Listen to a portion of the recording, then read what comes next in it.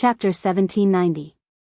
Red Devil Mansion, Hall. At this time, the sky was not yet bright, but the Red Devil Mansion was very lively. In the hall of the Red Devil Mansion, the fairy maids were lined up in 2 rows, as if they were in a relay race. They lined up from the platform of the Red Devil Mansion all the way to the kitchen of the Red Devil Mansion. Among the 2 rows of fairy maids, 1 row was passing plates full of food out of the kitchen one by one, passing them out by a hair's breadth, to the round table on the platform at the end of the stairs. The other row was the opposite, responsible for passing plates with only soup left, back to the kitchen. In this relay race of plates, they were clearly just lining up and standing in place to pass plates. They did not even move, but the fairy maids in 2 rows still appeared to be panting and very anxious. Obviously, this scene had been going on for a long time. Upon closer inspection, one could see that on the round table at the end of the stairs, plates of steaming hot dishes were being brought over by a row of fairy maids and placed on the table. However, not long after, a pile of plates with only soup left were piled up to one side and sent away by another row of fairy maids. The sound of plates knocking against each other constantly echoed, and the sound of chewing food also lingered in the air above the hall of the Red Devil Mansion. The 2 sounds seemed to form a pattern, and they kept ringing, unable to calm down for a long time. Under such circumstances, at the head of the round table, a person wolfed down the food like a wolf or tiger. He swept all the dishes in front of him into his mouth and chewed with all his might. His throat swallowed up and down at a speed that made people afraid of overheating. It was very shocking. This person who was eating at an astonishing speed was naturally Wu Yan, who had fallen into the baptism of the original sin of gluttony. Under such shocking eating manners, Wu Yan's face had become completely oily, and his hands were also wrapped in grease. But he still ate the food in front of him like a beggar who had been hungry for more than 10 days. No. It should be said that he ate everything in front of him crazily. If there were still dishes on the round table in front of him, even if it was a plate, a chair, or even the table in front of him that could seat more than a dozen people, he would still be able to do it. Wu Yan would not hesitate to chew on it. Under the baptism of the original sin of gluttony. The food that Wu Yan wanted to eat. It wasn't just limited to food. To be precise, the original sin of gluttony was a desire to stuff everything in front of one's eyes into one's mouth. The desire to not let the mouth and tongue stop. Under the influence of this desire, even if the object was not food, as long as it could make Wu Yan's mouth and tongue not stop, Wu Yan would want to eat it. Therefore, it was fortunate that there was enough food in the Red Devil Mansion. Otherwise, Wu Yan would have already eaten the plates and chairs. While Wu Yan ate like a maniac, the fairies and maids around him looked at him in horror. Not far away, a series of messy footsteps could be heard coming from the corridor. Not long later, Ruoyi, who had changed back into maid attire, brought the anxious Remilia, Fran, and Patrice out of the corridor. Even Gu Ming Dijue, Gu Ming Dian, Spirit Wu Lu Kong, and Flaming Cat Phosphor came out with them. When they arrived in the hall, the girls were shocked by the scene before them. When they saw Wu Yan's frenzied eating, they were even more shocked. So that's how it is. Patrice was the first to react and bitterly smiled. Even Ruoyi is so anxious. This situation is truly frightening. This is the original sin of gluttony? Gu Ming Dijue looked at the greasy face of Wu Yan and shook his head. The root of humanity's sin is truly terrifying. It's not just humans. As long as it's a living being with intelligence, it can't escape the restraints of the 7 sins. Patrice pressed down on the hat on her head.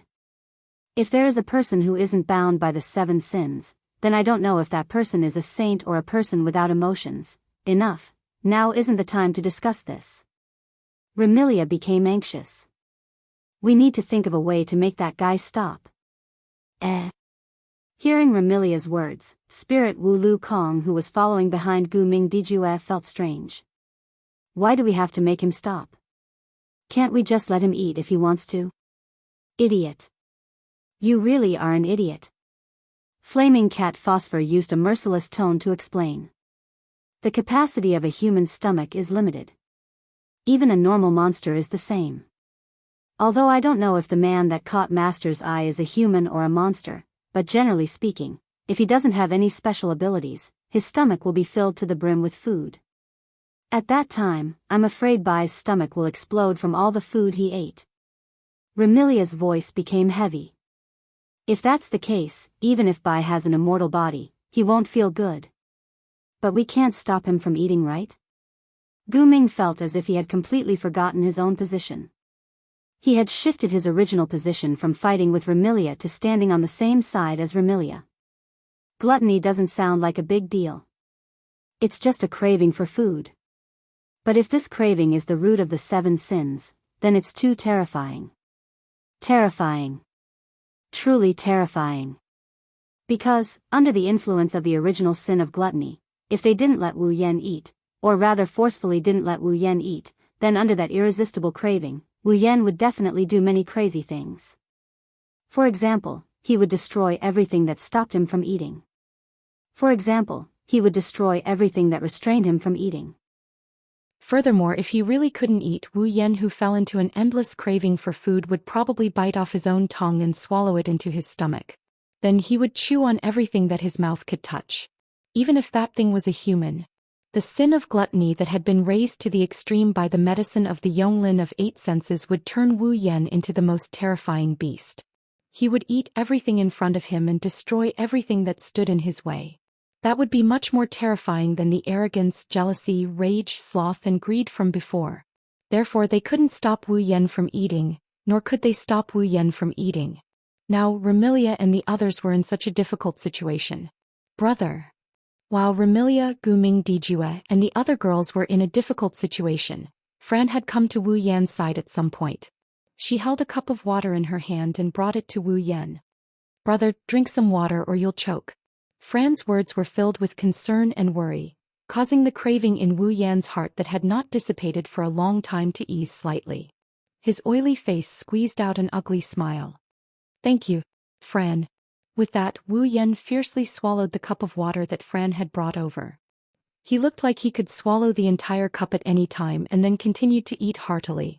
Remilia, Fran, Guming Dijue, Zue Yi, and the others all had worried expressions as they watched Wu Yan crazily eat. Even the spirit crow Lu Kong and the flaming cat Phosphor were slightly anxious. Only Guming Dijue, whose mind had been sealed, could not understand everyone's worries. He sat to the side without a care in the world, holding a plate of food on the table with his small hands and eating with Wu Yan.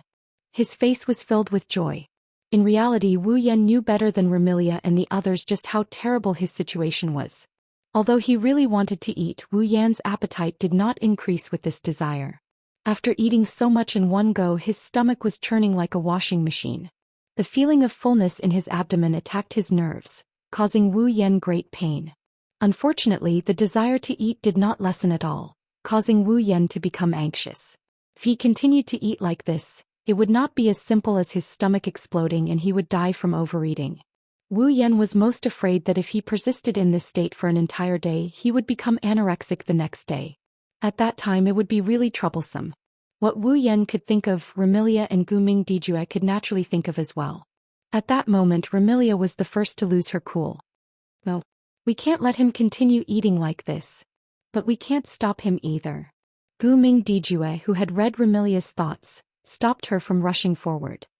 Otherwise Bai will definitely go crazy. Then what should we do? Remilia shouted angrily. Do you have a way? This. Guming Dijue was speechless. Chapter 1791. While Remilia, Guming Dijue, and the other young ladies were at their wits' end and were getting anxious, Patrice walked out of the corridor leading to her library with an old magic book in her hand. Seeing this scene, Remilia, who was familiar with Patrice, asked in pleasant surprise. Patrice, do you have a solution? It shouldn't be a problem. Patrice didn't give a confident answer. However, such an answer was in line with Patrice's personality. Patrice raised the aged grimoire in her hand and said, I obtained this grimoire by chance in the past. It's called Gluttony. Gluttony? Remilia, Guming Dijue, and the other girls were slightly taken aback. Gluttony? Isn't that one of the 7 deadly sins, the original sin that's affecting Wu Yan? Actually, there are many spells that involve the 7 deadly sins. Patrice explained patiently when she saw the doubt in Remilia and the others' eyes. In the category of magic that targets the mind, soul, and spirit has always been a relatively rare and controversial category. Many magic envoys have never given up on their past research, and among these magic envoys, there are also many who study the 7 deadly sins. After all, when it comes to affecting the mind, spirit, and even the soul, who wouldn't associate it with the original sin of the 7 deadly sins? Patrice explained calmly. So, naturally, the magic developed for the 7 deadly sins also existed, and the grimoire related to the 7 deadly sins was also left behind. Very fortunately, I coincidentally met with the 7 deadly sins. By chance I obtained this gluttony. Is that so? Apart from reading Patrice's mind, Guming Dijue and the others were all shocked. Guming Diju, who had obtained the information he needed, showed an expression of sudden realization. The rest of the girls were a little confused, and Remilia even began to ask directly. Then what's the use of this gluttony? It's the same as what I said earlier. It can affect a person's mind, spirit, and even soul. It can draw out the sin in the depths of a person's heart. It's similar to the medicine used by the moon people in the Forever Pavilion. Patrice placed the gluttony book in her hand and turned her eyes to the book. However, this gluttony can only draw out the original sin of gluttony from the depths of one's heart.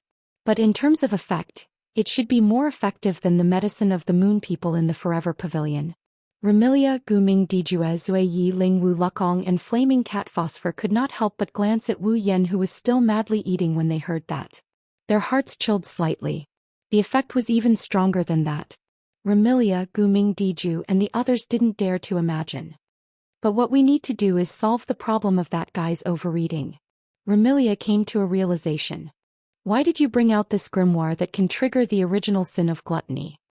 Remy, generally speaking, magic that affects the mind, spirit, and even soul is hard to detect and control. If you're not careful, you might even fall into a state of being affected. Patrice's expression turned somewhat unnatural. Needless to say, Patrice recalled the time she tried to use the Book of Souls to plot against Wu Yen in the library. In the end, she suffered a backlash from the Book of Souls and suffered a loss. Therefore, generally speaking, a grimoire with related magic knowledge would more or less have a method to resolve this situation. Patrice suppressed the unnatural feeling in her heart and spoke. It's the same for this gluttony. Apart from recording the magic that causes the original sin of gluttony, there are also some magic spells that target it. I can use this gluttony to tamper with some of the side effects of the original sin of gluttony. Tamper? Remilia tilted her head in confusion. Simply put, as long as I use this grimoire named Gluttony, I can borrow the effect of gluttony in the grimoire to decompose the food by 8 into pure magic residue and expel it out of the body. Patrice nodded. If that's the case, no matter how much White eats today, it will be instantly disintegrated into mana residue by the gluttony grimoire and expelled from the body. It's as if she didn't eat anything at all.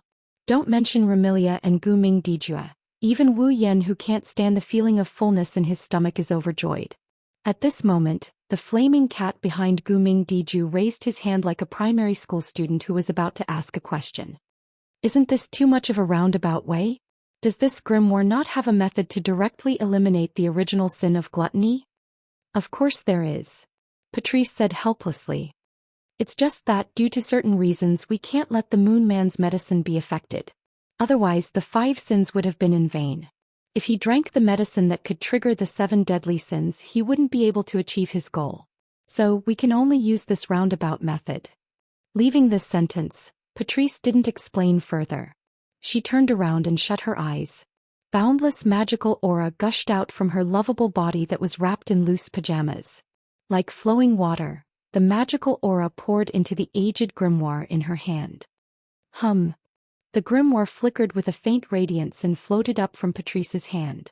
Then, as though an invisible hand was flipping through the pages, the grimoire stopped at one of the pages.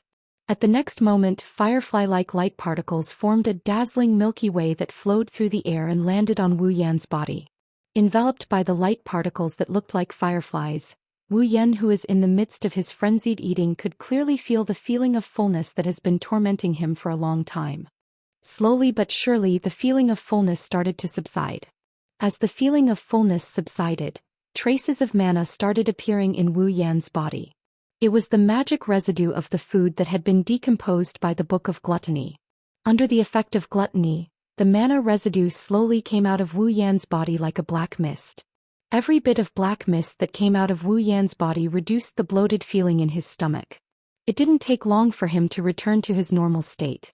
Feeling the tormenting feeling in his abdomen, the feeling of fullness that could explode at any moment subsided, Wu Yan couldn't help but feel relieved. He continued to wolf down his food while sneering inside.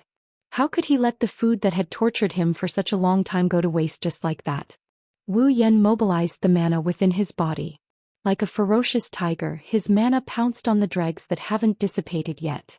Like a furnace, he refined the dregs into pure mana and slowly absorbed it. Under these circumstances, the black mist coming out of Wu Yan's body slowly dissipated and didn't appear again. Seeing this, Remilia, Gu Ming and the others were stunned. Patrice was also stunned for a moment before she cried out in surprise. He refined the dregs of magic power into pure magic power and absorbed it? It was natural for Patrice to be shocked. If mana was like gasoline that could ignite flames, then the residue of mana would be the carbon dioxide released by the burning gasoline. Who could refine carbon dioxide and turn it back into gasoline? Wu Yan was doing the same thing. Let alone Patrice. Perhaps no other magician in the past had ever done such a thing. That was why Patrice was so shocked. Of course, Patrice didn't know that Wu Yan cultivated the best magical power cultivation method. In addition, he had the body of a true ancestor that had the strongest magical powers among all races. That was why he was able to do something that went against the common sense of magic. Patrice didn't know that Wu Yan cultivated the best magical power cultivation method, but she knew that the true ancestor was the race with the strongest magical powers. She could guess the reason behind it and felt complicated. For the first time, Patrice started to ponder. Ikumo Bai, the true ancestor that should have disappeared in the river of history, where did she come from? How did she come to be? No matter how one looked at it, he was a mysterious man. Chapter 1792. Time trickled by as Wu Yan continued to eat. Patrice continued to activate the Grim Greed. Remilia, Gumming Dijue, and the other girls fretted, and the fairy maids of Scarlet Fiend Mansion bustled about. During this process, all sorts of things kept happening. Young miss. There aren't enough plates in the kitchen. Go to the warehouse. Take out all the plates that are used for banquets from the storeroom. Young miss. There aren't enough plates. Aren't there bowls, basins, and wine plates? Let me use all those as well. Young miss. A maid fell asleep from exhaustion. She won't die from not sleeping for a day. Since she's a fairy, endure it. Wake her up. Young miss. There isn't enough food in the kitchen. Hurry up and buy some. Young miss. The maid who came back can't enter. What? Young miss said she doesn't recognize the maid's face and won't let her in no matter what. Tina. Do you believe that I won't suck your blood dry? The fairy maid's anxious reports and Remilia's exasperated roars echoed throughout the Red Devil Mansion, causing the mansion to be in a noisy state for the entire day. It was even livelier than the banquet. Originally, these miscellaneous matters should be handled by the butler Wu Yan or the head maid Ruo Yi. But now, Wu Yan was still in a state of gluttony and the entire Red Devil Mansion was in this state because of him. How was he going to handle these matters? As for Ruo Yi, she had been guarding by Wu Yan's side. While preventing Wu Yan from eating the plates, she had a worried expression. She took a handkerchief and sat beside Wu Yan, wiping Wu Yan's oily face. Lord Bai. Seeing Wu Yan's wretched eating appearance, Ruo Yi didn't mind at all and continued wiping his face. The work of oiling and polishing. Her gentle voice drifted into Wu Yan's ears as she carefully wiped off the greasy soup on Wu Yan's face. Slow down. Be careful not to choke, Luo Yi. Hearing Luo Ye's soft voice, Wu Yan was still eating and drinking. However, his movements also slowed down slightly. After vaguely responding to Zui Yi, he continued to grab the dishes on the plate in front of him and started to chew on them. She couldn't help but stare at Wu Yan, who was wolfing down the food. Jiye's icy blue eyes softened. Perhaps it was because every woman had a trace of maternal instinct hidden in her heart. During this period of time, she had been taking care of Wu Yan, who kept causing trouble for others. While feeling helpless, it seemed that her feelings for Wu Yan had become more and more special. After all, if it was in the past, Sui Yi would never have this kind of gaze, even if it was the young lady he was loyal to. However, Zhou Yi understood that he already had someone he was loyal to. Remilia's feelings for Wu Yan are becoming more and more special. However, for her to admit that Wu Yan is her brother is harder than ascending to the heavens. Therefore, before Remilia admitted that Wu Yan was her brother, Zhou Yi could only hide this special emotion. For Zhou Yi, serving Remilia was more important than anything else. Therefore, Zhou Yi had to put her feelings behind Remilia. At least before Wu Yan truly became the person that Zhou Yi had to serve, it had to be like this. With this kind of mood, Zhou Yi continued to wipe Wu Yan's greasy face and take care of Wu Yan, who was like a greedy child. She didn't notice that her hidden feelings had already been seen by someone else. No, it should be said that it was read by someone else's extremely special third eye. In this noisy state, all kinds of steaming hot dishes were still served on the table one after another. At the same time, the empty plates were also taken away one by one. The fairy maids in the Red Devil Mansion didn't know much about the butler of the Red Devil Mansion. Therefore, as time passed, seeing their butler wolfing down the food like a hungry ghost, every fairy maid looked at Wu Yan with an extremely strange expression. Then they looked at Wu Yan stacking the empty plates on both sides, forming at least 2 layers of 1-meter-tall mountains. They were somewhat stunned. For the first time, these fairy maids knew that their boss could eat so much. In the blink of an eye, it was already afternoon. Not long after, Wu Yan would welcome the original sin of gluttony. It was almost dusk. In other words, Wu Yan had been eating non-stop for almost an entire day. At this point, the fairy maids are no longer looking at Wu Yan with a weird expression. They didn't show any other emotions as they continued with their boring work. Aside from Zhou Yi, who was taking care of Wu Yan, and Gumming, who joined halfway, Remilia, who was instructing the fairy maids, Patrice, who was maintaining the grimoire of gluttony, Fran and Gumming's love, who were continuously serving water to Wu Yan, Spirit Wu Lukong and Flame Cat Phosphor were looking at each other. Nah. Spirit Wu Lukong said in boredom. How long has this man that master has taken a fancy to been eating? Almost a day. Flame Cat Phosphor also yawned in boredom. Based on the situation, it seems like he will eat until the end of the day. That's too much of an appetite. When he said this, Spirit Wu Lukong's face showed a numb expression. Although I also like to eat good food, after eating so much for so long, I won't want to eat for 10 days. If I eat so much at once, my cute face will be as ugly as the corpses I dealt with. Flame Cat Phosphor said those words that would make one vomit. He even licked the corner of his mouth. 7 deadly sins. Pride, envy, wrath, sloth, greed, gluttony. A total of 6 sins. This man that master has taken a fancy to has already suffered 6 sins. How interesting. Pride, envy, wrath, sloth, greed, gluttony. Spirit Wu Lukong raised his fingers and counted them one by one. There are already 6 out of the 7? What's the last one? As soon as he said that, the excited expression on the flaming cat's face froze on its cute face. Its pair of cute cat ears began to tremble. The confused spirit crow Lukong tilted its head and poked the cute face of the flaming cat Phosphor. Phosphor, what's wrong? No, it's nothing. Flame Cat Phosphor took a deep breath and calmed down. People say that stupidity is a sin. I used to think so too. But now, Phosphor, I have to say that stupidity has its uses. If you didn't remind me, I would have forgotten about this most important thing. I'm not stupid. Spirit Wu Lukong grumbled in dissatisfaction. But soon he asked curiously. What's the most important thing? Do you want to know? Flaming Cat Phosphor looked at Spirit Crow Lukong with a faint smile and suddenly said with a charming tone. Phosphor, do you remember what Master told you to do? What? Spirit Wu Lukong was startled. What is it? It's that thing. Flame Cat Phosphor kindly reminded. Mate with the man that Master has taken a fancy to. Did you forget? Spirit Wu Lukong's eyes widened, but he immediately reacted. No, Master told us to mate with that man, not me. You're usually so stupid. How come you're so quick-witted at this critical moment? Flaming Cat Phosphor said in a displeased tone.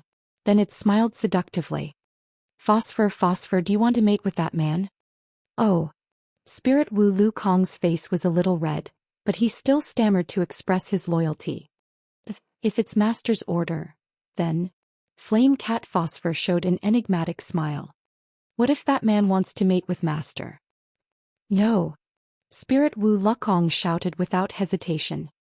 Master clearly said that she was going to intersect with us. She didn't say anything about intersecting with herself. Flame Cat Phosphor was speechless. But it still whispered in Spirit Wu Lukong's ear like it had achieved its goal. If that's the case we have to, Flame Cat Phosphor said something to Spirit Wu Lukong. Spirit Wu Lukong nodded in realization. The Flaming Cat Phosphor laughed. It was an evil laugh. Chapter 1793. Night fell and covered the entire sky of the fantasy village. It gave the people, demons and ghosts of the fantasy village an unclear night. When the clock on the clock tower pointed to the early hours of the morning, Wu Yan, who was sitting at the head of the round table on the staircase in the hall, suddenly stopped. He covered his mouth, stood up and rushed to the toilet. When Wu Yan rushed out of the hall, Remilia, Guming, Dijue, Patrice and Zuyi looked at each other. Finally all of them wailed and fell to the ground. And this wail was undoubtedly the signal to free the fairy maids who had been busy all day in the Red Devil Hall. Immediately the fairy maids, who numbered more than 100, also cried out and fell to the ground. The cries rose and fell, echoing throughout the entire Red Devil mansion. Even Fran and Love of Guming, who were supposed to be the most energetic, sat on the ground, leaning back against each other. Their faces were filled with exhaustion. There was no helping it. Basically, since the original sin of gluttony broke out, none of these girls had rested. They had been tormented to death. Moreover, don't forget that before the original sin of gluttony broke out, these girls had gone through an entire day of costume play because of Wu Yan's original sin of greed. At this moment, whether it was mentally or physically, they were all in a state of exhaustion. In this state, whether it was Remilia, Guming, Dijue, the other girls, or the fairy maids in the Red Devil Hall, none of them had the strength to speak. They could only wail. Gradually they closed their eyes and fell asleep as if they were trying to outdo each other. As a result, not long after, in the hall of the Red Devil Hall, only the sound of breathing was left. The only ones who could stay awake were Spirit Crow Lu Kong and Flaming Cat Phosphor, who had been watching the show all day and didn't help at all. Looking at the group of young ladies who were lying on the ground in different positions and sleeping soundly, Spirit Crow Lu Kong and Flaming Cat Lin looked at each other in tacit understanding. As though they had been waiting for this moment, they nodded heavily. It's finally over. Flaming Puss lowered its voice. He said to Ling Wu Lu Kong. Now is a good time. Kong, take Master and Lien away. Yes. Spirit Crow Lu Kong nodded his head forcefully. Then he became confused. But why did you take Master and Lien away? You idiot. Flaming Pussy Phosphor said in disappointment. Didn't I tell you that it would be dangerous for Master and Lien to stay here? That's right. Ling Wu Lu Kong suddenly understood. However, he immediately asked in confusion. If that's the case, wouldn't the people of the Red Devil Mansion be in danger if we only take Master and Lien away? That's why I said you're an idiot. Flaming Cat Phosphor sighed. If you don't leave them here, you'll be in trouble. Later, the man that Master has taken a fancy to will definitely cause trouble. What is it? The Spirit Crow murmured to itself. What is it? Forget it, I'm not going to explain it to you. The Flaming Puss snapped. If you want to stay and copulate with the man that Master has taken a fancy to, I don't have any objections. Flaming Pussy Phosphor didn't care about Ling Wu Lu Kong anymore. He tiptoed towards Guming Diju and Guming Dilien. As for Ling Wu Lu Kong, when she heard the words copulate, she shrank her head. After hesitating for a while, she couldn't help but stay here. She followed behind Flaming Pussy Phosphor. Then Ling Wu Lu Kong and Flaming Pussy Phosphor picked up Guming Diju. One of them picked up Guming Dilien and quietly left the hall of the Red Devil Mansion. Ugh! He rushed into the toilet. Wu Yan didn't hesitate to vomit. He had been eating and drinking all day. He didn't even want to do it. Of course, this reaction happened when the original sin of gluttony ended. However, because everything he ate today was disintegrated into magical residue by Patrice's gluttony, Wu Yan couldn't vomit anything out. But he still wanted to vomit. If he didn't vomit, he might become anorexic. Now Wu Yan is 100% sure that in the near future, as long as he sees food, he will feel nauseous. Even if he doesn't feel nauseous, he won't have any appetite. The hunger that had been tormenting him for the whole day had disappeared without a trace. After vomiting for a while, Wu Yan came to the sink. He turned on the tap and washed his greasy hands and face. He shrugged his shoulders and felt a strong sense of powerlessness. It wasn't a physical powerlessness but a mental exhaustion. Compared to pride, jealousy, rage, sloth and greed, gluttony is too scary. These were Wu Yan's truest thoughts. No matter who it is, they would have the same thoughts as Wu Yan. After all, be it arrogance, jealousy, rage, sloth or greed, they only affected one's heart and mind, causing one to embody that evil mentality. However, gluttony did not only affect one's heart and mind, but also one's body. Think about it, if he didn't have gluttony's effect, what would have happened to Wu Yan? Wu Yan is going to explode from the sheer amount of food in his stomach. Moreover, he would continue to eat and drink even when his stomach was bursting. Who wouldn't say that it wasn't scary? If not for Patrice's gluttony helping Wu Yan, his impression of the original sin of gluttony wouldn't be as simple as scary. Not only that, even if he was stuffed to death under the baptism of the original sin of gluttony, Wu Yan wouldn't be able to break away from the urge to eat. If that happened, the feeling of fullness would turn into real pain and torment Wu Yan. Thinking about it, Wu Yan shuddered. This was the first time he felt resentment towards Yonglin, who caused him to fall to such a state. In the end, I'll let it go if I can get what I want, but if I can't, I'll play a bullet comment game with that wretched Yonglin even if I have to activate the red jade mode. After muttering a few words, Wu Yan finally felt better. He propped up his tired body and walked towards the main hall. Upon arriving at the main hall, Wu Yan was startled by the scene before him. Remilia was sprawled on the table. Fran was also paralyzed on the ground and couldn't get up. Patrice didn't even care about the precious gluttony grimoire and was also sprawled on the table. Even the usually tireless Ziyi couldn't support herself. She leaned against the corner of a chair and fell into a deep slumber. All the fairy maids in the Red Devil Mansion were so tired that they were lying on the ground. Every one of them looked exhausted, causing the floor of the Red Devil Mansion's hall to be filled with people and corpses. The scene was like a group of drunkards who were all drunk. From time to time there would be a few wails. After scanning the Red Devil Mansion and witnessing the scene of corpses, Wu Yan bitterly smiled in his heart. Wasn't this caused by Wu Yan, who had tormented everyone for an entire day? No, to be honest, Wu Yan had tormented them for more than an entire day. Wu Yan could only silently apologize in his heart. He walked up to the platform and arrived beside Remilia, Fran, Patrice and Ziyi. Compared to the fairy maids who were casually sprawled on the ground, Remilia, Fran, Patrice, and Ziyi didn't appear sloppy even though they had collapsed. However, this still made Wu Yan scratch his cheek helplessly. Even Night Saber has fallen? With such a helpless mood, Wu Yan arrived beside Patrice, who was closest to him. He extended his hand and placed it on Patrice's waist. Originally, Wu Yan wanted to carry Patrice back to her room to rest. However, the moment his hand touched Patrice's waist, Wu Yan's body froze. Even though they were separated by a layer of thick clothing, Wu Yan could clearly feel how soft Patrice's waist was. Her slender waist curves could be clearly felt in his palm. It was as though he was caressing a soft cotton blanket. The feeling was inconceivably wonderful. Wu Yan clearly intended to carry Patrice back to her room. However, at this moment he suddenly hesitated. His mouth started to feel dry and a peculiar feeling pervaded his heart. Under these circumstances, Wu Yan felt a burning sensation erupting from his chest. It felt like an explosion was going off in his chest. Chapter 1794. Ugh. Perhaps sensing something, Patrice gently twisted her body in her sleep. Wu Yan seemed to have received encouragement as he uncontrollably stroked Patrice's waist with his hand. His gaze fell upon Patrice's sleeping face. From Wu Yan's perspective, Patrice's sleeping face was extremely serene with a hint of fatigue. However, her fair skin and gentle expression were exposed to the air and Wu Yan's gaze. Looking at such a peaceful sleeping face, the fire in Wu Yan's heart flared up like a flame that has been doused with gasoline. It's burning fiercely. This wasn't the first time Wu Yan had intimate contact with Patrice.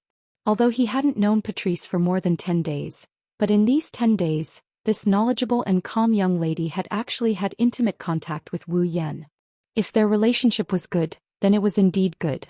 If it wasn't, then it couldn't be said that it wasn't. After all, with such rapid development, even if Wu Yan didn't mind Patrice as a normal woman, couldn't help but hold a grudge. That was why Patrice pleaded with Wu Yan to consider it. Wu Yan also felt that the time he had known Patrice was too short. However, the development of his relationship with Patrice was rather thought-provoking. Therefore he intended to distance himself from her for the time being, allowing both of them some time to relax. However, Wu Yan couldn't restrain the passion in his heart as he pressed his body against Patrice's. Patrice was seated on a chair while her body was sprawled across the messy tabletop with plates scattered all over. Because she was wearing pajama-like clothing, Patrice's alluring figure was almost completely covered. But even so, when she was sprawled on the table, there was still a pair of flat objects that couldn't be ignored. Even if they weren't directly exposed, they would still attract the attention of others. This caused Wu Yan's breathing to become heavier. The passion in his heart burned even more vigorously. Driven by the passion in his heart, Wu Yan placed his hand on Patrice's slender waist. He slowly moved his hand up and caressed Patrice's ample bosom that could make one's blood boil. In an instant, a soft sensation burst forth from Wu Yan's palm. Even the thick clothes couldn't isolate it. Wu Yan felt as though he had jumped into a swimming pool in summer. His head felt extremely refreshed. Ugh! Her most important part was being attacked. In her sleep, Patrice once again let out an unconscious moan that entered Wu Yan's ears but didn't wake him up. No, it should be more accurate to say that Wu Yan, who is still conscious, didn't stop his actions. Wu Yan clearly knew what he was doing and even more clearly knew that he desired to get closer to Patrice. However, Wu Yan's hands were out of his control and couldn't stop. He clearly intended to pull away from Patrice to ease the tension between them. But now Wu Yan was spoiling his plans. It wasn't that Wu Yan's thirst had reached an unbearable level. Instead, it was an intense desire and impulse that dominated his body. It was as though he was attracted and couldn't help but make a move on Patrice. There was only one explanation for this situation. The final sin of the 7 deadly sins, lust. This was to be expected. After all, he had already overcome the first 6 sins. The sin of gluttony had also vanished after midnight. At this moment, Wu Yan naturally had to face the final sin of the 7 deadly sins. As long as he could endure through today, the test that Yonglin gave Wu Yan would be over. Wu Yan could then enter the Everlasting Pavilion to retrieve the mission item for his Demigod Path mission. However, that wasn't something to be happy about. At least not now. Ugh! Patrice's unconscious moans were heard. Wu Yan released his heavy breathing and kneaded Patrice's ample bosom. It was as though he couldn't resist violating this young lady before him. From behind the chair, Wu Yan pressed Patrice's delicate body against the table. His hands reached under her armpits as though he was embracing her. One of his hands was kneading her ample bosom. His actions became frantic while his other hand reached downwards. At the next moment, his sinful hands caressed Patrice's perky buttocks that were similarly wrapped in thick pajamas. A soft sensation assaulted him, causing Wu Yan's hands to tremble. He couldn't bear to let go as he fondled greedily. As Wu Yan's actions intensified, the sleeping Patrice knitted her brows and her breathing quickened. Wu Yan lost control of himself as if he was being guided by some unknown force to occupy the high spots on Patrice's body. His hands moved up and down Patrice's voluptuous body, her butt, her waist, and her slender thighs. The string that represents rationality is stretched taut. Needless to say, it wouldn't be strange if this string that represented reason were to snap at any time. Ugh! Ugh! Patrice let out a soft moan that caused one's heart to tremble. Her eyelids and lips trembled as a blush surfaced on her charming face. Hearing such moans, Wu Yan couldn't help but reach his hands into Patrice's thick clothes, yearning for closer contact. At this moment, Patrice couldn't continue sleeping. After knitting her brows tightly, her eyebrows trembled and she abruptly opened her eyes. Wah! What's wrong? As soon as she woke up, Patrice felt that something was wrong with her body. She turned around in a daze and saw Wu Yan panting heavily. Then her body and expression stiffened and her eyes revealed a flustered expression. You! What are you? Patrice, who wanted to ask more questions, reacted before the words left her mouth and cried out in surprise. Could it be the last sin of the 7 deadly sins? Upon realizing this, not only was Patrice flustered, but her heart was also in a mess. If it was really the last sin of the 7 deadly sins, then Patrice felt that she was in big trouble. On the other hand, Wu Yan looked at Patrice's slightly parted lips. He leaned forward and kissed her on the lips. Wait. Ugh. Ugh. Before Patrice could beg for mercy, her delicate tongue was captured by Wu Yan's large tongue and tasted carefully. Ugh. Patrice could only let out helpless sighs. She couldn't control her tongue as she bashfully accepted Wu Yan's assault. Of course, she didn't know how easy it was for a man to lose his rationality from such an action. Wu Yan tasted the lips and tongue of the young lady before him in a frenzy. His hands were also frantically caressing Patrice's clothes. No matter where he touched, his hands were filled with smoothness. In addition to Patrice's seductive moans, Wu Yan finally couldn't endure it any longer. Ah! Following Patrice's purposely suppressed exclamation, a ripping sound reverberated throughout the Red Devil Mansion's hall. That was the sound of Patrice's heavy pajamas being violently torn apart by Wu Yan. You! What are you doing? Patrice was unable to conceal her panic. She clutched at her tattered clothes in an attempt to cover her exposed body as she curled up into a ball on the chair. Patrice. Wu Yan rested his chin on Patrice's shoulder and spoke with difficulty while breathing heavily. I'm afraid you can only tell me the answer to that question of yours now. Patrice's delicate body trembled violently as she clutched the tattered clothes on her body. Her eyes flickered with panic, bashfulness, and anger. But more than that, there was hesitation and struggle. Patrice knew that Wu Yan could no longer control himself. The final sin of the 7 deadly sins. This sin seemed to be a declaration that Patrice was running out of time. Patrice understood that she had to give an answer now. If you don't want to, then say it now. Wu Yan moved his chin back and he started kissing her smooth shoulder. While I can still control myself, give me an answer immediately. Otherwise, you won't have the chance to regret later. I. Patrice's eyes were filled with hesitation and struggle. But she knew that now wasn't the time to hesitate. Not long later, Patrice resigned herself to her fate and closed her eyes. She spoke with a trembling voice. At least. Return to the room. This sentence caused Wu Yan's rationality to crumble. He carried Patrice and disappeared in a flash. Chapter 1795. The Scarlet Devil Mansion had very few windows. At the very least, Remilia's room was windowless. When dawn arrived and the sunlight sprinkled down, it was hard for the residents of the Scarlet Devil Mansion to notice.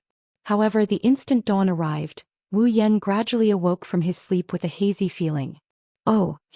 As though sensing Wu Yan's awakening, a soft murmur resounded, drawing Wu Yan's attention to his front. Over there, a beautiful girl with long purple hair is lying on top of Wu Yan. She looked like she lost all her bones. She looked like she's paralyzed. Her slender thighs seemed to have lost all strength as they gently rested on Wu Yan's thighs. Her eyes were tightly shut as her lips were pressed against Wu Yan's body. Her sweet breaths hit Wu Yan's skin and brought about an itchy sensation. At this moment, Wu Yan's hands were holding onto Patrice's ample bosom, pinching it neither lightly nor heavily. His other hand was gently caressing Patrice's round buttocks, causing her to moan comfortably like a little kitten. It was truly adorable.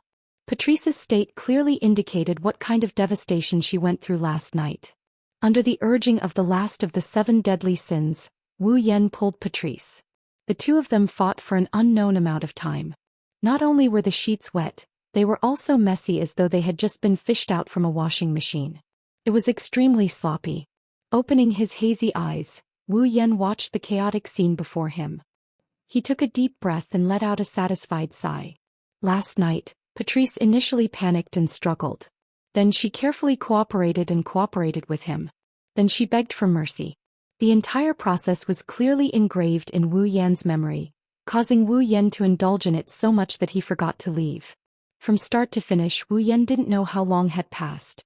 He also didn't know how many times he had fought with Patrice. He only knew. He didn't even know how many times he had changed his posture. Patrice, who didn't have enough stamina, couldn't satisfy him. Hence, in the latter half of the night, Patrice had already raised the white flag in surrender. If not for Wu Yan pulling out Natsuki, Kanon, and Nagisa, who were residing in his blood, last night would have been a sleepless night for the Scarlet Devil Mansion. In the end, under Wu Yan's tireless pleading, Nagisa even took over Agora's place, causing the panicking Agora to fall into Wu Yan's embrace. Thinking back to last night, Kanon, Nagisa, and Agora, who were constantly betraying their other personalities, finally begging to return to Wu Yan's body. Even Natsuki frantically dispelled her physical body and admitted defeat. Wu Yan couldn't help but laugh in his heart. Therefore only Patrice was left in a mess, sleeping in Wu Yan's embrace. Her plump bosom was undulating, and her body was covered in a thin layer of sweat. Her fair skin was flushed red like a rose. Her appearance was simply too beautiful. Hugging the unconscious Patrice and feeling her smooth skin, Wu Yan's dormant passion seemed to have awakened. Wu Yan bitterly smiled and retracted his hand with difficulty. This was Patrice's first time and she was a pure mage. In the past she suffered from asthma and her stamina was weaker than ordinary humans. After last night's lovemaking, Patrice was completely exhausted and couldn't endure Wu Yan's thirst. If he didn't control himself, Wu Yan was afraid that he would exhaust Patrice to death. While Wu Yan was worrying, a calm voice with a hint of annoyance responded to his thoughts. "Don't doubt if you continue like this, I will definitely die from exhaustion." Wu Yan was slightly taken aback. He lowered his head and looked at his embrace. He saw that Patrice had woken up. Her pair of purple eyes were fixated on Wu Yan's face as though she wanted to engrave his appearance in her mind. Wu Yan bitterly smiled and patted Patrice's shoulder. The heat from Patrice's delicate body and her undulating curves made his heart burn, but it wasn't to the point where he couldn't control himself. "You're awake?" "I originally wanted to continue sleeping." Patrice moved her body, but her body was limp and she couldn't muster any strength. She could only squint her eyes and speak in a languid voice. "But if I don't get up and Remy and the others find out, it will be terrible." "If they find out, so be it," Wu Yan said with a puzzled expression. "Why are you being so secretive?" "You may be shameless, but I am." Perhaps because she was caught off guard and lost her virginity, the usually calm and composed Patrice couldn't speak in a pleasant tone. She struggled to sit up with her limp body. As she stood up, her round and full breasts rose and fell violently, causing Wu Yan's eyes to almost pop out. Don't look." Patrice's face finally turned red and she subconsciously covered her chest with her hands. This action attracted Wu Yan's attention and angered Patrice. "If you have the time to take advantage of me, why don't you think about how to spend the next day?" "How to spend the next day?" Wu Yan stared blankly.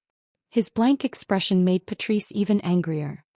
"Don't forget you have to experience the last of the 7 sins today." "So that's what you're talking about." Wu Yan smiled knowingly. His gaze towards Patrice gradually turned gentle, causing her gaze to waver and her heartbeat to accelerate. "Don't I still have you?" Although Wu Yan said that, he knew that it was just empty talk. With Patrice's physique, she almost didn't make it through last night. If it wasn't for Natsuki, Nagisa, Kanon, and Agrora, she definitely wouldn't have made it through so easily. Moreover, Wu Yan didn't know how to account for Patrice. That day in the library, Wu Yan promised to give Patrice time to consider. In the end, he didn't do it. Last night, before taking Patrice, Wu Yan did ask her to give him an answer. However, the situation at that time was similar to coercion. Strictly speaking, he didn't consider Patrice at all. Of course, since Patrice agreed in the end, it proved that she didn't reject Wu Yan. However, whether she truly liked Wu Yan or not remained to be seen. After all, the two of them have only known each other for less than 10 days. Patrice seemed to have seen through Wu Yan's thoughts. However, she didn't know the specifics and could only pretend not to notice. She turned her head away and stuttered in embarrassment. I can't do it anymore. If you want me to help you through the last of the 7 sins, I'm powerless." "Oh." Wu Yan raised his brows and looked at Patrice, who was sitting on him. His hand gently kneaded her smooth buttocks. "You mean, you want me to find someone else?" Even someone as calm as Patrice couldn't help but cast an icy glare at him and snorted. "I can't do it anymore." Leaving these words, Patrice supported her limp body and wrapped the blanket around her delicate body. Just when Wu Yan thought that Patrice was going to leave, she spoke with her back facing Wu Yan. "If you don't know what to do, you can go to the magic forest." "Magic forest?" Wu Yan stared blankly and his expression turned strange. "Don't tell me you want me to look for Marissa?" "Who told you to look for Marissa?" Patrice glared at Wu Yan and spoke angrily.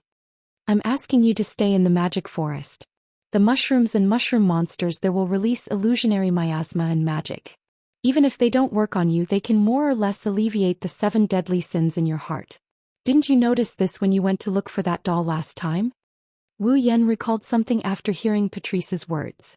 Indeed, when he was with Alice, Wu Yan noticed it in time. It wasn't like when he was at the Scarlet Devil Mansion where he only noticed it after it flared up. Wu Yan wanted to say something to Patrice but realized that she was no longer there. Wu Yan laughed in spite of himself. Chapter 1796. Fantasy Village, Scarlet Devil Mansion. Walking along one of the corridors, Wu Yan walked towards the main hall under the strange gazes of the fairies passing by. On the surface, Wu Yan appeared calm. But in reality he felt helpless when he sensed the strange gazes and whispers from the fairies around him. Wu Yan naturally knew why the fairies were looking at him with such strange gazes. If it was someone else, they would be gorging on food for 24 hours in front of the fairies of the Scarlet Devil Mansion. The fairies of the Scarlet Devil Mansion would also look at that person with such strange gazes.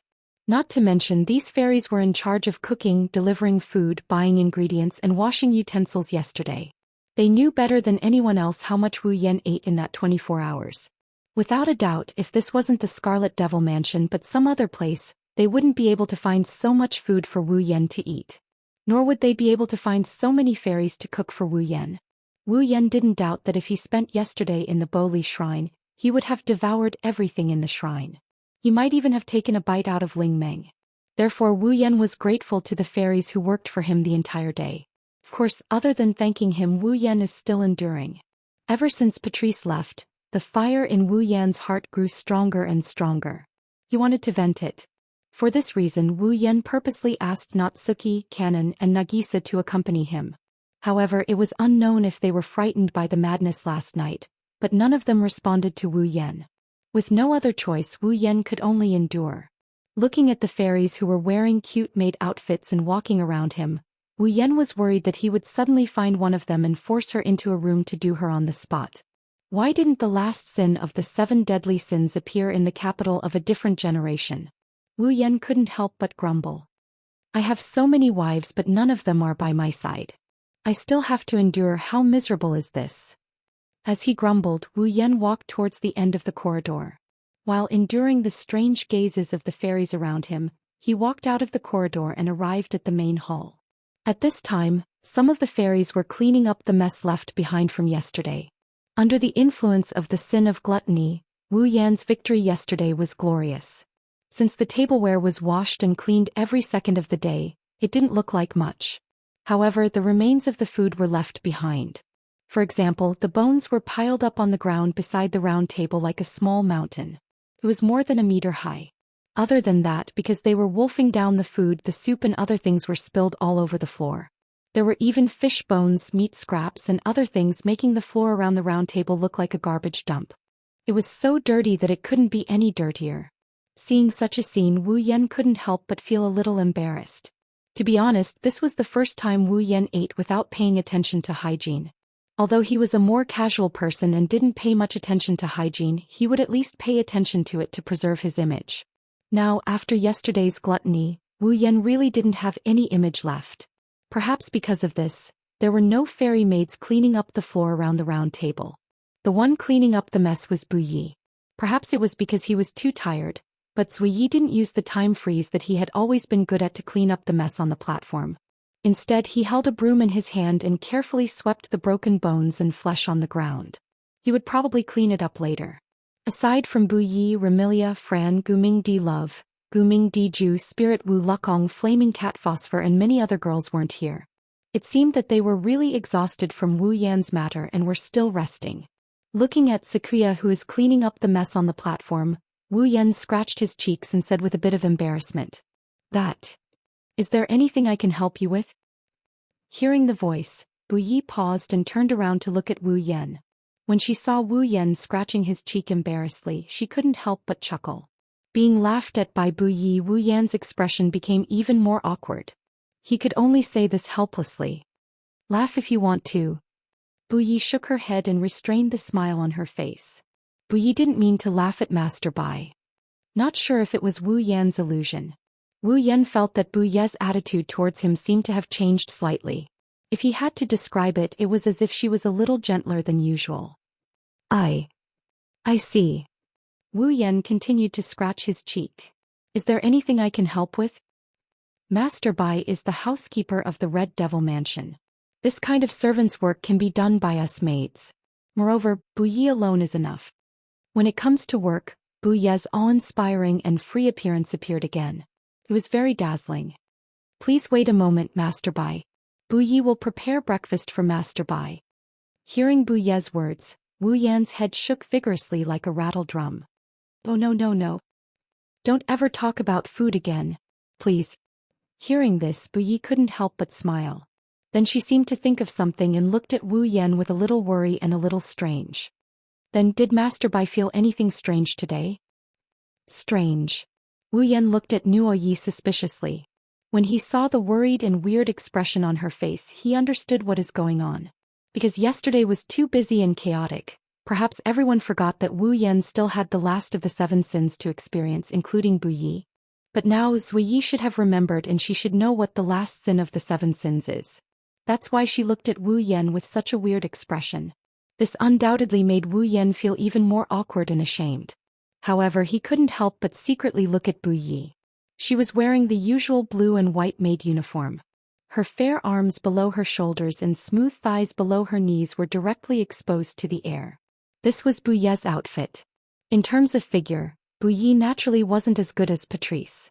However, Wu Yan did have an intimate encounter with her before.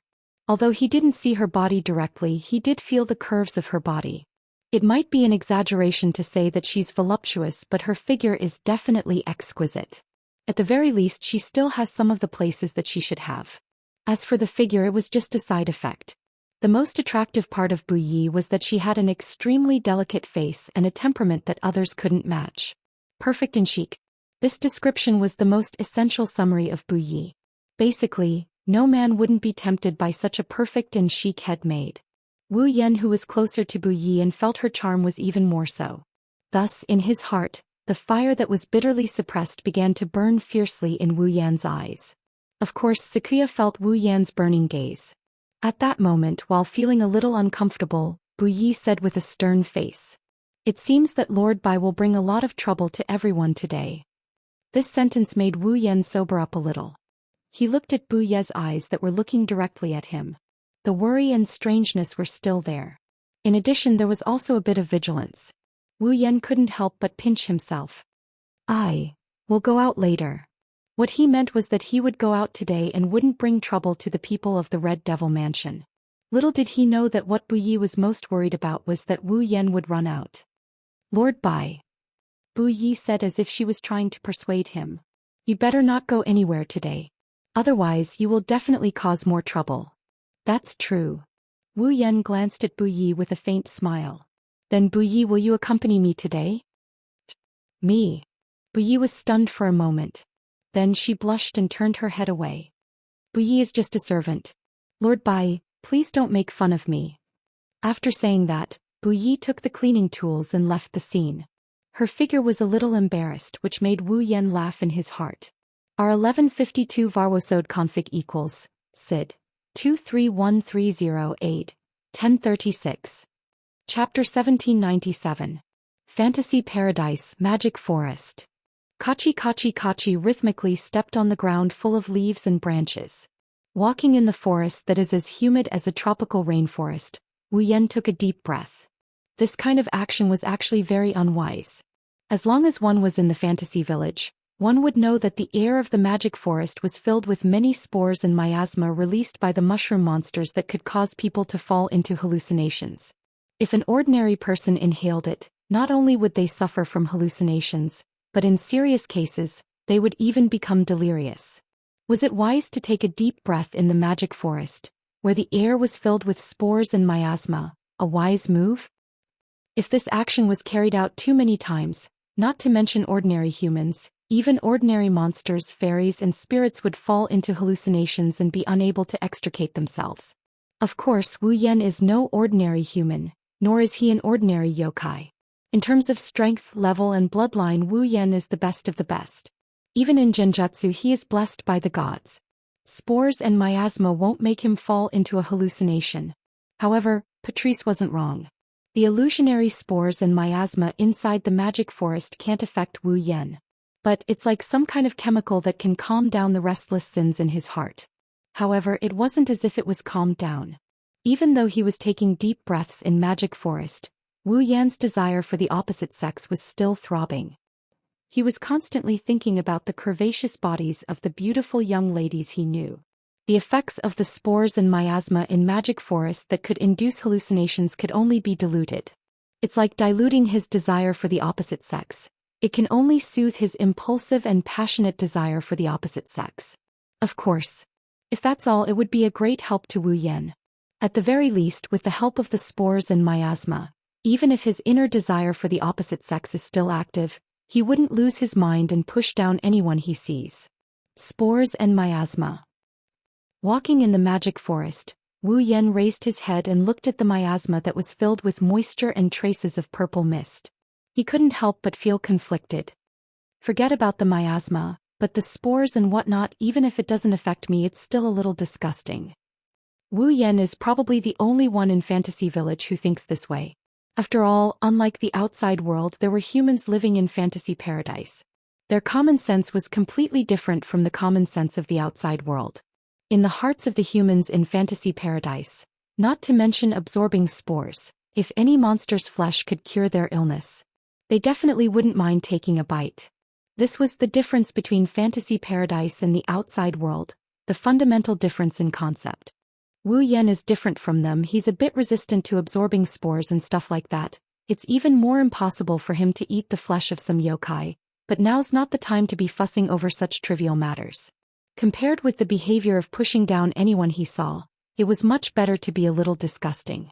Wu Yan didn't want to get the title of Fantasy Paradise Bulldozer, or Perverted Vampire Ancestor, when he returned to normal tomorrow. Forget it. Thinking of this, Wu Yan was also a little relieved. Anyway, the spores and miasma in Magic Forest have the effect of increasing magic power, even if the increase is not as good as sitting down and meditating for a while. At least it's better than not getting anything at all. Or rather, even if he absorbs spores and miasma in Magic Forest for an entire day. The amount of magic power that Wu Yan could get was not as good as sitting down and meditating for a while. It couldn't be helped. Wu Yan's magic power was too large and very pure. It was far from being comparable to ordinary magic power. In addition, Wu Yan also used the body of a true ancestor and the top magic power cultivation method to cultivate his magic power. The amount of magic power that he cultivated was not small. Therefore, absorbing the spores and miasma in Magic Forest may be a good shortcut for an ordinary mage to improve their magic power, but for Wu Yan it was a bit useless. Even Marissa and Alice, who lived here all year round, could not get magic power improvement, let alone Wu Yan. The effect was almost negligible. Sigh. With a sigh, Wu Yan grabbed his hair. I have to stay here all day. Where should I go? In the Magic Forest, Wu Yan is not without a place to go. Marissa lived in the Forest of Magic and so did Alice. Visiting Marissa and Alice should be a good way to pass the time. If it was in the past. Haha. Wu Yan smiled bitterly. If I go visit Marissa and Alice now, it will cause all kinds of trouble, right? Such as pushing them down. Or pushing them down. Or pushing them down. Sigh. Sighing again, Wu Yan folded his arms. Maybe I should go walk around or find a place to sleep. Unfortunately, Wu Yan was destined to go against his wishes. Just as he finished talking to himself, a kind voice came from behind Wu Yan. It sounded like someone was trying to give him advice. If you don't know where to go, I can recommend you a good place. Wah! The sudden voice startled Wu Yan, who was still talking to himself. He screamed reflexively. Ah! Wu Yan's shout seemed to have startled the other party. Then a cute squeal rang out, attracting Wu Yan's attention. Behind Wu Yan's back, a cute girl is suspended in midair while maintaining a screaming posture. She was wearing a very ordinary white shirt and a black pleated skirt. She had shoulder-length black hair and a red hexagonal hat on her head. She had a pair of raven wings on her back. The person who came was Takamaru Wen, whom he met not long ago. It's you. Wu Yan was surprised. Paparazzi Wen? You can call me Takamaru Wen or my full name. You can even call me Wen, but please don't call me Paparazzi Wen.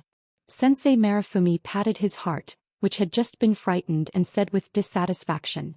I'm a responsible reporter, not a paparazzi. Okay, paparazzi one.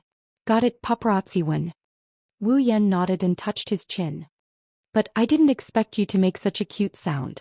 Is this still the paparazzi I know? I said I'm not paparazzi one.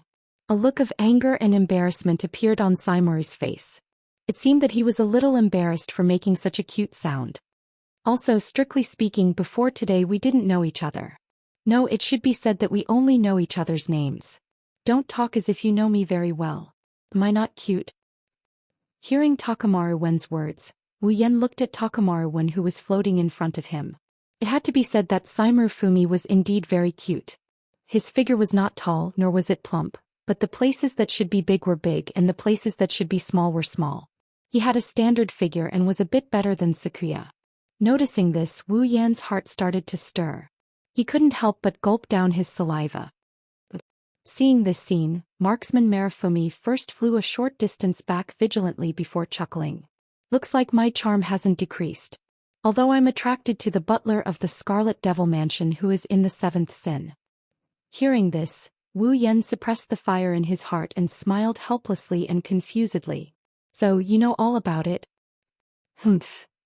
Takamaru Wen proudly puffed out his chest and put his hands on his waist.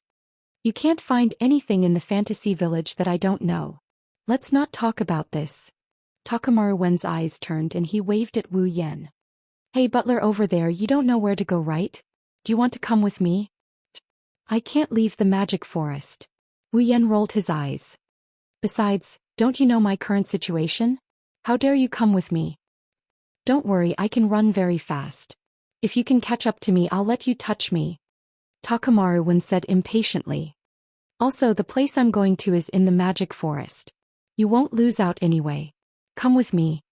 Takamaru Wen didn't wait for Wu Yan's permission and flew forward. Wu Yan felt sad. Chapter 1798. Wu Yan followed Fumaru to an empty plot of land in the magic forest. Wu Yan's lips twitched when he saw the mansion in front of him. Is this the place you wanted me to come to? That's right. Wen Li, who was still floating in the air, nodded his head in agreement. Is there a problem? Not really. Wu Yan rubbed his forehead as he replied. However, if I'm not mistaken, this house seems to be Alice's residence, right? Yes. Wu Yan, who came here once, or rather he was brought here by Alice. Naturally, he would recognize this familiar building. This is Alice's residence. I recognized the humanoid master's residence at a glance. Takamaru flew towards Wu Yan excitedly. What? Are you close? As Takamaru approached, Wu Yan smelled the fragrance of a young girl. Wu Yan's heart burned with lust. On the surface, Wu Yan maintained a cold expression. I'm sorry, I'm not as close to Alice as you think. If you want to dig out some insider information from me, you'll be disappointed. It's not a rumor. It's news. Saimaru retorted subconsciously, then clicked his tongue. There are so many beautiful women and demons in Fantasy Village. There are very few males. Yet you came here. With such a unique environment, you didn't even make a single rumor. You're such a boring man. You really want to write a rumor? Wu Yan felt a headache coming on. Can you please go gossip about other people? Don't look for me, okay? How can I do that? Takamaru refused without hesitation. Princess Ling Meng said that you're a natural-born troublemaker. If I follow you, I'll be able to dig out many interesting things. I'm not afraid of not having enough material to write a report. So that's how it is. Wu Yan's eyes twitched. He resisted the urge to burst his veins and said with a fake smile. In other words, you're hoping that I'll cause some trouble, but you saw that I only wanted to spend the day alone. That's why you're so anxious. You jumped out. You took the initiative to help me find conflicts with other people and write a report about them. That's why you brought me to Alice. Am I right? Akamaru didn't answer. She winked at Wu Yan and admitted it without saying anything. Wu Yan lowered his head. After a moment of silence, he turned around and walked to the other side. Wait. Like a money grubber who saw a little gold mine, Markumaru leaped forward and grabbed Wu Yan's arm. This is a great opportunity to be on the headlines. How can you give it up? Isn't that too strange? I would be surprised if I heard you say that. Wu Yan struggled. I don't want to be on the headlines, let go of me. Hey, don't say that. Takamaru hugged Wu Yan's arm tightly. He didn't care that his chest was squeezing Wu Yan's hand. Aren't you suffering the last sin of the 7 deadly sins? Can't the girl I found for you satisfy you? Wu Yan almost tripped when he heard this.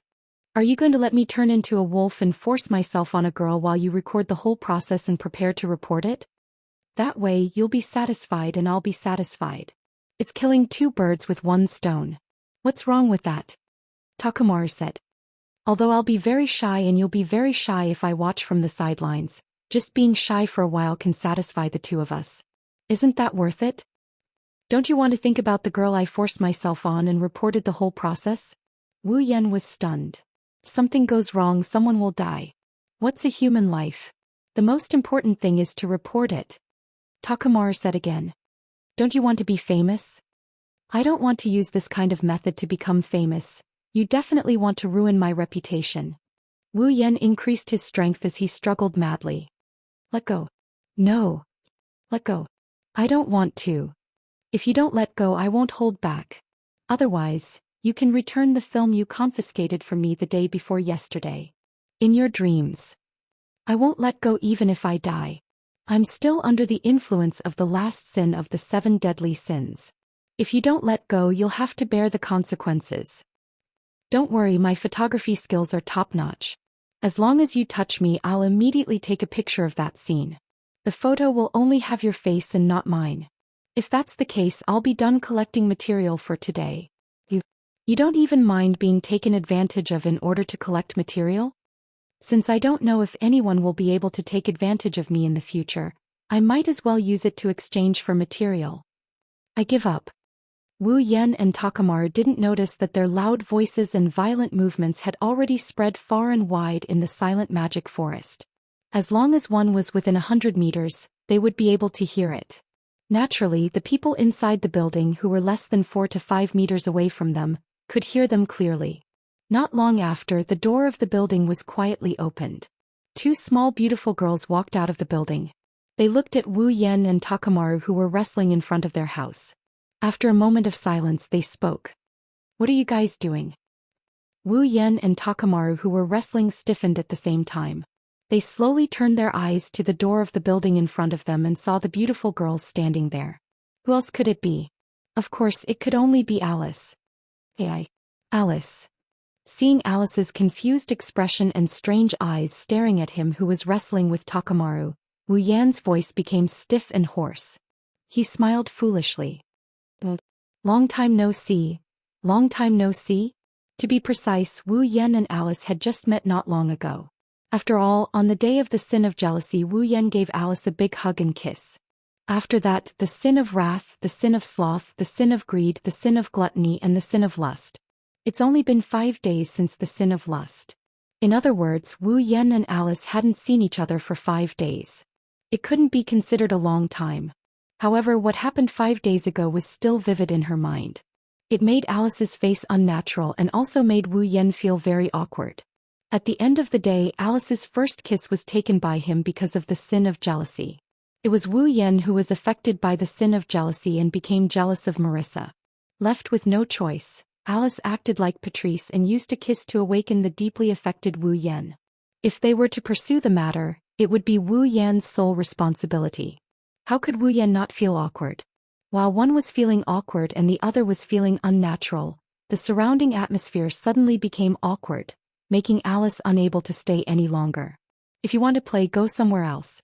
I'm making a doll and need a quiet environment. Alice suppressed the unnatural feeling in her heart and pretended to be indifferent.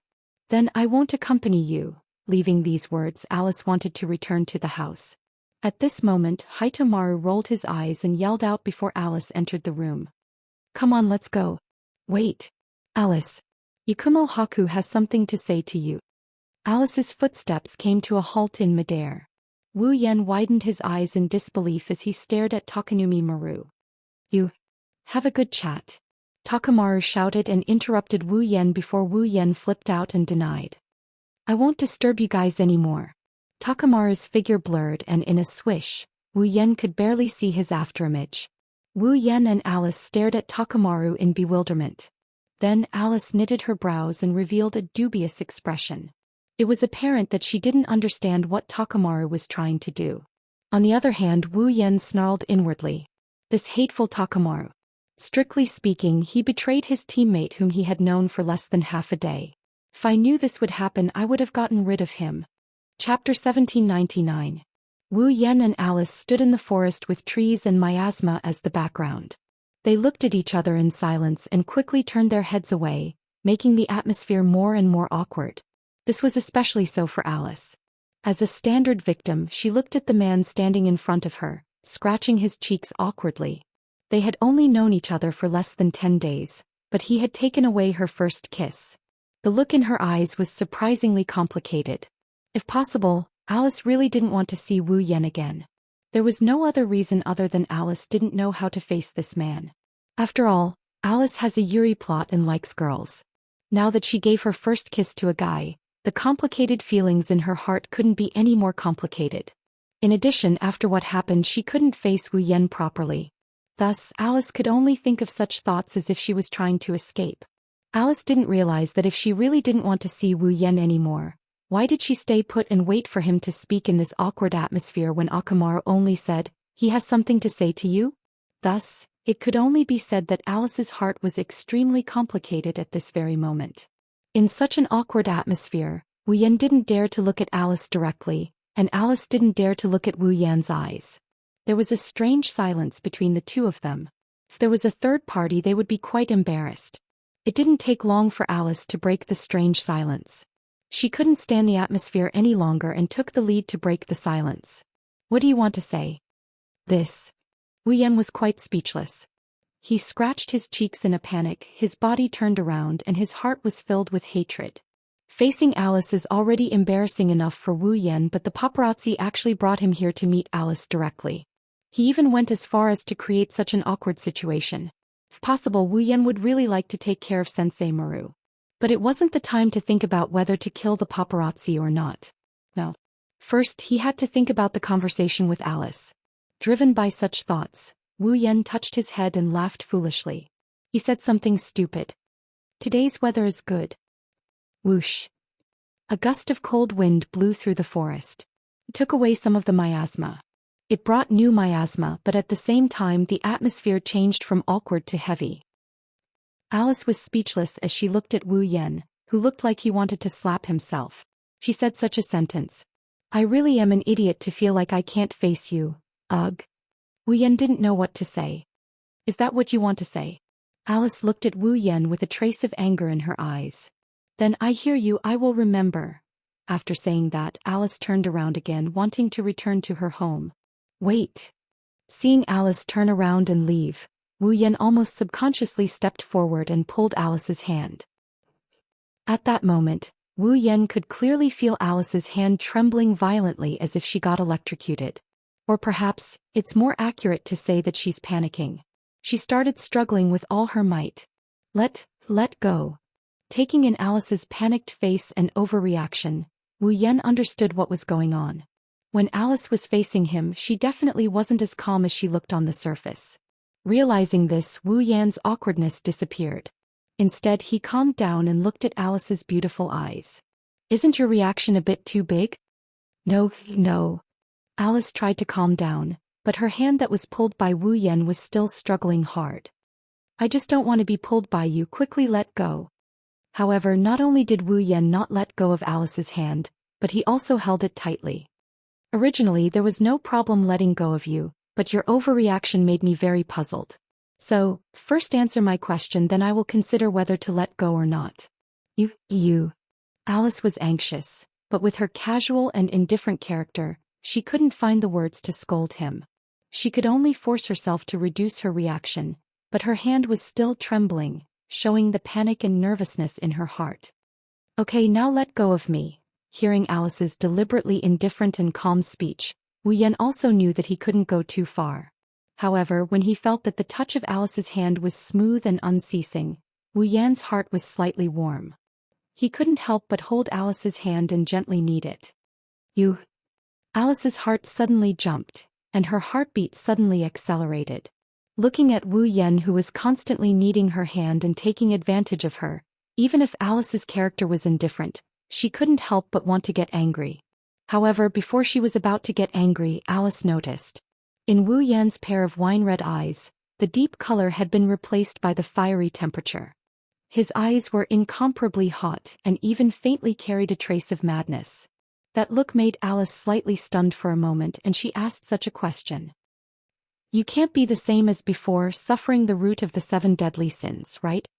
Wu Yan, who was playing with Alice's small hand, didn't answer, but he subconsciously reacted and casually nodded, allowing Alice to straighten out her thoughts in an instant. In a short period of time, she also knew which of the 7 deadly sins Wu Yan was suffering now. However, sometimes knowing too much was not a good thing. Today's situation proved this point.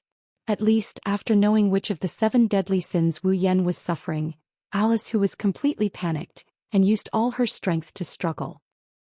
Let go of me. Don't move. Alice's fierce resistance was met with Wu Yan's reprimanding words. Keep it like this, otherwise it'll be too late for you to regret it later. Alice almost reflexively stopped her struggle. She bit down on her teeth. What do you mean? Although it's a bit shameless to say this, if possible it's better to keep it like this. Wu Yan replied with a bitter smile as he played with Alice's slender and soft hand. I'm longing to touch you.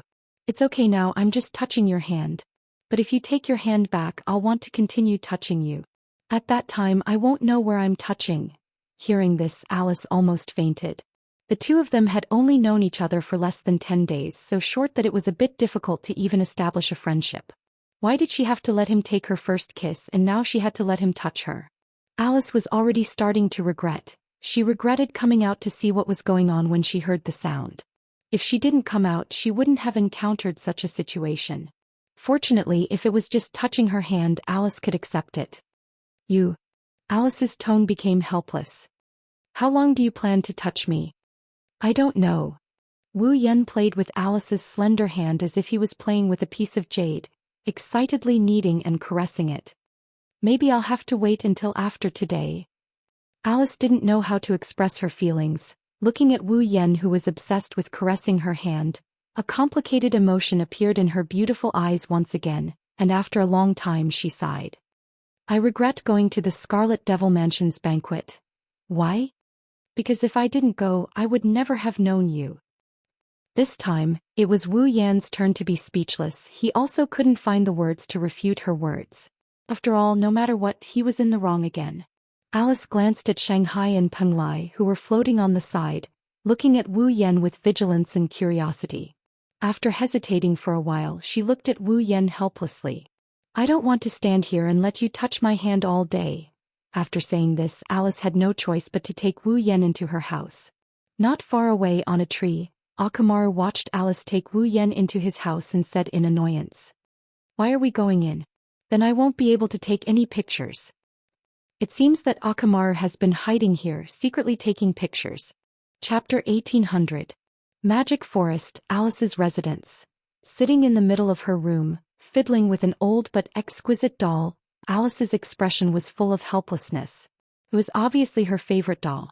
In the past, when making such an exquisite doll, Alice's attention would be very focused. Even if Marissa came, she wouldn't be able to take her eyes off the doll in her hand. But today, for the first time ever, Alice couldn't concentrate on something as intricate as making a doll. However, Alice couldn't be blamed for that. No matter who it was, when they wanted to do something, one's hand was constantly being rubbed by someone else. They wouldn't be able to concentrate. Even Alice was the same. Turning her head slightly, Alice looked at Wu Yan, who was sitting next to her, constantly playing with her hand. She felt as if she had lost all her strength, and her tone revealed a trace of anger. How long do you plan to touch it? Wu Yan didn't even lift his head as he continued playing with Alice's hand. As if he was disturbed by someone, he impatiently opened his mouth and said, Even if you ask me, I don't know how to answer you. So, don't put your attention on this, just do your own thing. I also want to do my own thing. Alice's voice was slightly raised. But with you like this, how do you expect me to concentrate? I told you, even if you ask me, I don't know what answer I should give you. Wu Yan replied to Alice in an incoherent manner. Otherwise, what can you think of? Alice was stunned, and for a long time she didn't say a word. Looking at Alice like this, Wu Yan didn't say anything on the surface, but he wanted to hold his belly and laugh. To be honest, Wu Yan really didn't expect that a trip to Magic Forest would result in such an embarrassing side of Alice. He also didn't expect that after the two of them met, things would develop like this. But Wu Yan really couldn't do anything about it.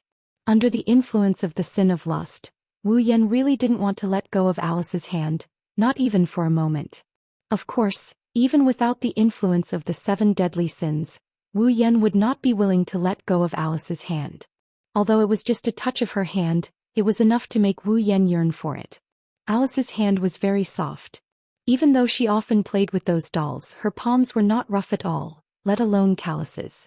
After touching for so long, Wu Yan really did not find any calluses on Alice's hands. Alice's skin was also very smooth. It was as if it was wrapped in a layer of pearls, smooth to the touch and extremely wonderful to the touch. It was precisely because of this factor that even without the influence of the 7 deadly sins, Wu Yan did not dare to admit that he did not wish to caress such a jade hand. The 7 deadly sins only infinitely magnified the desire in his heart. It had to be said that the 7 deadly sins were indeed the most fundamental evil in people's hearts, and it was unstoppable. Therefore what Wu Yan said before was indeed true. He longed to be close to Alice. Therefore Wu Yan loved Alice's hand so much that he could not let go. If Alice took her hand back, then the burning desire to be close to Alice would make Wu Yan bear the sin of lust and violate Alice. Therefore if touching her hand could stop this desire, what else was there to be dissatisfied with? However, Alice was 100, 1,000, or even 10,000 times unwilling. Forget it. In the end, Alice seemed to have given up and put the unfinished doll in her hand on the ground. There is no way to make a doll like this. I can only do it another day. Wu Yan glanced at the doll on the ground and he asked her in a casual manner, "Why don't you make a doll that looks like a real person?" A doll that looks like a real person? Alice paused for a moment and then shook her head. "Because there is no need." Wu Yan asked doubtfully. "Why is there no need?" "My method of fighting seems to be manipulating the puppets, but in truth manipulating the puppets to fight is just a bonus. My initial plan was to have these puppets self-destruct when fighting with the enemy. The self-destruct spells I set up in the puppets are about the same in terms of power." Alice explained softly. "Do you think it's more worth it to create a life-sized and lifelike puppet and have it self-destruct, or to create a small puppet and have it self-destruct?" "I see." Wu Yan smiled in relief, but then he said with a confused expression, "Could it be that all the puppets you make are used to perish together with the enemy?" "Basically." Alice nodded, reached out her hand and touched the heads of Xianxia and Penglai, who were sitting next to her. "Except for them, the other dolls are self-destruct." "Then why don't you focus on creating a doll that is good at fighting?" Wu Yan frowned. "That kind of doll should be much more useful than just using self-exploding dolls, right?" Hearing this, Alice fell silent for a moment before replying. "I've thought about creating puppets that aren't used for self-destruction but for combat. However, if I do that, I'll need to carefully control them in order to unleash the perfect combat power. This will cause the number of puppets I can control to decrease significantly. Instead of that, I might as well create puppets that self-destruct. That way they'll pose a greater threat to the enemy. In that case, what's the difference between that and controlling a bunch of moving bombs?" Wu Yan and Alice had different viewpoints. There are too many limitations. If you encounter an enemy that can't be killed by self-destructing dolls, you're basically helpless. That's why I've always hoped to be able to create living puppets. A trace of hope appeared on Alice's pretty face when she said this. That way the dolls can fight on their own. I don't need to control them and I don't need to control them either. It's like having an extra person to help me in battle. Alice's method of manipulating dolls could be said to be very primitive. She used threads made of magic to connect the dolls. Through a method similar to a puppet show, she injected magic into the bodies of the dolls and pulled them into battle. In other words, without Alice's control, the dolls like Shanghai and Penglai could only fly around like real people, unable to do anything even if they wanted to. However, if Alice could create living dolls, it would be a different story. Just like the automaton in the world of The Smart Girl Can't Get Hurt, it could fight on its own even without its puppeteer. However, without the magic provided by the puppeteer, the automaton couldn't activate the magic circuit and use magic. The golems that Alice wanted to create should only have a life of their own. They shouldn't be like automatons that could use magic and magic. If that was the case, Wu Yan wasn't out of ideas. "Hey Alice," Wu Yan suddenly said.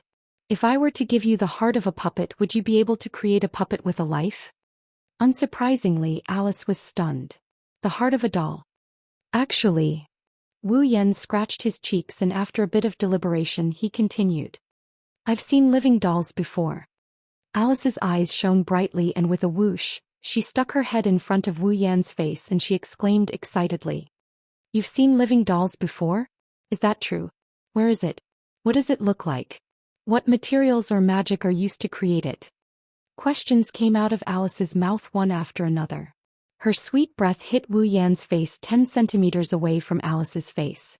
Looking at Alice's beautiful face filled with excitement and hope, feeling the girl's aura coming from her body, Wu Yan's heart seemed to have skipped a beat. It paused for a moment before it started pounding violently. This was because the evil fire that he was all too familiar with was slowly starting to burn. Alice didn't seem to notice. She tilted her head. Her cute appearance finally broke Wu Yan's string of reason. Without any hesitation, Wu Yan pounced on Alice. R1152. Var wozoad config equals, SID. 231308. 1036. Chapter 1801. Caught off guard, Alice couldn't react in time, and with a cry of surprise, she got pushed down by Wu Yan, who pounced on her and pinned her to the ground. As Alice fell to the ground, the blue sleeveless dress that is neither too thin nor too thick, draped over her body like a shawl, perfectly accentuated the curves of her body. Wu Yan's line of sight was snatched away by the sight of it. At this moment, Wu Yan realized that even though Alice's figure wasn't as voluptuous as Patrice's, her curves were extremely enchanting, as though they were specially drawn by an artist. Her curves had reached the point where any slight increase or decrease would destroy her beauty. If one were to use a word to describe it, that would be perfection. Moreover, even though Alice's figure wasn't as good as Patrice's, it wasn't bad either. At the very least, Wu Yan felt a soft object pressing against him the moment he pressed down on Alice. Just like what was mentioned in the Lost Bamboo Forest, Alice belonged to the type who appeared thin with clothes on. In fact, her figure was much better than it appeared from the outside. Wu Yan's eyes showed a trace of surprise, a trace of passion, and a trace of infatuation. Even his breathing became irregular. "You." On the other side, Alice was stunned by this sudden situation. When she returned to her senses, she lifted her head and caught sight of the frenzied gaze in Wu Yan's eyes. Deep uneasiness surged in her heart, and she revealed a panicked expression. "What are you trying to do?" Wu Yan didn't answer. Instead, his eyes burned with burning passion, and Alice's mind was in a mess.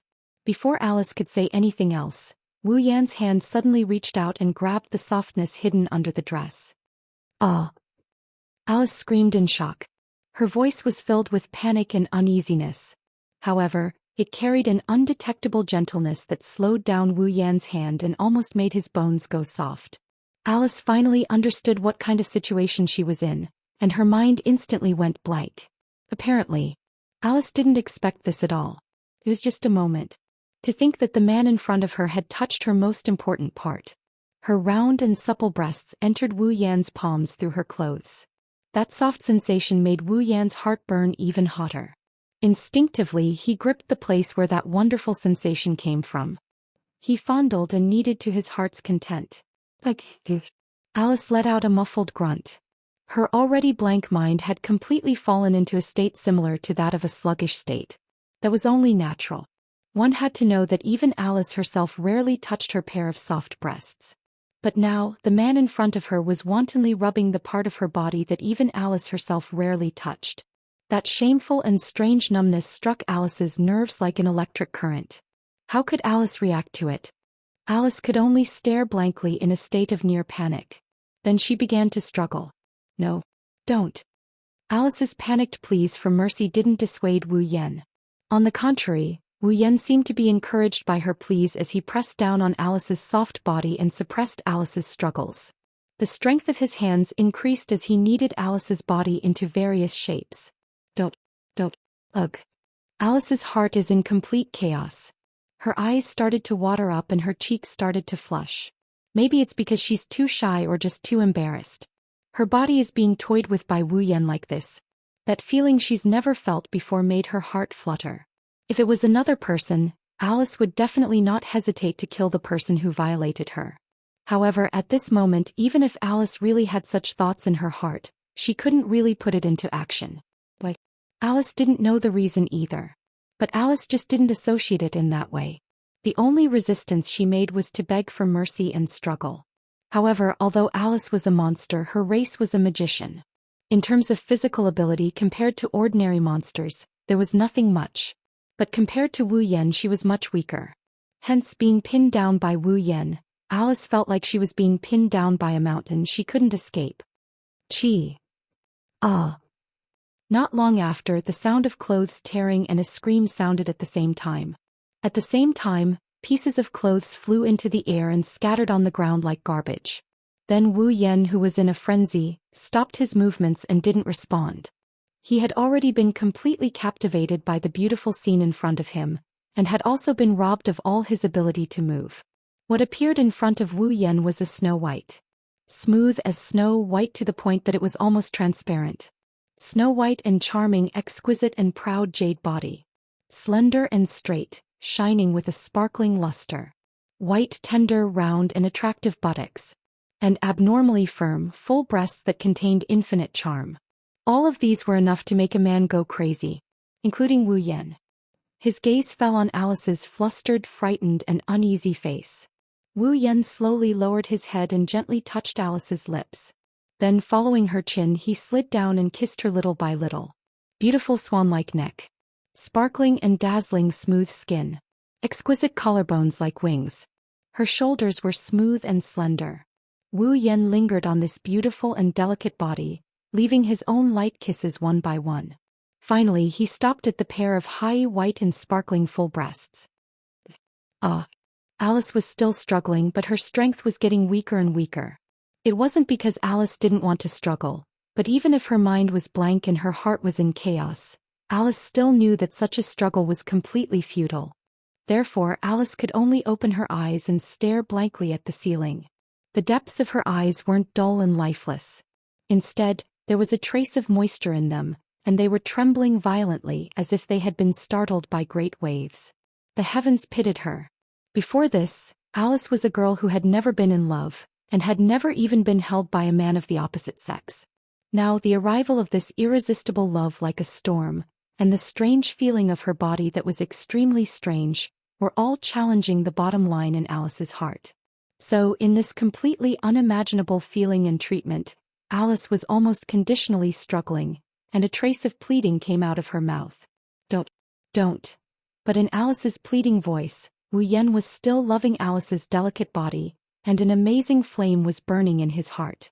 He greedily tasted Alice's beautiful and delicate body, causing Alice to be dominated by a strange feeling like an electric current was passing through her, and for a long time she was unable to think normally. As for Alice, there's no longer anything covering her body. She's completely naked in front of Wu Yan, revealing her beauty that can make one's heart beat faster. Wu Yan's heart had been completely attracted by this perfect body in front of him, and he couldn't call it back. Under the guidance of the fiery impulse in his heart, Wu Yan gently pulled Alice's hands away, and pressed them on the floor that seemed to be warm, and his whole body pressed on it. Alice seemed to have instinctively realized what was going to happen next. She opened her watery eyes and stared at the man on top of her. It was as if she wanted to remember his appearance. She didn't move her eyes away for even a moment. Wu Yan lifted his head and met Alice's gaze. Looking at Alice's beautiful eyes, the fiery heat in his eyes eased up a little and a trace of gentleness appeared in his eyes. It was this trace of gentleness that made Alice's eyes ripple again, and the confusion in her heart towards this strange feeling also cleared up a little. Looking at each other in tacit understanding, Wu Yan's hand slid down and grabbed Alice's slender waist. While Alice's body trembled slightly, Wu Yan pushed her forward and pressed her down. As if struck by lightning, Alice opened her mouth wide, and her body suddenly became as taut as a bowstring. The world in front of her eyes became a blank, and her head that had sunk into chaos also tilted back. The moisture in her eyes completely turned into tears that represented pain and quietly slid down. This scene made Wu Yan, who had lost his wolf, look clear on the spot. He finally woke up and stretched out his hand to wipe the tears on Alice's face. Under this gentle wiping, a trace of redness appeared on Alice's dazed face, and her body also slowly relaxed. The next moment, the sound of panting echoed in the room. Chapter 1802. Fantasy Town, Magic Forest. The silent forest was still misty, filled with a dizzying miasma, causing this rather beautiful forest to have no trace of life, as if it was a dead land. Bang! At a certain moment, a loud explosion suddenly rang out in this incomparably silent forest, startling many mushroom-looking monsters that were stealthily hiding in the forest. Like startled birds, they scattered in all directions. If one took a closer look, many mushroom-shaped monsters actually saw it. In one of the corners of the magic forest, after the loud bang, a light smoke diffused from there and floated into the sky. That place was where Alice's residence was located. If someone was nearby, they would definitely be able to see that a hole had exploded on the roof of Alice's residence. The smoke was rising from this hole. While the smoke was rising, two streams of light flew out from the inside. One was up and the other was down. Like shooting stars chasing each other, they flew into the sky through the medium-sized hole. Whoosh! Before the two streams of light flew out of the smoke and fog and were exposed to the air, a burst of air-breaking sound resounded. They were a few small afterimages that flew out from the body of a stream of light behind him. The afterimages cut through the rising smoke like a sickle at extreme speed, sweeping out like lightning. With a burst of air-breaking sound, they cut through the air and caught up with the stream of light flying in front of them. The next moment, the afterimages that caught up with the stream of light flashed with a rich magic light and suddenly exploded. Bang! A thunderous sound reverberated once again, accompanied by dense flames and smoke. It was like an atomic bomb had exploded, slowly rising into the air in the shape of a mushroom. Immediately after, the stream of light that was covered in flames and dust flew out from within. It showed its original state. A figure in a sorry state. A figure that seemed to be very panicked. At the same time, below, another stream of light also showed its original form. A beautiful and delicate girl flew out from it. She came to the opposite of the figure in a sorry state. Small, exquisite figures floated around him. His eyes were cold, but more than that, they were filled with shame and anger. Naturally, these two people. They were Wu Yan and Alice. Although there was still light smoke coming out of his body and his figure was quite disheveled, Wu Yan's clothes were not even messed up. Obviously, he did not suffer any injuries. However, even so, Wu Yan's face was still full of awkwardness and panic. Looking at Alice, who was floating in front of him with a cold and angry expression, he hurriedly spoke. "Wait. Alice. Don't call me." In the face of Wu Yan's words, Alice, who usually did not get angry, did not hide her anger at all. Her beautiful face was filled with anger, and her eyes were filled with anger and killing intent. "Do I know you that well?" At first glance, such a sentence sounded like a willful child throwing a tantrum. However, Alice was a person who was cold to others and indifferent to people she was familiar with. Basically, she was not constrained by things and was a very casual person. How could such a person throw a tantrum casually? Therefore, those who were familiar with Alice would know that this time, Alice was really angry. Wu Yan did not really know Alice for long. Strictly speaking, it was not even 10 days, but he was quite familiar with Alice. Naturally, he also knew that Alice was really angry this time. Of course, if Alice was not angry, Wu Yan would find it strange. After all, as mentioned just now, Wu Yan and Alice really knew each other. Strictly speaking, it was not even 10 days. But even so, Wu Yan still ate up such a young girl who he had known for less than 10 days. If Alice was not angry, then there must be something wrong with her head. Knowing that he was in the wrong, Wu Yan could only smile bitterly and raise his hand as if surrendering. "I know you are very angry, but at least give me a chance to explain." "Explain?" Alice took a deep breath as if she was trying to suppress the anger in her heart, said in a cold voice. "Is there anything else that can be explained? You obviously know." Wu Yan could not help but take a step forward. "I did not do that on purpose." Exclamation point. Alice clenched her teeth and stared at Wu Yan. "So, just because you did not do it on purpose, I have to let it go?" Wu Yan choked and was speechless. Indeed, no matter how you look at it, Alice is just a victim. Even though Wu Yan didn't do it on purpose, Not only did he not lose out, he even took advantage of the situation. She even forced herself to calm down and listen to him. That's something worthy of burning incense and praying to Buddha. I know you are very angry now, but it has already happened. Even if you really kill me, you can't erase what has already happened. Wu Yan's face was full of worry. Give me a chance to make it up to you. I will take responsibility, okay? Hearing this, Alice was not happy at all.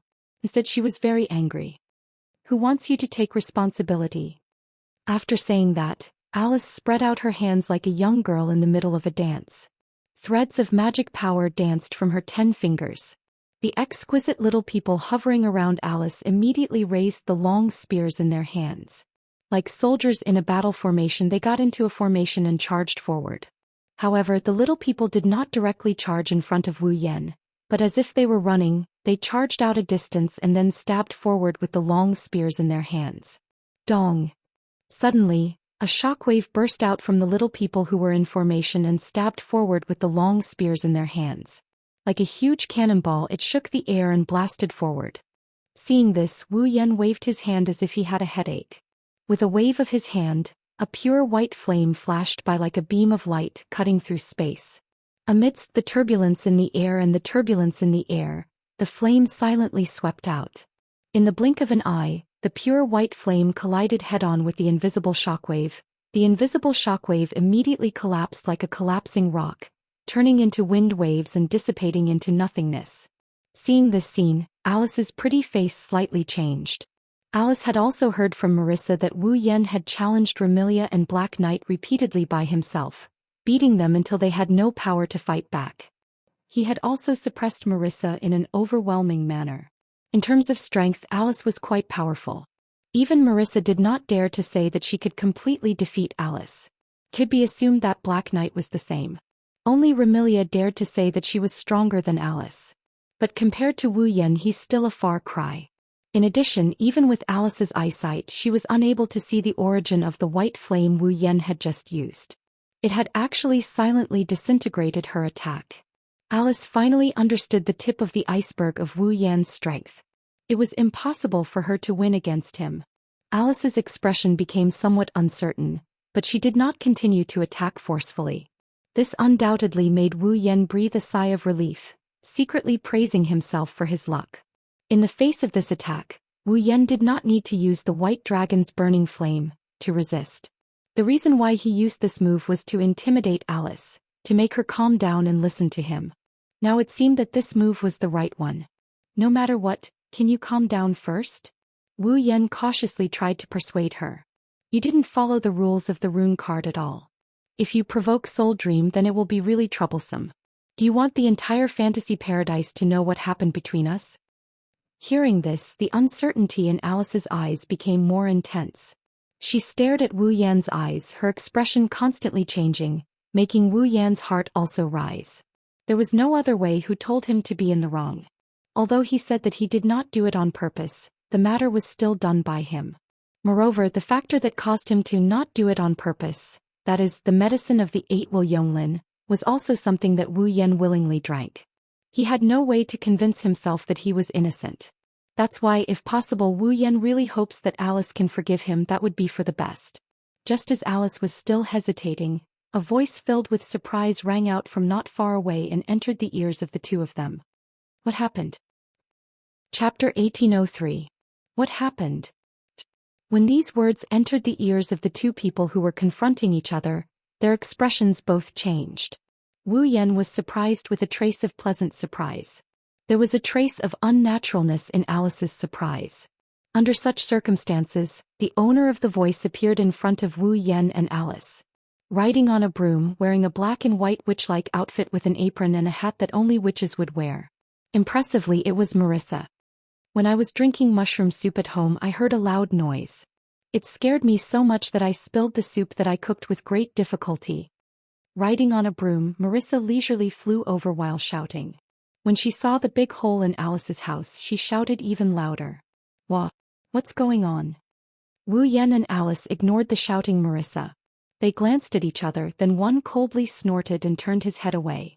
The other quietly sighed in relief and wiped the non-existent cold sweat on her forehead.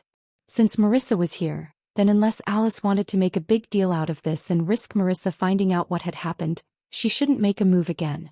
Of course, Alice not making a move didn't mean Marissa would give up. He curiously looked at the silent Wu Yan and Alice who were facing each other in midair. Marissa tilted her head as if she thought of something. She raised her eyebrows and looked at Wu Yan with a strange expression. I say, little brother from the Yakumo family, this time, you wouldn't find trouble with Alice because of the 7 deadly sins, right? Hearing this, both Wu Yan and Alice's mouth twitched. When Wu Yan suffered the sin of jealousy and the sin of rage, Marissa had been approached by him before. One time he was forced to play a bullet screen game, and the other time he was directly bombarded to the point that he jumped up and down in the Red Devil Hall. It could be said that he had suffered greatly. Presumably, Marissa thought that Wu Yan was the same as before. What was he jealous of? What is there to be angry about? That's why she came to Alice and made a scene, right? This idea could not be said to be wrong. Wu Yan did push Alice away because of the influence of the last sin of the 7 deadly sins. That's why Alice flew into a rage out of humiliation. She didn't care about the damage to her territory and started hunting him down. Thus Marissa had guessed correctly. Unfortunately, looking at the situation, Marissa only guessed that Wu Yan was affected by the 7 deadly sins and caused trouble for Alice. She didn't know which of the 7 deadly sins Wu Yan was currently suffering from, nor did she know what kind of trouble Wu Yan had caused for Alice. And this also made Wu Yan and Alice breathe a sigh of relief. Marissa. At that moment, Alice said in an indifferent tone. Don't worry about this. The meddlesome Marissa muttered in dissatisfaction. He was a busybody. The more you don't let me care, the more curious I am. This is just a small misunderstanding. Wu Yan hurriedly said, as if seeking reinforcements and protection. It's fine. It's fine. Although Wu Yan's original intention was to get away with it, the words "it's fine" still made Alice anxious. What do you mean it's fine? Everything has been taken advantage of by you. Is this still not a hindrance? Feeling Alice's incomparably angry gaze, Wu Yan almost shed tears. Sure enough, forcefully pushing someone without properly cultivating their relationship. Although it felt good, there would definitely be a lot of trouble afterward. Fortunately, his strength was strong enough. Otherwise, even with the protection of a true ancestor's body, he would have died a few times today. No matter what, tell me what happened first. Marissa said casually. Little brother from the Yakumo family, you look very normal. Why did you fight with Alice? Marissa. Alice shifted the target of her anger to Marissa. Didn't I tell you to stay out of this matter? That's why, the more you don't let me care, the more curious I am. Marissa shouted with a face full of dissatisfaction. Moreover, she was eager to give it a try. Alice, if that little brother from the Yakumo family bullies you, tell me quickly. Let's join hands and give him a blow. I don't believe we can't beat him together. I say, Black-White Lord. This time it was Wu Yan's turn to be dissatisfied. Are you here to mediate or to fight? Is there even a need to say it? Marissa nodded as if it was a matter of course. However, she said something that almost made Wu Yan fall to the ground. Mediating is so boring. Fighting is more fun. Hee hee. Wu Yan put on a fake smile. If it wasn't for Puki and Alice's mediating, you wouldn't have been able to escape from me last time, Black-White Lord. Last time was last time. This time I'm going all out. I won't lose again. Marissa directly choked and shouted unconvinced. If you don't believe me, let's do it again right now. Hearing Marissa saying one blow after another, Alice's face became darker and darker. Even more intense anger appeared in her eyes. Clearly, Marissa's words made Alice think of the scene where she was forcefully pushed down. Alice's voice rose a few notches. Anyone could hear the thick anger contained in her voice, causing Marissa to be petrified on the spot. Her head also shrunk back. Alice looked at the man and woman in front of her who occupied different but equally special positions in her heart. Her silent appearance caused Wu Yan and Marissa's heartbeat to accelerate at the same time. After a long time, Alice faintly sighed. Her gaze paused on Wu Yan for a long time until Wu Yan's expression became somewhat uncomfortable. Only then did she bring the puppets around her and descended into the large hole in the roof of her house. Wu Yan and Marissa silently watched Alice return to her house. They looked at each other. For a moment they didn't know what to say. Hey lil, bro from the Yakumo family. As it turns out, Marissa can't keep her silence. She rode her broom and wobbled over to Wu Yan's side as she asked him out of curiosity. "What did you do to Alice to make her so angry today?" Marissa was a person who often did stupid things. Although Alice's personality was relatively indifferent and casual, how could she not be angry with her ability to be black and white? However, Marissa was certain that she had never seen Alice so angry before. Therefore, Marissa was very curious to the point of gossiping. "Just tell me, I won't tell anyone. Believe you?" Wu Yan glanced at Marissa. "That's not true." With that, Wu Yan pressed down on Marissa, who still wanted to say something, and used a spatial transfer magic to send her away. As for where she was sent to, that wasn't Wu Yan's concern. In any case, she must be in Fantasyland. Looking down at the mansion that was still emitting smoke, Wu Yan hesitated for a moment. In the end, he didn't summon the courage to go down. "For now, I'll let Alice calm down. I'll come back in a few days." As soon as he said that, a voice echoed beside Wu Yan. "Is that really okay?"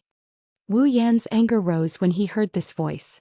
He didn't hesitate, he didn't even look at the source of the voice. He reached out his hand and grabbed something beside him. "Hey." Wu Yan's speed was very fast.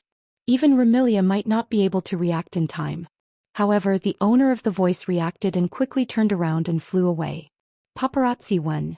Failing to land a hit, Wu Yan yelled as he chased after her relentlessly. "It's all because of you that I ended up like this. How dare you appear in front of me?" Hey, you're going too far." Shitoshi Maruan nimbly flapped his wings, causing black feathers to flutter down. He dodged Wu Yan's pursuit and laughed out loud. "I only brought you here. You were the one who did everything after that. Also, if I hadn't called Marissa over, you would have been chased around by Alice already." Hearing this, Wu Yan's anger flared up even more. Sure enough, not only did this paparazzi cause my tragedy, he was also peeping from the side. Could it be that he was also there when I did that with Alice? And he even took pictures? Thinking of this, Wu Yan couldn't remain calm. "Stop right there." Hee. Immediately, a chase unfolded in the sky above the magic forest. Chapter 1804. Fantasy Village, Red Devil Mansion. After night fell, the fairy maids in the Red Devil Mansion all went to rest. Originally, because Remilia was a vampire and a nocturnal creature, even though there were fairy maids working in the Red Devil Mansion during the day, there were even more fairy maids working at night. It was impossible for the entire Red Devil Mansion to be quiet at night. However, today was an exception. Due to a certain housekeeper who had been out of control recently, the fairy maids in the Red Devil Mansion were rather tired. On the second day, when the crime of jealousy occurred, Remilia sent out all the fairy maids in the Red Devil Mansion to search for Wu Yan, who had escaped from the crime of jealousy. They searched for him for an entire day. On the third day, when the crime of wrath occurred, Wu Yan had ignited the flames of anger in his heart because of Marissa. He chased Marissa around the Red Devil Mansion and left behind quite a bit of damage during the chase. These had to be repaired by the fairy maids. On the fifth day, when the crime of greed occurred, Wu Yan had provoked the people of Earth's Spirit Hall. As a result, Remilia sent all the fairy maids in the Red Devil Mansion to set up a formation and put on an act for quite a while. But that was nothing. What really made these fairy maids so tired was when the crime of gluttony happened yesterday. On that day, these fairy maids were really exhausted. And then there was the next day. They still had to clean up the mess today. Tonight they were all kneeling. Fortunately, Remilia was also extremely tired and had yet to wake up. It seemed that she would have to rest until tomorrow morning. Therefore, the fairy maids on duty at night were given leave to rest. Of course, there was definitely no time for rest in a certain sect. If one were to ask why, the reason was very simple. There were many fairy maids in the Red Devil Mansion, but there was only one door. If Hong Meiling was allowed to rest, who would guard the door? And this. It was also because Hong Meiling had never had a holiday. She worked hard at the door of the Red Devil Mansion without complaint. Without time to rest, she could only slack off and sleep. I have to say, China is really miserable. At this moment. In the hall of the Red Devil Mansion, only Zui Yi was there. Just like in the morning, he was still holding a broom in his hand and sweeping the stairs. However, on the platform, the mess that could still be seen in the morning had disappeared. The bones, soup and meat dregs had all been cleaned up. It was as smooth and beautiful as before, not as sloppy as it was in the morning. However, even so, Wu Yi still held the broom and swept every corner of the platform over and over again. His eyes were a little lax and he seemed to be absent-minded. Looking at the time for the umpteenth time, Zhou Yi murmured softly while sweeping the floor. I wonder how Lord Bai is doing. Today was the last day of the 7 deadly sins. In other words, after today the 7 deadly sins on Wu Yan's body would all recede, allowing Wu Yan to return to normal. However, Zhou Yi didn't seem too happy. Instead, his face was full of worry. After all, today was the last sin of the 7 deadly sins. To others, it was really the most dangerous sin. If arrogance made Wu Yan's attitude bad, jealousy made Wu Yan narrow-minded, anger made Wu Yan restless, laziness made Wu Yan let go of everything, greed made Wu Yan insidious, gluttony made Wu Yan suffer. Then lust made the people around Wu Yan suffer. Therefore, Zhou Yi was really worried about Wu Yan going to the magic forest alone without anyone accompanying him. He was worried that Wu Yan would be impulsive and commit an unforgivable crime. There was no other way. There was nothing much in Fantasy Village except for cute and beautiful girls. If Wu Yan couldn't control himself well, then it was very likely that he would cause more trouble than the previous 6 deadly sins, or even cause a fatal disaster. Zhou Yi couldn't help but worry. And the facts proved that Zhou Yi's worries weren't superfluous. Although Wu Yan could use the hallucinogenic spores and miasma to alleviate the root of the sin in his heart due to Patrice's suggestion, he didn't become a real bulldozer that would incur the wrath of the heavens. Wu Yan got himself into a bit of trouble with the appearance of the kamikaze Maru. Zhou Yi, who didn't know about all this, could only suppress the worry in his heart and continue to scan the platform to waste time. There wasn't much time left before midnight arrived and the day was over. It seemed that Zhou Yi planned to wait here until Wu Yan returned. To Sakuya's surprise, before the wee hours of the morning, the door of Scarlet Devil Mansion was opened. Wu Yan shrugged his shoulders as he walked in from the outside looking very tired. Goodbye. Zhou Yi was slightly surprised. He placed the broom in his hand to the side and disappeared in a flash. When he reappeared, he was already in front of Wu Yan. Hi-sama. Zhou Yi looked at Wu Yan. She asked with a concerned tone. You look very tired. Also, why did you come back early? Wu Yan lifted his head and looked at Sakuya. He took in Sakuya's concerned expression into his field of vision. He suddenly reached out and hugged Sakuya, who was standing in front of him. Ruoye's body clearly stiffened. Her soft body instantly became stiffer than a rock, and a rare blush appeared on her pretty face.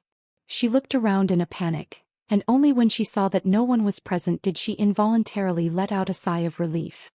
But, Lord Bai, don't talk. Wu Yan leaned his chin on Zhou Yi's shoulder and closed his eyes. Don't worry. Although it's not midnight yet, I'm too tired to move my hands. So, can you stay like this and not move? Hearing this, Zhou Yi's eyes showed a trace of hesitation. However, this trace of hesitation didn't last long.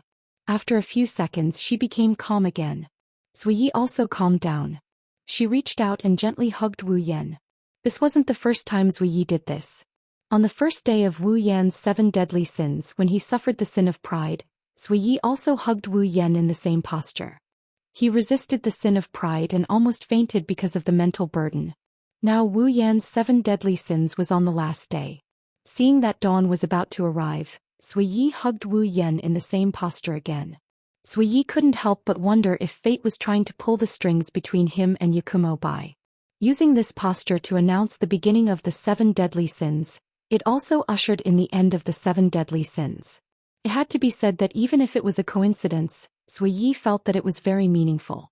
With this thought in mind, Zhou Yi hugged Wu Yan tighter and tighter. It was as if she was worried that the warm embrace would disappear. Feeling Zhou Yi's strength, Wu Yan took a deep breath and said in a voice as soft as a mosquito. The smell on Zhou Yi's body is really nice. Zhou Yi's beautiful face was inevitably dotted with a little blush. It was very cute. However, in the next moment, Wu Yan's other words made Zhou Yi's heart tremble. I realize that I seem to like you a little. Tell me, what should I do?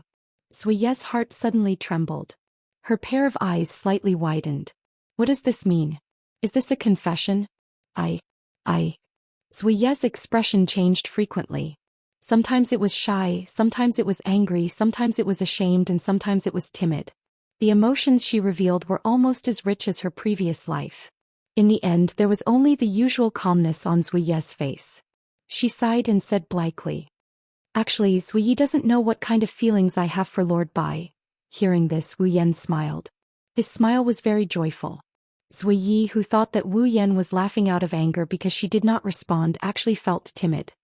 That Lord Bai, to be able to make the perfect and elegant head-maid go from being enemies when they first met to not even knowing if she likes me in less than 10 days. Before Zui Yi could say anything, Wu Yan interrupted her with a smile. I should be honored, right? With one sentence, the timidity and confusion in Zui Ye's heart were swept away. A gentle expression appeared on her face. There is a secret that I have never told anyone after coming to Fantasy Village. Wu Yan said in a very gentle voice in Zui Ye's ear. My real name is Wu Yan. Wu Yan. Zui Yi repeated this name over and over again. She engraved it deeply into her memory and heart. In the vast hall, a man and a woman hugged each other. They did not separate until the clock struck midnight. Chapter 1805. Oh, today it was rare for Wu Yan to wake up early. Not only was he neatly dressed, but he was also stretching with a satisfied expression on his face. This was not only because he had a good sleep last night, but also because he was very relaxed mentally. 7 days ago, on the morning when the 7 sins first started to take effect, Wu Yan did not notice any changes in his body. However, when he noticed that the sin of pride was affecting him, his own nature clashed with the sin of pride. As a result, Wu Yan had a splitting headache. Since then, Wu Yan could feel that his head was very heavy almost every day, as if something was constantly pressing on it. It was very uncomfortable. Of course, this was not because of the sin of the 7 sins, but because he knew his own situation. It was somewhat similar to a psychological effect. Now that 7 days have passed, the 7 deadly sins is officially over. Whether it's a psychological effect or the influence of the root of the 7 deadly sins, Wu Yan felt very relaxed. Well, after stretching, Wu Yan smiled bitterly. Although I felt very tired playing hide-and-seek with the paparazzi yesterday, Sensei Maru had the fastest speed in the entire Fantasy Village. Even though there were many bosses in the Fantasy Village, there were not many of them. However, there were still many demigod experts. In terms of speed, Sensei Maru was much faster than these demigod experts. If it was purely a competition of speed, Wu Yan could not compare to Sensei Maru, nor could he catch up to him. However, that was purely a competition of speed. Don't forget, Wu Yan had the magic of space teleportation. In the hands of Wu Yan, no matter how fast Sensei Maru was, there would be a time when he would be caught up. Therefore, yesterday, Sensei Maru was tragically caught by Wu Yan. After catching Sensei Maru, Wu Yan wanted to directly get rid of this scourge. However, compared to this, he was more concerned about whether this paparazzi had watched the whole process when he and Alice were having sex. As a result, after a round of interrogation, Sensei Maru told the truth. Basically, before Wu Yan arrived at Alice's mansion, Akamaru had been hiding outside Alice's mansion and peeking at her. However, after Wu Yan pounced on Alice, Sensei Maru took a picture of this crucial moment. Then he was embarrassed and left. In other words, although Sensei Maru did not watch the whole process, he did not save Alice, who was being forcefully pushed, causing Alice to lose her first time in broad daylight. Sensei Maru's explanation was that in that situation, if she broke in and saved Alice, it would be fine. But if she could not save Alice, it was very likely that she would even herself. This idea could not be said to be incorrect. But don't forget, the reason why Alice ended up like that was because Sensei Maru brought Wu Yan to her house. Otherwise, Alice would not have been forcefully pushed. Wu Yan is infuriated by the fact that Akamaru chose to save his own skin and even managed to take a photo of the most important part of the situation. Then Wu Yan tied Sensei Maru to one of the trees in the magic forest. Ignoring Sensei Maru's miserable cries, he confiscated the film again. As for the fatigue, it was because he had played hide-and-seek with Sensei Maru for the whole day. Anyway, the 7 sins are finally over.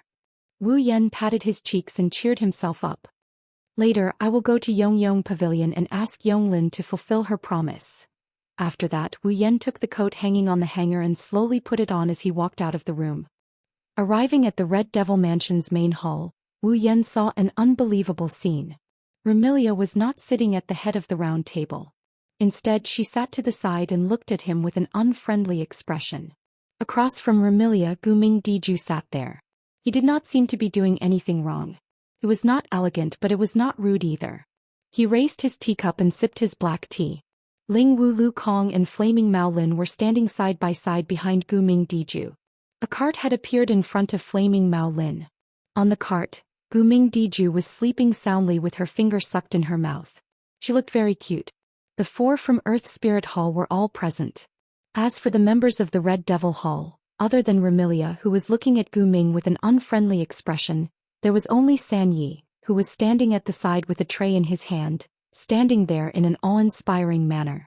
Thinking about it, Fran should be the same as Gu Ming Dijua's love. As for Patrice, she should still be recuperating.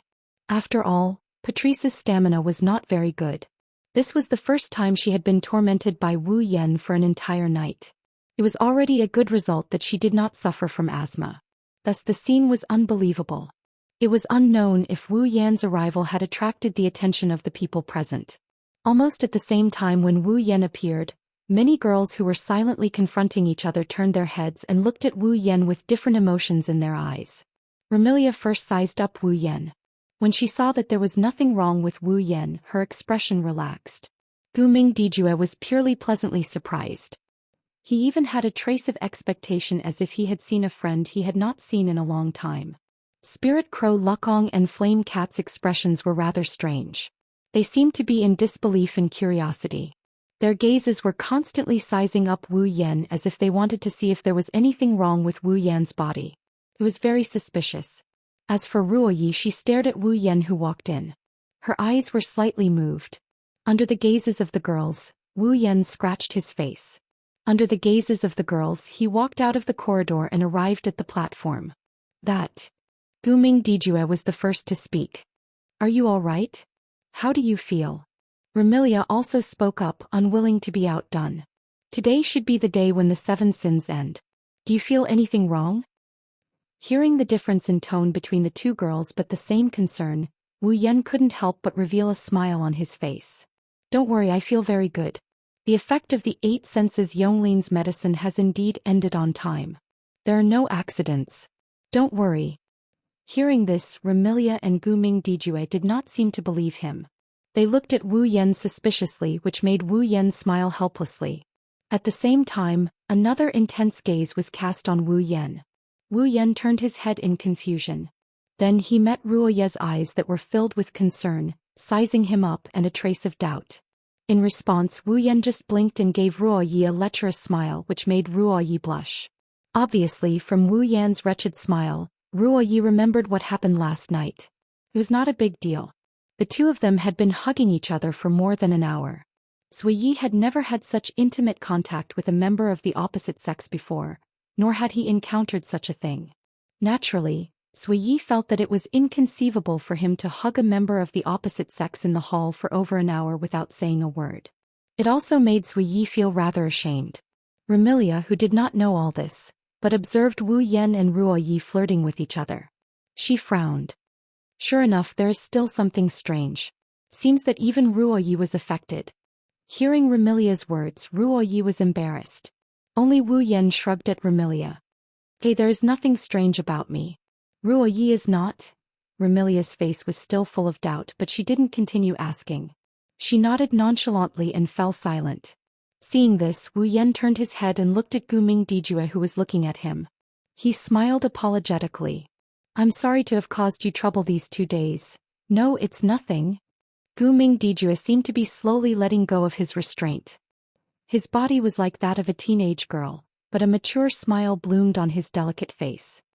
Actually, I think it's quite interesting. Really?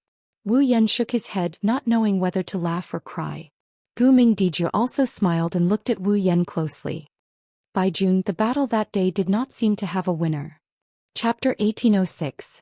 By June, the outcome of the battle that day didn't seem to have been decided. With just a few words, the atmosphere at the scene changed fundamentally. If the atmosphere earlier was rather silent, then it was rather heavy now. Just like Wu Yan, Remilia, Wu Yi, Wu Lukong, Flaming Cat Phosphor, and the other girls all stared at Wu Yan, causing the heavy atmosphere to become a little tense. Gu Ming's meaning was very clear. He wanted Wu Yan to give a list of the winners of the battle that day. When the 7 deadly sins were still in effect, Gu Ming did not have the chance to raise this question. However, now that the effects of the 7 deadly sins were over, Gu Ming could not wait to raise it.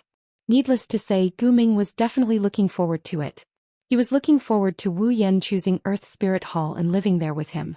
Other than Gu Ming, Wu Lukong and Flaming Cat Phosphor were also looking forward to it. This was not because Wu Lukong and Flaming Cat Phosphor were looking forward to Wu Yan living in Earth Spirit Hall. They were just thinking for their master. Gu Ming was lonely. And this loneliness, other than Gu Ming's love that was sealed in his heart and could not feel, Wu Lukong and Flaming Cat Phosphor were Gu Ming's two personal pets who understood it the best. Wu Lukong and Flaming Cat Phosphor could clearly feel that ever since they met Wu Yan. Gu Ming was very happy when he came to the Red Fiend Mansion and went through the process of the so-called battle. Indeed, these 2 days Gu Ming Diju was indeed very happy. On the first day at the Red Fiend Mansion, Gu Ming only kept changing his clothes in an attempt to win Wu Yan's favor. On the second day, because of the original sin of gluttony, he took care of Wu Yan for an entire day. It looked very tiring. However, Wu Lukong and Flaming Cat Phosphor understood. Gu Ming's Diju had actually been enjoying himself. In the past, he could only stay in Earth Spirit Hall. Compared to the days of reading books alone, Gu Ming was very happy even though these 2 days were very tiring. Gu Ming Diju was also looking forward to inviting Wu Yan to stay in Earth Spirit Hall. To accompany him. Spirit Crow Lukong and Flaming Cat Phosphor knew that their master had high expectations for them. Only then would he look at Wu Yan with the same expectant gaze. Compared to Gu Ming Diju, Ling Wu Lu Kong and Flaming Cat Phosphor, Remilia's expression was clearly nervous. Even Zui Ye's body had unknowingly tensed up. Just like Gu Ming Diju, Ling Wu Lu Kong and Flaming Cat Phosphor. Remilia and Pai Yi were also looking forward to it. He was looking forward to Wu Yan's rejection. Wu Yan lowered his head and muttered to himself under the gazes of the young ladies. When the young ladies began to grow anxious, he let out a few helpless chuckles. Hearing this laughter, Gu Ming felt his heart sink. She already knew what choice Wu Yan would make. Ju, I'm very sorry. As expected, just as Gu Ming Diju's heart sank, Wu Yan shook his head and said this. I can't go back to Earth Spirit Hall with you. Remilia and Zui Ye's eyes brightened. Spirit Crow Lu Kong and Flaming Catlin's faces also darkened. Gu Ming Diju felt as if a large piece of his heart had been dug out by something. It was empty and a trace of unwillingness appeared on his face. Why? These 3 simple words expressed all the emotions in Gu Ming Diju's heart at this moment. Wu Yan only looked at Gu Ming Diju as if he could see through him. He sighed. Actually, Ju, you already guessed that I wouldn't go back to Earth Spirit Hall with you, right? Remilia, Zui Yi, Spirit Crow Lu Kong and Flaming Catlin were all stunned. Intense ripples appeared in Gu Ming Diju's eyes and he fell silent. You are a rare monster with the ability to read minds. Although you can't read my thoughts, I believe that even the monster sage Yakumo Yukari can't compare to you in terms of understanding the human heart. Wu Yan's voice was powerful and resonated into everyone's ears. Therefore, Ju, even if you can't read my heart, I don't believe that you can't see who my heart is with. Hearing this, Remilia and the other young ladies more or less understood the situation. That's right. With Gu Ming Diju's understanding of the human heart, how could he not see that Wu Yan already had all sorts of unforgettable feelings for the girls in the Red Devil Hall? Therefore, even if this so-called battle was to take place, Gu Ming's Diju would definitely understand. No matter what, Wu Yan wouldn't choose to abandon the Red Devil Hall and go back to Earth Spirit Hall with him. Since that was the case, why did Gu Ming Diju come all the way to the Red Devil Hall and engage in a battle that he was bound to lose? Gu Ming Diju, who was silent, seemed to have sensed this question and replied with a bitter expression. Understanding is one thing, anticipating is another. Even if I understand this reality, I still want to try and see if I can make you choose Earth Spirit Hall. This time it was Remilia and the others' turn to be silent. Ju. At this time Wu Yan spoke. I remember you said that you did all this just to be friends with me, right? Gu Ming Diju nodded heavily. He nodded without a trace of confusion. He was very determined. Yes, I just want to be friends with you. I also want to be friends with you. Wu Yan met Gu Ming Diju's gaze and said with a smile. Although I can't go back to Earth Spirit Hall with you, I recognize you as my friend. Hearing this, Gu Ming Diju's face was first stunned before a joyful expression appeared. Really? Of course. Wu Yan replied without a trace of confusion. He was very determined. Even if I can't go back to Earth Spirit Hall with you, how can I not see the care you have taken for me these days? Then, Guming Diju asked with a bit of unease.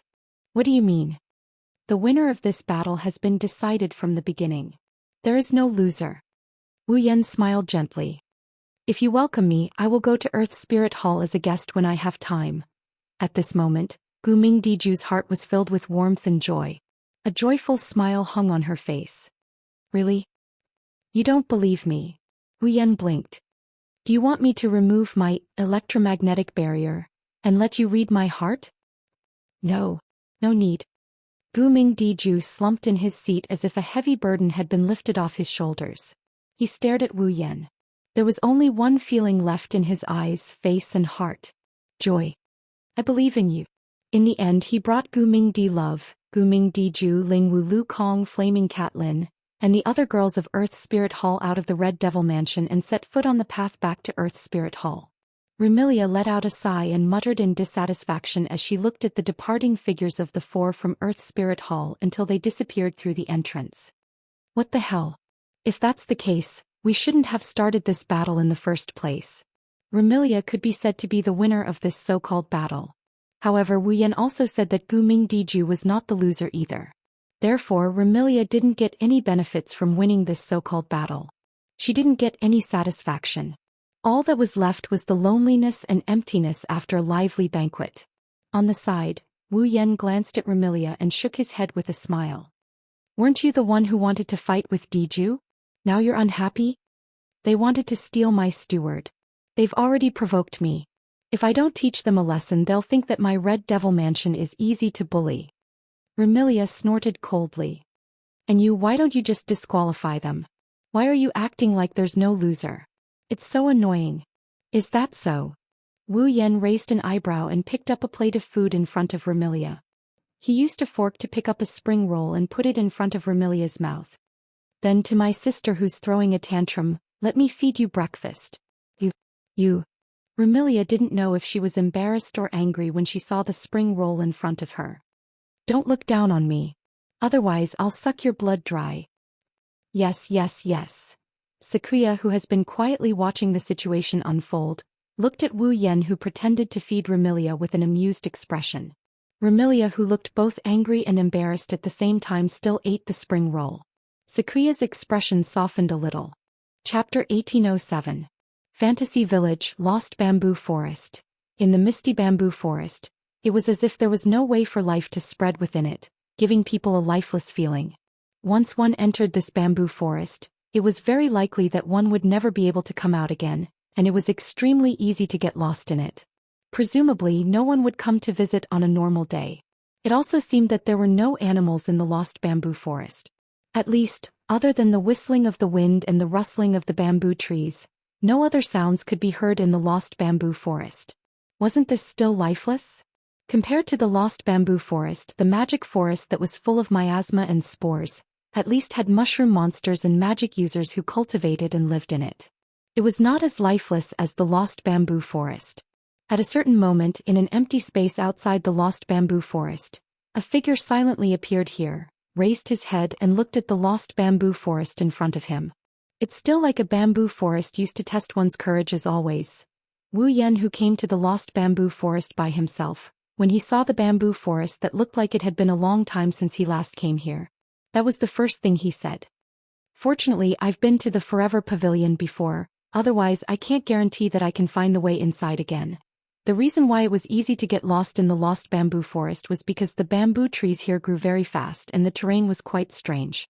The two complemented each other, causing the environment of the lost bamboo forest to change almost every day. Even people who had been there many times could not guarantee that they would not get lost.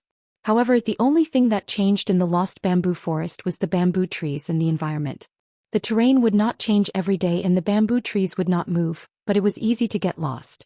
Therefore, even if the path in the lost bamboo forest was changed, the Forever Pavilion would always be in the same place. It would not run or jump. Wu Yan, who had been to the Forever Pavilion once, could use the coordinates in his memory to use spatial magic to teleport to the Forever Pavilion in one go. Let's hope that Yonglin will keep her promise. After saying that, strands of mana flowed out from Wu Yan's body as he activated spatial teleportation once more. His body then merged with space and disappeared. When it appeared again, The place Wu Yan came to was the same mountain path that he had taken with Patrice and Alice 7 days ago when they were searching for the Forever Pavilion. On the narrow mountain path surrounded by a bamboo fence, Wu Yan stood at the same place he had been 7 days ago and looked ahead. Wu Yan saw a strange house built in the style of an ancient Japanese house. It was built with bamboo, wood and thatch. There was not the slightest trace of history. Forever Pavilion. The destination was clearly right in front of him, but Wu Yan only glanced at the Forever Pavilion before turning his gaze to the front. That was the end of the mountain path. After that, even if they entered the Forever Pavilion. However, at this very moment at the end of the mountain path, a figure that seemed to have been standing there since the beginning occupied a corner. She was wearing a nurse's cap on her head and a cheongsam dress that was half purple and half red on her upper body. Her lower body was also the same color, but the colors on both sides were switched. The dress was embroidered with various patterns which looked very strange. Her long silver hair was tied into a braid hanging behind her back and the ends were scattered casually. There was a hairband tied around it, looking very casual. It also looked like she was carefully dressed up. Such a young girl occupied a corner at the end of the mountain path. Standing in front of him, Yonglin. After 7 days they met again. Yonglin was still the same as 7 days ago. She gave people a feeling of unfathomable, capable and dangerous with a hint of awe-inspiring feeling. However, this time Yonglin only stared at Wu Yan, who was standing in the middle of the mountain path. There was no hostility, malice or kindness in her eyes. There was only calmness. Wu Yan didn't speak either. He fearlessly looked at Yonglin's eyes that were so calm that it was frightening. He didn't say a word. For a moment neither of them said anything. Neither of them did anything. It was as if they were very arrogant. Or rather, they only had eyes for each other. They didn't speak for a long time, which made the scene quite strange. After a while Yonglin finally spoke. Looking at you, it seems like you've been living a good life recently. Living a good life? Wu Yan pursed his lips. That's all thanks to you. You're calmer than I thought. Yonglin said with surprise and admiration. I thought you would hate me. Should. Wu Yan raised his eyebrows and said with a half-smile. It turns out that our moon mind also has times when it uses words like should that are uncertain. I've told you that I'm not the moon brain anymore. I'm just a doctor now. Yonglin replied faintly and glanced at Wu Yan. 7 days have passed. The effect of the medicine you took has disappeared. According to our agreement, I'll not only let you enter Yonglin Pavilion, but I'll also do my best to help you with one thing. Wu Yan furrowed his brows. Aren't you worried that I'll find a way to detoxify the medicine you gave me after I go back? Aren't you worried that I won't suffer the root of the 7 deadly sins in these 7 days? Oh. Yonglin looked at Wu Yan with interest. Then will you do it? What do you mean? Wu Yan's frown deepened as he mocked her. Will you believe me if I say I won't? Yonglin nodded in the face of this question. I believe you. Wu Yan was stunned and didn't respond. The best way to judge a person's character is not to analyze, but to understand. Yonglin said slowly. When it comes to you, I admit that I know a little about you. Understand? A little? Why? Am I familiar with you? Yonglin shook her head as if she saw Wu Yan's confusion. Don't think so highly of me just because of the title, Moon Brain. I've told you that many things are not as complicated as you think. I just don't feel that you're a treacherous villain. Yonglin turned around. Come in with me. Seeing Yonglin leave behind a sentence and walk towards the Forever Pavilion without looking back, Wu Yan pondered for a while, lifted his feet and followed her resolutely. After passing through the long mountain path and entering the courtyard of the Forever Pavilion, Wu Yan realized that the interior of the Forever Pavilion was not as tranquil as it had been on the mountain path. In the simple and crude courtyard, plump rabbits were scattered like a flock of sheep, coming from all directions. Furthermore, the rabbits were squatting in the courtyard, staring curiously at Wu Yan with their red eyes. Yes, the eyes of these rabbits were filled with curiosity. This also proved that the rabbit in the Forever Pavilion was definitely not an ordinary rabbit. At the very least, it had not reached the condition to take on a human form. It was a monster that lived in the form of a rabbit, but its intelligence had already been activated. Under the watchful eyes of the rabbit-shaped monsters, Wu Yan followed behind Yonglin. They passed through the rabbit-shaped monsters and entered the corridor of the forever gazebo. Yonglin didn't stop. Instead she opened a door in the corridor and walked in. "Come in." Hearing Yonglin's voice, Wu Yan withdrew his gaze from those rabbit monsters and walked in. However, just as Wu Yan entered the door, a black shadow suddenly pounced on him and attacked him.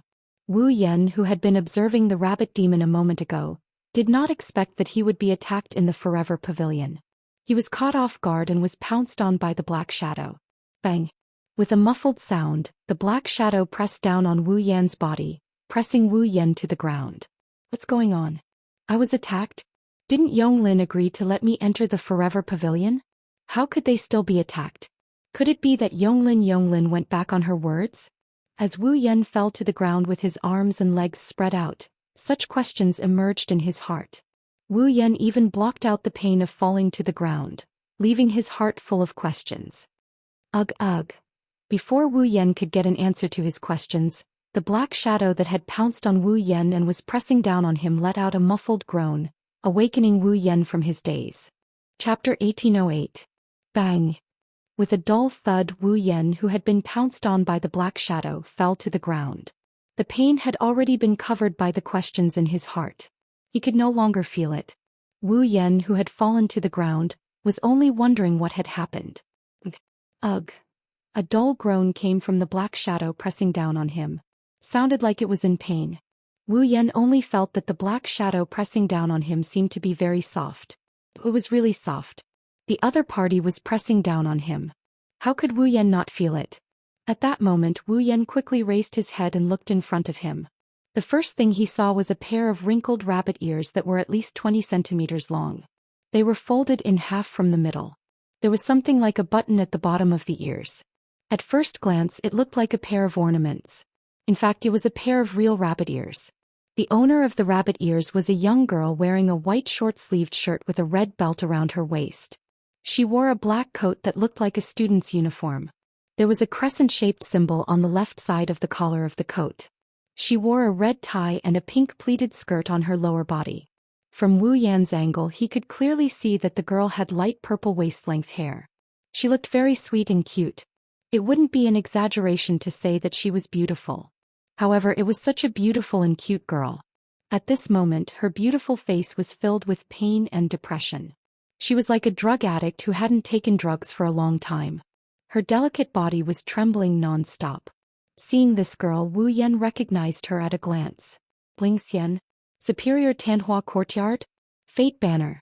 One of the members of the Forever Pavilion. She was originally a rabbit soldier of the Moon Defense Force. Later, because of the war, she escaped and was taken in by Yonglin. She was now the pet of the owner of the Forever Pavilion. She was a rabbit demon that wasn't weak. However, the situation of this rabbit demon seemed very strange. Not only that, because Xian was completely pressing down on him, Wu Yan could feel that Xian's body was very hot. It was very hot. Too hot to touch. Wu Yan felt like he was about to start sweating. What's going on? Oh. Xian groaned in response to Wu Yan's question. With a groan, Xian slowly propped herself up. Sitting on Wu Yan's body, her face was as red as fire and she slowly opened her eyes. When Wu Yan saw Xian's eyes, he felt dizzy for a moment. Some of the famous existences in Fantasy Village basically had some kind of strange ability. Xian's ability was to make people go crazy. She could make those who looked into her eyes go crazy. Therefore, Wu Yan felt a little dizzy when he saw Xian's eyes. However, it was only dizziness. Xian's strength was not enough to make him go crazy. However, after the dizziness, Wu Yan was shocked. This was because Fairy Ling's red eyes, which could make people go crazy, were filled with strands of water vapor that were constantly fluctuating. If Wu Yan was not wrong, what was fluctuating in Xian's eyes was some kind of desire and impulse. This desire and impulse was the same as the desire and impulse in Wu Yan's heart when he was affected by the sin of lust of the 7 deadly sins yesterday. That was the desire and impulse for the opposite sex. In other words, Xian longed for contact with the opposite sex. Oh. Facts proved that Wu Yan's guess was indeed correct. Xian seemed to have gone crazy. She stretched out her trembling hand and stroked Wu Yan's chest while looking for the buttons on his clothes. She did not hesitate to unbutton them. Give me. Wu Yan was completely dumbfounded. What was going on? Could it be that entering the Forever Pavilion allowed one to be pushed by Rabbit Bow Fairy for free? How was that possible? What are you doing? Wu Yan did not expect that he would be pushed by the rumored fantasy paradise. He hurriedly stopped Xian from unbuttoning his clothes. Wake up. Oh. Xian completely ignored Wu Yan. Her red eyes were filled with desire and passion. She kept reaching out to unbutton Wu Yan's clothes. Give me. Please give me. Frankly speaking, Xian was indeed beautiful and had a great figure. She might not be as good as Patrice, but she was definitely better than Alice. If it was any other place he wouldn't mind going at it with Xian. But now, if he were to do it with her here, trouble is bound to come one after another. What is going on? Wu Yan wanted to cry but had no tears. He hurriedly stopped Xian's hands and frantically searched for Yonglin. What made Wu Yan want to puke blood is that Yonglin is sitting in front of a small wooden table in the middle of the room. She's sipping her tea while observing the situation with interest. She didn't seem to have any intention of stopping Xian. One must know that Xian was not only the Forever Pavilion's owner's pet, but also Yonglin's disciple. Was it really okay to let his own disciple push someone else? Yatsuki Yonglin. Wu Yan yelled as he wrestled with Xian, who's in heat. What the hell is going on? What is going on? Yonglin said with a smile that did not seem like a smile. Nothing, she's just in heat. Even a ghost can see that. Wu Yan almost roared at him. I'm asking you, what is going on with this person? Xian? Yutanhua Court? Karma Banner. My disciple. Yonglin generously gave a concise introduction. At the same time she also explained Xian's situation very concisely. She took the same medicine as you in Yutanhua Court and it was a day later. Hearing this, Wu Yan understood everything. The root of the sin, the 7 deadly sins. Xian had taken the same medicine that could trigger the 7 deadly sins. A day later meant that the effects of the medicine in his body had passed today. Xian was suffering the last sin of the 7 deadly sins. After understanding this, Wu Yan really wanted to cry to death. This was karma and it had to be fast, right? Yesterday he had forced himself on Alice and today this submissive bunny had forced herself on him. Being forcefully pushed down by a rabbit? This was intolerable. After understanding Xian's situation, Wu Yan did not hold back. Buzz. The surrounding space fluctuated and Wu Yan, who was under Xian, disappeared. Xian, who was sitting on top of Wu Yan, was caught off guard and fell to the ground. Buzz. The surrounding space rippled again and chains glowing with purple light extended out of the spatial ripples, wrapping around Fairy Ling with crisp sounds of collisions. Ding. Then the purple chains tightened and bound Xian. Ugh, ugh. Xian let out a muffled groan as she twisted her body in unbearable pain. Give you my ass. Wu Yan, who appeared not far away, complained and looked at Yonglin unkindly. I say, what is going on? Are you angry? Yonglin did not answer his question and tilted her head suspiciously. Shouldn't you men be happy about this kind of thing that comes to your door? Unfortunately, I just can't bring myself to be happy right now. Wu Yan asked in a depressed manner. Why did you give your disciple that kind of medicine? Is it that hard to guess? Yonglin said as if it was a matter of course. Of course it is, to test the medicine. Test the medicine? Wu Yan flinched at her words. Didn't you use me to test the medicine? The human body is a very mysterious existence. Some people have high immunity, some people have low immunity. Some people can be cured by drinking a certain kind of medicine. Some people will poison themselves to death if they drink the medicine of others. Yonglin replied. A drug may have one effect on you, but it may have another effect on others. Is it strange to let different people drink the same drug for an experiment? Indeed, Yonglin was right. Just like a medicine that could cure a certain disease, it naturally had to be tested on different patients. Only when it was confirmed to be effective on every patient could it be used officially. Therefore Wu Yan had nothing to say. He could only mourn for Xian. Not only was she often bullied by others, even her own master used her to test medicine. He was really pitiful. Chapter 1809. In the typical Japanese-style room, Xian's muffled groans echoed in the air, indicating her inner struggle. Yonglin obviously used Ling Xian as a guinea pig for her concoctions. She only glanced at Ling Xian and ignored her. Wu Yan couldn't help but sigh at how shameless the people in Gensokyo are. Yonglin took a sip of tea and she didn't even look at Wu Yan. She continued without looking at him. You came to the Forever Pavilion to see the princess, right? Wu Yan took a deep breath and sat opposite Yonglin. Princess. That was how Yonglin addressed the owner of the Forever Pavilion. At least that was how she addressed her. Yonglin had the highest combat power in the entire fantasy village, and her intelligence was unrivaled except for Yonglin. However, the owner of the Forever Pavilion was not Yonglin in name. Yonglin was from the moon, and the princess that she spoke of was not just an honorific title but a real one. The owner of the Forever Pavilion was once a princess of the moon. Yonglin did not expect Wu Yan to answer her question. She spoke as if she was sure that Wu Yan was here to see the princess of the Forever Pavilion. That was what he said.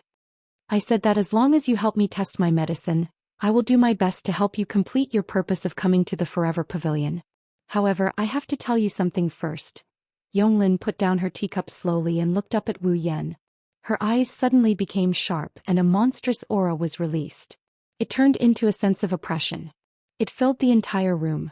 If you do anything harmful to the princess, I don't mind letting you try it. Life. What a painful process it will be. Along with this sentence, her aura was like a stormy sea that roared in every corner of the room. Creaking noises could be heard from the space, and the ground began to shake slightly. Ling Xian, who was struggling, held her breath. The desire and impulse in her eyes subsided at a speed visible to the naked eye. It was replaced by fear. Wu Yan felt his body become very heavy, as if an invisible mountain was pressing down on him, causing his shoulders to sink. If it was someone else, even if they were also at the peak of the 9th stage and were only one step away from the demigod level, they would have collapsed to the ground under Yonglin's aura. Yonglin wasn't an ordinary demigod expert. She was a truly powerful existence who had walked a considerable distance in the demigod realm and was constantly shortening the gap between her and the divine realm. At the demigod level, even a difference of one level could be described as heaven and earth. How could the aura of Yonglin, who was at level 95, be so easy to withstand? To put it bluntly, under Yonglin's aura, even those who had just advanced to the demigod level would break out in cold sweat, let alone a mere 9th stage. However, Wu Yan was also not an ordinary peak 9th stage powerhouse. He had many trump cards. It might be difficult for the current Wu Yan to challenge a demigod, but it was not an exaggeration to say that he was invincible except for the demigod level and the demigod level. In addition, Wu Yan also had Violet's Red Jade mode, which was his final trump card. He could transform into a powerhouse at the same level as Yonglin at any time and compete with her. Therefore, this aura that should have been impossible for a 9th stage powerhouse to withstand was forcibly withstood by Wu Yan. Raising his head, his wine-red eyes didn't show any fear towards Yuren's words. He also didn't show any anger towards Yuren's sudden outburst. Instead, he used an unusually calm expression to look at Yuren's sharp eyes.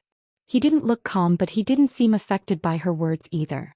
This surprised Yonglin a little and her mind started to think quickly. This person was not as simple as his appearance suggested. Moreover, Yonglin vaguely felt that if she attacked this man who didn't seem to be a threat to her, she would have to pay a certain price.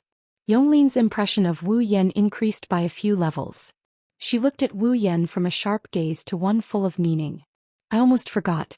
You have a close relationship with Yakumo Yukari. You can't be a simple person. Yonglin withdrew her aura bit by bit. She only stood up when all of her aura was withdrawn into her body. Remember what I just told you. Yonglin emphasized this point. She turned around and walked to the corridor. I'll take you to the princess. Wu Yan didn't say anything, but he secretly sighed in relief. He stood up and he ignored Ling Xian, who is struggling and whimpering behind him. He followed Yonglin out of the room. Walking along the corridor made of wooden planks, Wu Yan looked at Yonglin's back and fell into deep thought. Yonglin walked in front of him in a carefree manner. Yonglin said that as long as he helped her test the medicine, she would do her best to help Wu Yan achieve his goal of coming to the Forever Pavilion. However, even though there was such a promise in it, Yonglin Yagi gave him a show of strength when she mentioned the princess of the Forever Pavilion. Although the warning did not take effect, he could see a problem from this. If he really did harm to the owner of the Forever Pavilion, Yonglin would not mind breaking the promise. Powerful people were prideful. Yonglin was the same. Otherwise, during the Second War on the Moon, Yukari would not have used a trick to steal a bottle of wine from the moon to attack Yonglin. She used it to mock Yonglin and the people of the moon for their miscalculation. This caused Yonglin and Yukari to have a feud. Thus, according to the situation, since Yonglin had made a promise, even if it was for the sake of face, Yonglin shouldn't go back on her word. Unfortunately, this was the truth. What did this mean? It meant that Yonglin cared more about the owner of the Forever Pavilion than her reputation and integrity. According to Wu Yan's understanding in terms of strength, the owner of Yongyuan Pavilion is strong, but Yongyuan Yonglin is more than capable of crushing the owner. However, Yonglin treated such a person as if she was loyal to the owner of the Forever Pavilion. She took good care of her. Wu Yan felt that he really needs to think things through. He shouldn't be too impulsive. While Wu Yan was deep in thought, Yonglin stopped in front of a door. Unlike before, this time, Yonglin didn't directly open the door in front of her. Instead, she stretched out her hand and knocked a few times. "Princess, I'm coming in." After greeting her, Yonglin opened the door in front of her. Standing behind Yonglin, Wu Yan's eyes followed Yonglin's action of opening the door and looked into the room. The next moment, Wu Yan's expression became strange. Because what Wu Yan saw was not a Japanese-style room like the hall just now. No, it should be said that the style of the room was indeed Japanese style, and the floor was covered with tatami mats. It was a typical Japanese-style room. However, in such a Japanese-style room, there were all kinds of things that were extremely incompatible with the room. First of all, on the tatami mats there were comics with old and new covers. That's right. They were comics. In addition to the comics, there were also boxes with discs on the floor. Looking at the surface of the boxes, the discs in the boxes should be game discs. Secondly, there was a computer in the corner of the room. Yes, it was a computer. The design is a bit old, it's not the latest model, and it's a desktop model instead of a laptop. However, there's not a single trace of age on it. The screen is still lit up, and if he's not mistaken, it's a game interface. In the interface, a character was automatically killing monsters and leveling up little by little. It was a proper AFK. How could such a scene not be out of place in this ancient Japanese-style tatami room? However, the scene in the middle of the room was the most incompatible. There was a kotatsu there. What attracted Wu Yan's attention was a girl lying on one side of the kotatsu. Only her head and hands were exposed. Chapter 1810. She was an extremely beautiful young girl. She was wearing a pink top with a white shirt underneath. There was a big white bow tie tied up with a ribbon on her chest. The buttons on the shirt were a row of small white bow ties. The sleeves were very long and could easily cover the young girl's hands inside. On the two long sleeves, there was some kind of orange-yellow pattern. The left sleeve was embroidered with the moon and clouds, while the right sleeve was embroidered with the moon and mountains. The young girl's lower body was wearing a dark red skirt. The skirt was embroidered with the moon, cherry blossoms, bamboo, red leaves, plum blossoms, and other golden patterns. Inside the skirt there seemed to be a white inner skirt. From the outside one could see a little bit of the white inner skirt peeking out from the edge of the dark red skirt. Moreover, the inner skirt seemed to be decorated with translucent parts, making the whole skirt very long.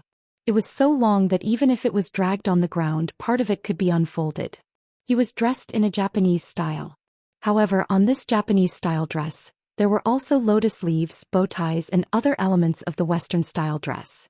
In addition to the dress, the young girl also had long straight black hair that was over her waist. It was extremely soft and even flashed with arcs of light. There was a hairpin on the side of the long straight bangs. The bangs were so long that it could cover her eyebrows. To sum it up, this whole body could be said to have the image of Yamato Nadeshiko. At first glance, she looked like a very noble young girl. It was believed that anyone who saw such an extremely beautiful and noble young girl would definitely feel that Hachia Yonglin's name was the best word to describe this young girl. Princess. This was indeed a beautiful Princess Royal Highness. However, looking at this beautiful Princess Royal Highness, the corner of Wu Yan's mouth was twitching.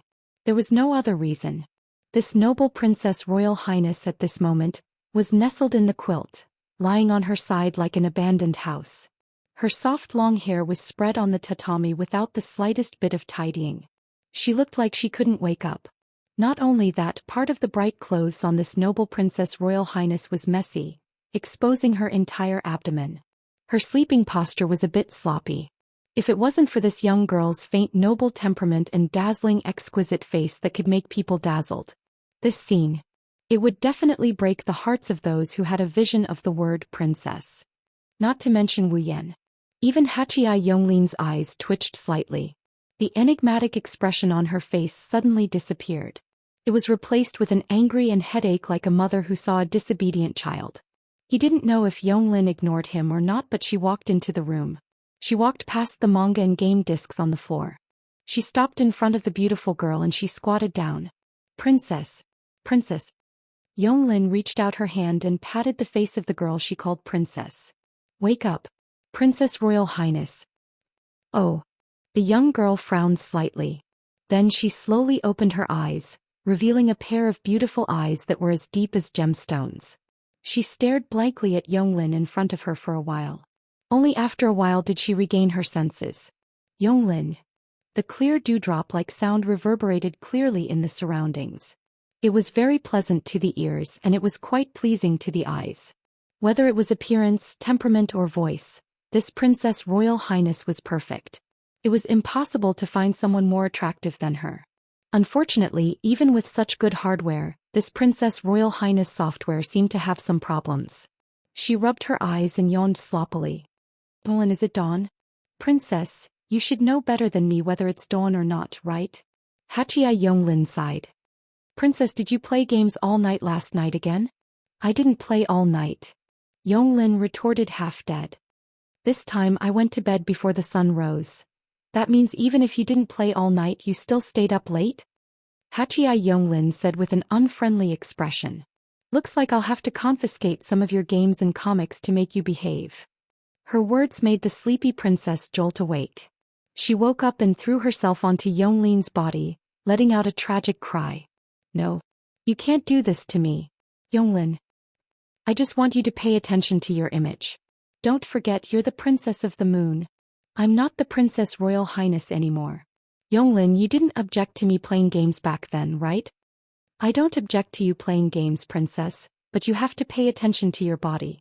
I didn't agree to you playing games all night." "What does it matter? I'm not only an immortal from the moon, but I've also swallowed Penglai's medicine.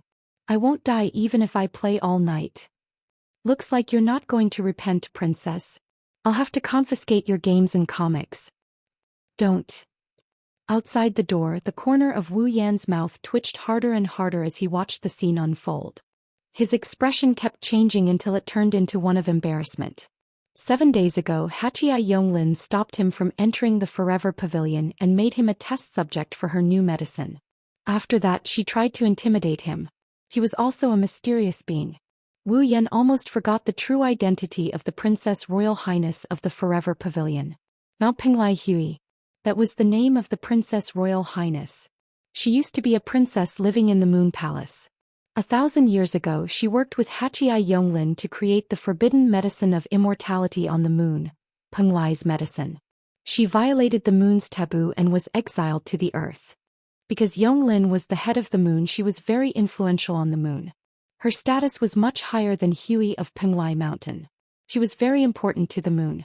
Therefore Yonglin was not judged by the moon. Only Hui of Penglai Mountain was punished and exiled to the ground. Therefore Hachia Yonglin had always felt guilty toward Mount Penglai Hui. On the other hand, Mount Penglai Hui, who was exiled to the earth, was grateful and attached to the humans who had taken care of her. Because of her identity as a princess on the moon, she had been deeply involved in intrigue and yearned for life on the earth.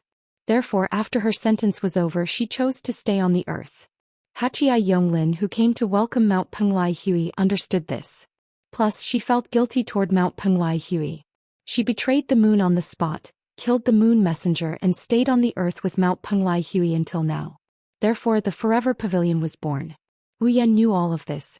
However, Wu Yan had forgotten that Mount Penglai Hui had another identity in addition to her identity as a princess of the moon. Princess Neat. She had lived in the Forever Pavilion for thousands of years. In these thousands of years she had almost never left the Forever Pavilion.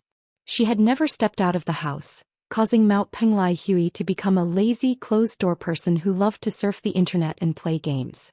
She liked to hide in the heater and sleep in bed. This was all that Mount Penglai Hui had now. Due to her guilt toward Mount Penglai Hui and having lived together for thousands of years, Hachia Yonglin's feelings for Mount Penglai Hui were no longer as simple as guilt.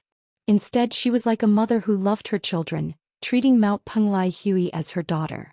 Wasn't this scene in front of her a mother who had a headache for her daughter who didn't want to make progress and played games all day? Unfortunately, this daughter of his was more difficult to educate than he had imagined. No matter what, princess, you should tidy up your image first.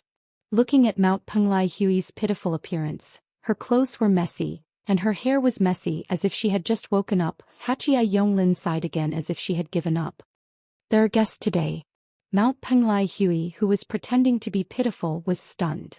Guests? Only now did Mount Penglai Hui notice Wu Yan standing at the door with an embarrassed expression. That pitiful appearance suddenly froze on her face. Heh. Hee. Looking at Mount Penglai Hui's stiff expression, Wu Yan laughed dryly a few times. Hello? Mount Penglai's Hui finally reacted, sizing up his own sloppy appearance. Wah! The sorrowful cry of the squatting princess resounded through the sky. Chapter 1811. As a princess, Mount Penglai Hui could be said to be very spoiled. It wasn't until she lived on the ground for a period of time that she gradually became able to get along with others as equals. Although she had lived in the Forever Pavilion for thousands of years and never left the house, becoming a complete otaku, whether it was as a princess or as a woman, Mount Penglai Hui couldn't reveal her undignified side in front of people who weren't close to her. Not to mention, this person was a strange man who she had never seen before. Unsurprisingly, Mount Penglai Hui's delicate and beautiful face turned black, white, green, and purple after realizing that there was a strange man at the scene. It was very wonderful. In the end, it even turned into a face full of red. Wah! In the midst of the sorrowful cry, Mount Penglai Hui jumped out of the quilt like jumping in the night.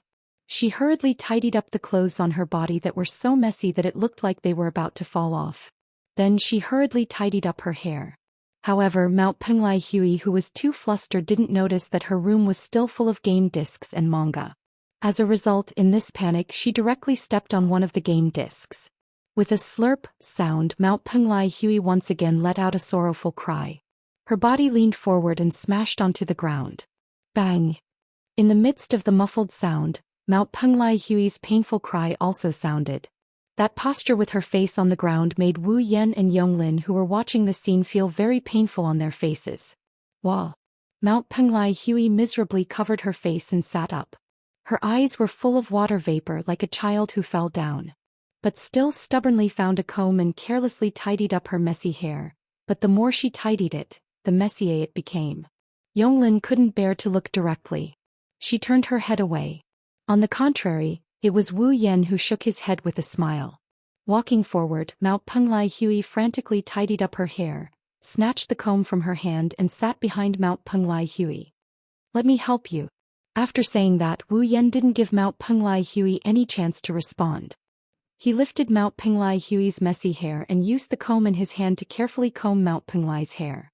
Mount Penglai Hui stared blankly. She didn't react for a long time.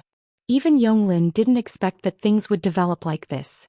She looked at Wu Yan, who was combing Mount Penglai's hair, with surprise. In an instant, all the noises in the noisy room disappeared, leaving only silence. Under Wu Yan's skillful movements, Mount Penglai Hui's messy hair gradually recovered its smoothness. Some of the hair that was sticking up were smoothed out, making Mount Penglai Hui's originally bright and beautiful jet black hair even brighter and more moving. Penglai Mountain's Hui finally calmed down, feeling the strange man's hand constantly stroking his long hair. Her expression was slightly unnatural. Mount Penglai Hui, who had once committed a taboo and was exiled to the ground, actually didn't come to the ground naturally, but turned into a baby. She came to the heart of a bamboo tree. Coincidentally, when a bamboo cutter was cutting bamboo, he found Mount Penglai Hui in the heart of the bamboo and raised her. In a short 3 months, Mount Penglai Hui grew up. Her beauty shocked everyone in that era, and also attracted the proposal of 5 noble children. These suitors were all rich existences at that time, but these suitors were all defeated. Even the emperor at that time wanted to use his power to marry Mount Penglai Hui, but he was also rejected. He couldn't get close to her. This was the story in the famous Bamboo Monogatari. Mount Penglai Hui was the world's most beautiful bamboo monogatari in Bamboo Monogatari. What happened later? Presumably, those who knew about it knew that Mount Penglai Hui had ushered in the end of her sentence. Together with Yonglin, she killed the moon emissary and lived in the Forever Pavilion. In other words, there had never been a member of the opposite sex who could get close to Mount Penglai Hui. Until now, Mount Penglai Hui hadn't let a member of the opposite sex touch her hand. Now, a strange man who she just met and didn't even know his name made an extremely intimate action like combing her hair. How could Mount Penglai Hui, who hadn't had intimate contact with the opposite sex for many years, be natural? From this point of view, Wu Yan was indeed very lucky. He did something that the royal family of the world couldn't do 1,000 years ago. Of course, compared to being unnatural, Mount Penglai Hui was more curious and puzzled. You are. Didn't Yonglin already say it? Wu Yan didn't even look at Mount Penglai Hui, and continued to comb Mount Penglai Hui's long black and soft hair. I'm just a guest. Hearing this, Mount Penglai Hui's heart was slightly surprised and a trace of unwillingness emerged.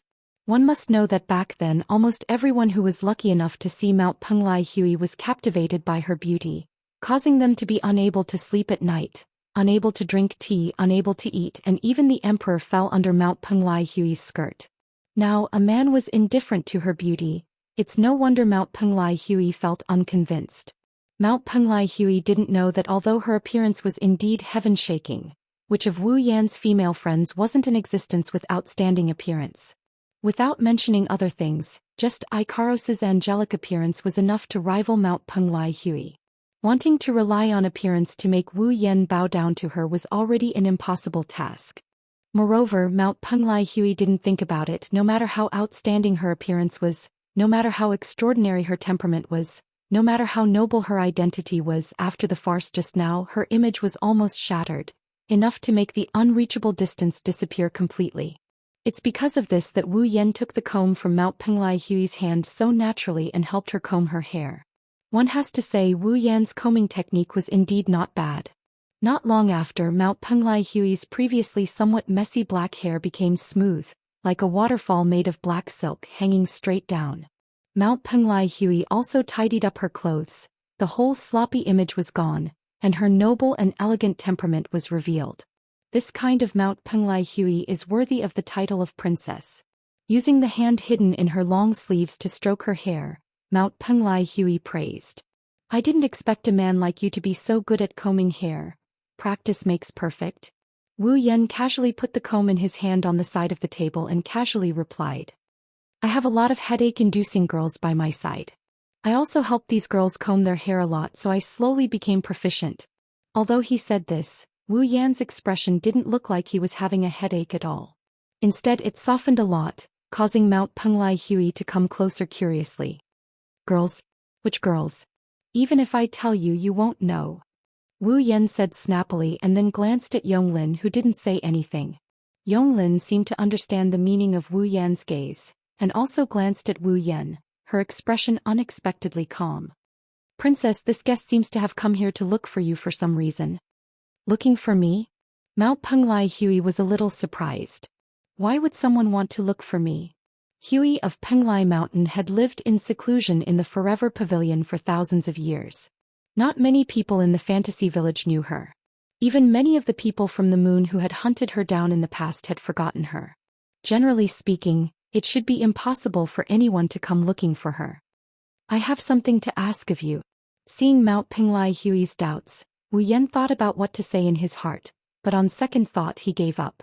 Don't look at Mount Penglai Hui's current appearance. In the past, Mount Penglai Hui was the princess of the moon and had experienced a lot of intrigue. If he hid it, it would easily arouse the suspicion of Mount Penglai Hui.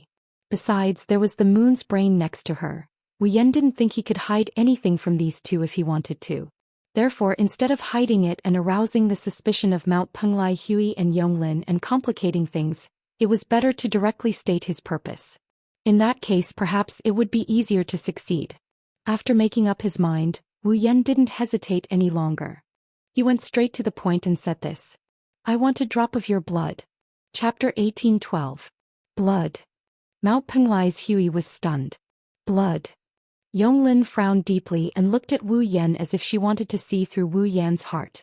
I know you're a vampire and not an ordinary one at that. But you didn't take the princess's blood to satisfy your stomach, did you? Hearing this, Wu Yan secretly praised Yonglin. From the beginning to the end, Wu Yan never said that he was a vampire, nor did he reveal that he was the true ancestor of vampires. Only the people from the Red Devil Mansion knew that he was the true ancestor of vampires. Yonglin, on the other hand, had only seen him twice. She didn't even touch his body, but she already knew his identity. Should I say, as expected of the former brain of the moon? The reason I want to get a drop of Princess Kagaya's blood is simple. Wu Yan spilled out his reason while thinking about it. Princess Hui's blood can make me stronger. Stronger. This time it was Mount Penglai's turn to frown. Indeed, vampires live on blood. The princess's blood not only contains the life essence of the moon people, but also the essence of the immortal Penglai medicine. The blood contains a lot of power. Yonglin stared at Wu Yan and sneered. However, weak vampires can't get power from the princess's blood at all. They might even explode. Powerful vampires don't need the princess's blood to increase their power, right? Vampires are also one of the immortal existences.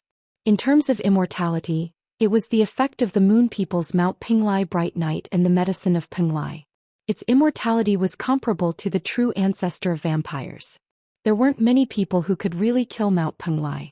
However, wanting to use Mount Penglai's blood to increase their power for vampires, it was a little redundant. As Yonglin said, weak vampires couldn't get power from Kagaya Penglai's blood. They might even explode because the power in the blood was too strong.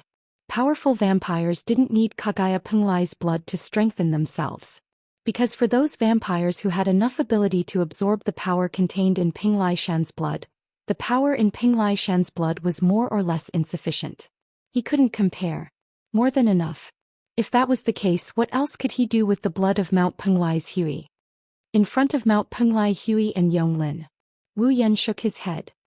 No, I want Princess Hui's blood, not because Princess Hui is from the moon, nor because Princess Hui's blood contains the essence of Penglai medicine, but because of Princess Hui's ability. Wu Yan looked at Kagaya of Penglai Mountain and Yonglin of Hachiai Mountain as he enunciated his words.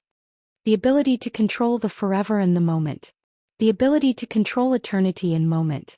This was the ability of Mount Penglai Hui. Eternity was a world without history, a world where the eternal calamity would not descend in the future. In that kind of world, any change was rejected. Even if there were signs of life moving inside, it was the same as time standing still. Nothing would change. For example, in the world of eternity, no matter what was destroyed, that kind of thing was not indestructible. Even if it was destroyed, it would return to its original state. It was the same for killing people. In the world of eternity, no matter how many people were killed, these dead people would come back to life again. Perhaps they couldn't be killed directly. This was the so-called eternity. In the past, the Eternity Pavilion was isolated from the world because Mount Penglai Hui used this ability, as if it had never existed. Stay in a world where there was only eternity, stay in a world where everything had stopped. That was why it was called the Eternity Pavilion. Later, Mount Penglai Hui unlocked the Eternity ability and let the Eternity Pavilion leave its stopped state. Otherwise, the Eternity Pavilion would always be hidden in the lost bamboo forest and would never appear in human history. A moment was an instant, a flash of time. Mount Penglai Hui could gather the moment that outsiders could not perceive and use it. Using this moment, he could create multiple different histories. For example, a match could only burn for a short moment, but Mount Penglai Hui could use his ability to collect this moment and fix it. In this way, the flame that could only burn for a moment could continue to burn. Whether it was forever or a moment, it was the ability to control time. That was a very powerful ability for ordinary humans, monsters, and even deities. However, unlike Shui Ye's ability to control time, Mount Penglai Hui could only control eternity and moment. He could make time change between eternity and moment. He could turn a long period of time into an instant and also turn an instant into eternity. Therefore, Mount Penglai Hui's blood must contain the eternal power that Wu Yan needed. Therefore, Wu Yan wanted to obtain Mount Penglai Hui's blood. The blood that carries the power of eternity and moment can make me stronger. Wu Yan's tone was full of sincerity. Therefore, I want to obtain a drop of Princess Hui's blood to strengthen myself. Hearing this, Mount Penglai Hui and Bai Yonglin sized up Wu Yan and then looked at each other. Oh! Mount Penglai Hui dragged her long skirt and circled around Wu Yan. As she circled, she observed everything about Wu Yan. It seems like he's not lying, but we can't believe it so easily. In front of Wu Yan, Bai Yonglin said such a sentence without holding back.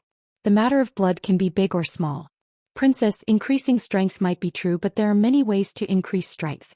Yonglin's meaningful words were very accurate. Disregarding other things, many evil curses have such methods to increase strength.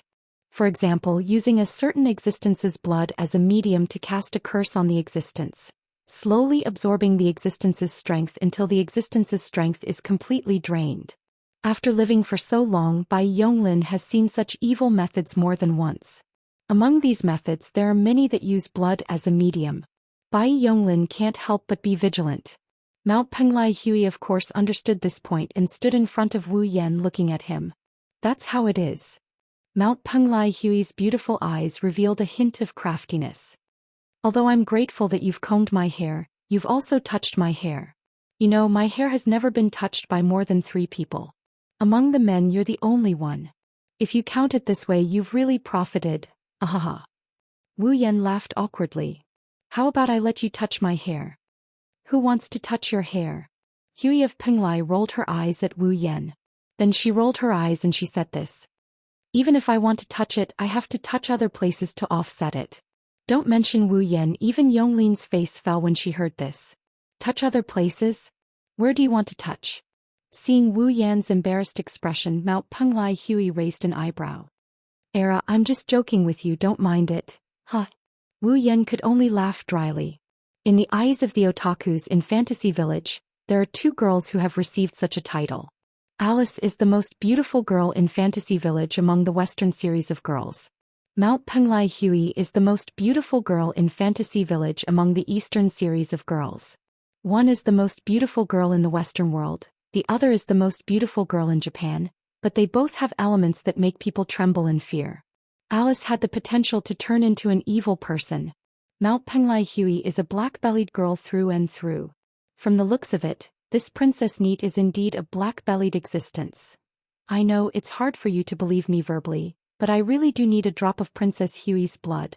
Wu Yan said seriously. Both of you are smart people, there's no need to beat around the bush. Just tell me, how can I make you believe me? This. Mount Penglai Hui and Bai Yonglin looked at each other in the face of Wu Yan's direct showdown. Believe. To Mount Penglai Hui and Bai Yonglin, who have lived for such a long time and experienced many twists and turns in their lives, trust is not easy to achieve. Wu Yan's showdown only received silence from the 2. You should be the one to solve this problem. Bai Yonglin said after a moment of silence. How can you make us believe you? Chapter 1813. How can I trust her? This problem was indeed a very troublesome one. Wu Yan could only rub his forehead and pretend to have a headache. But didn't you promise me that you will do your best to help me achieve my goal? Do you really not understand what I mean, or are you just pretending? Yonglin's expression didn't change. If it's something else, since I promised you, I will do my best to help you achieve it. But if it's related to the princess safety, then it's a different story. Yonglin said so. Yonglin didn't know if Yonglin's words were out of love or loyalty. Penglai Mountain's Hui was also used to it. He even reminded Yonglin with bad intentions. Seems like you did something interesting with Yonglin, like making a bet or something. But do you want to consider changing your condition? Bet. If it's just a bet, then it's fine if Yonglin doesn't keep her word. Wu Yan wouldn't think much of it. The point is, he and Yonglin aren't making a bet, it's a fair and square transaction. One should know that Wu Yan spent 7 whole days to experience all 7 deadly sins. Because of this, the entire Red Devil Mansion was in a state of chaos for 7 days. He even dragged Earth Spirit Hall into this mess.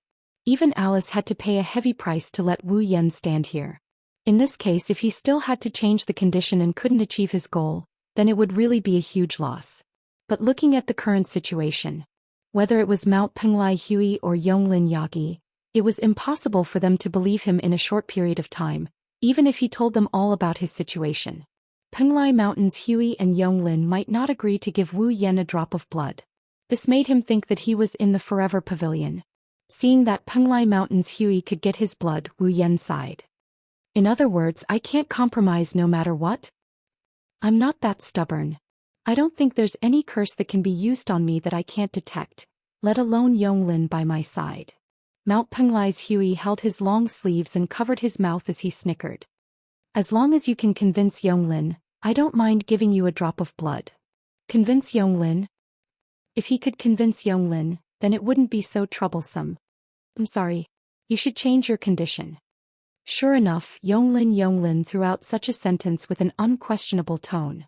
Although I don't think you can hurt the princess with a drop of blood, I won't joke about the princess's safety.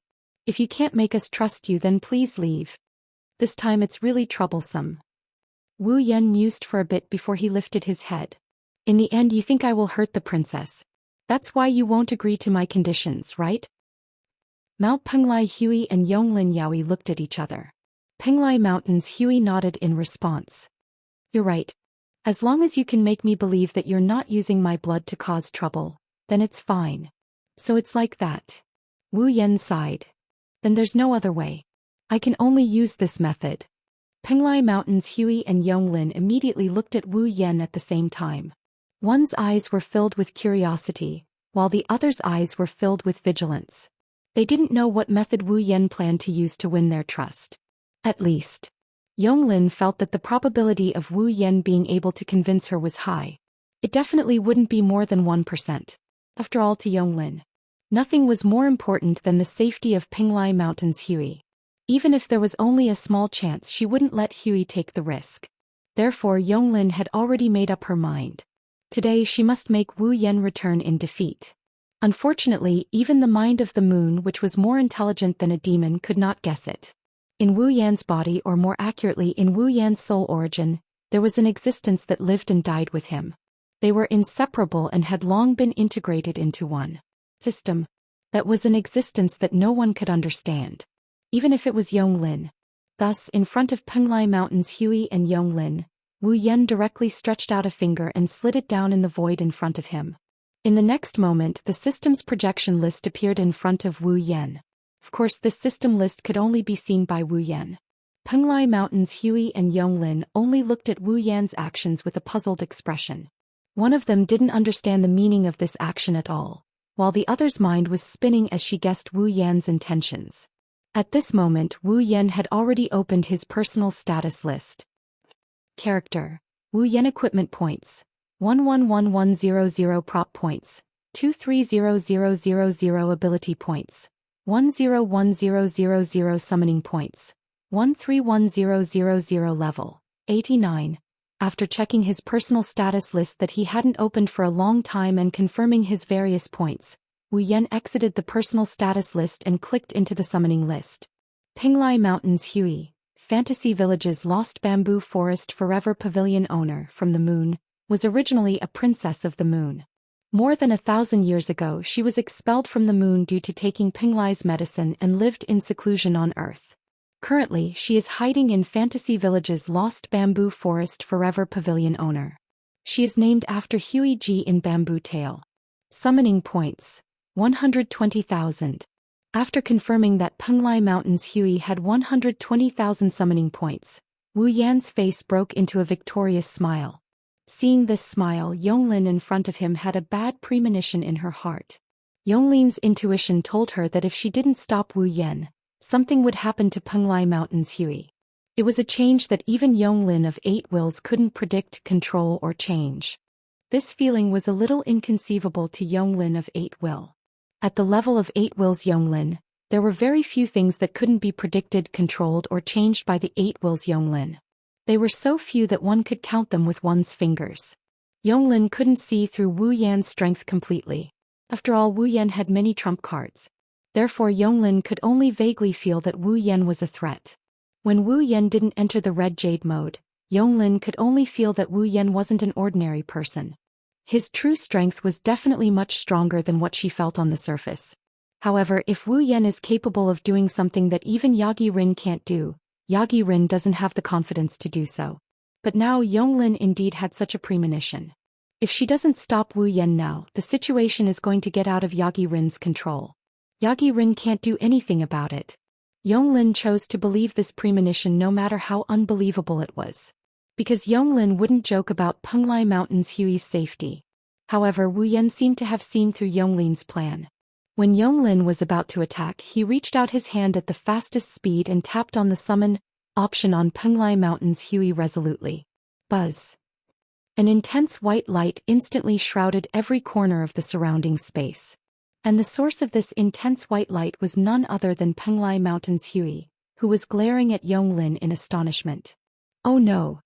Yonglin's heart trembled, and the murderous intent in her eyes erupted without restraint.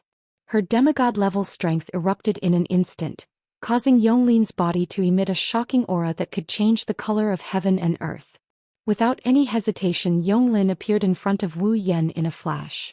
Her expression was as cold as a glacier. She raised her hand and a violent airflow swirled in her palm, transforming into a deadly attack. Then Yonglin pressed her palm that was swirling with the violent airflow softly toward Wu Yan's head. It looked like a soft palm, but Wu Yan believed that if he let it land on his head, his brain would be smashed into pieces like a watermelon. It was just that this palm of Yonglin's was destined to not obtain a good result. During the period when the user and the summoner's life were fused, how could the system allow an outsider to interfere? Only Wu Yan and his summoners knew that during the process of Wu Yan's summoner's life being fused, the system would protect him and his summoner until the end of the fusion. In other words, during the process of the fusion, the system would automatically protect them. Therefore, in the next second, a circle of faint light appeared around Wu Yan. Chapter 1814. It's as if the lines of his chakra were clearly drawn out, the rest of his body became transparent. A circle of light flashed around him and covered his entire body in an instant. At the same time, Yonglin's determined attack arrived. The palm strike that contained enough power to shatter the earth struck at Wu Yan's head. Just like that, in the next moment, something that Yonglin didn't expect happened. Whoosh! The violent palm strike landed on Wu Yan's head. However, Yonglin felt as though she had hit air. Her palm passed through Wu Yan's body along with Yonglin's body.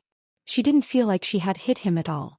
All she felt was the whistling sound of the powerful strike in the air. What?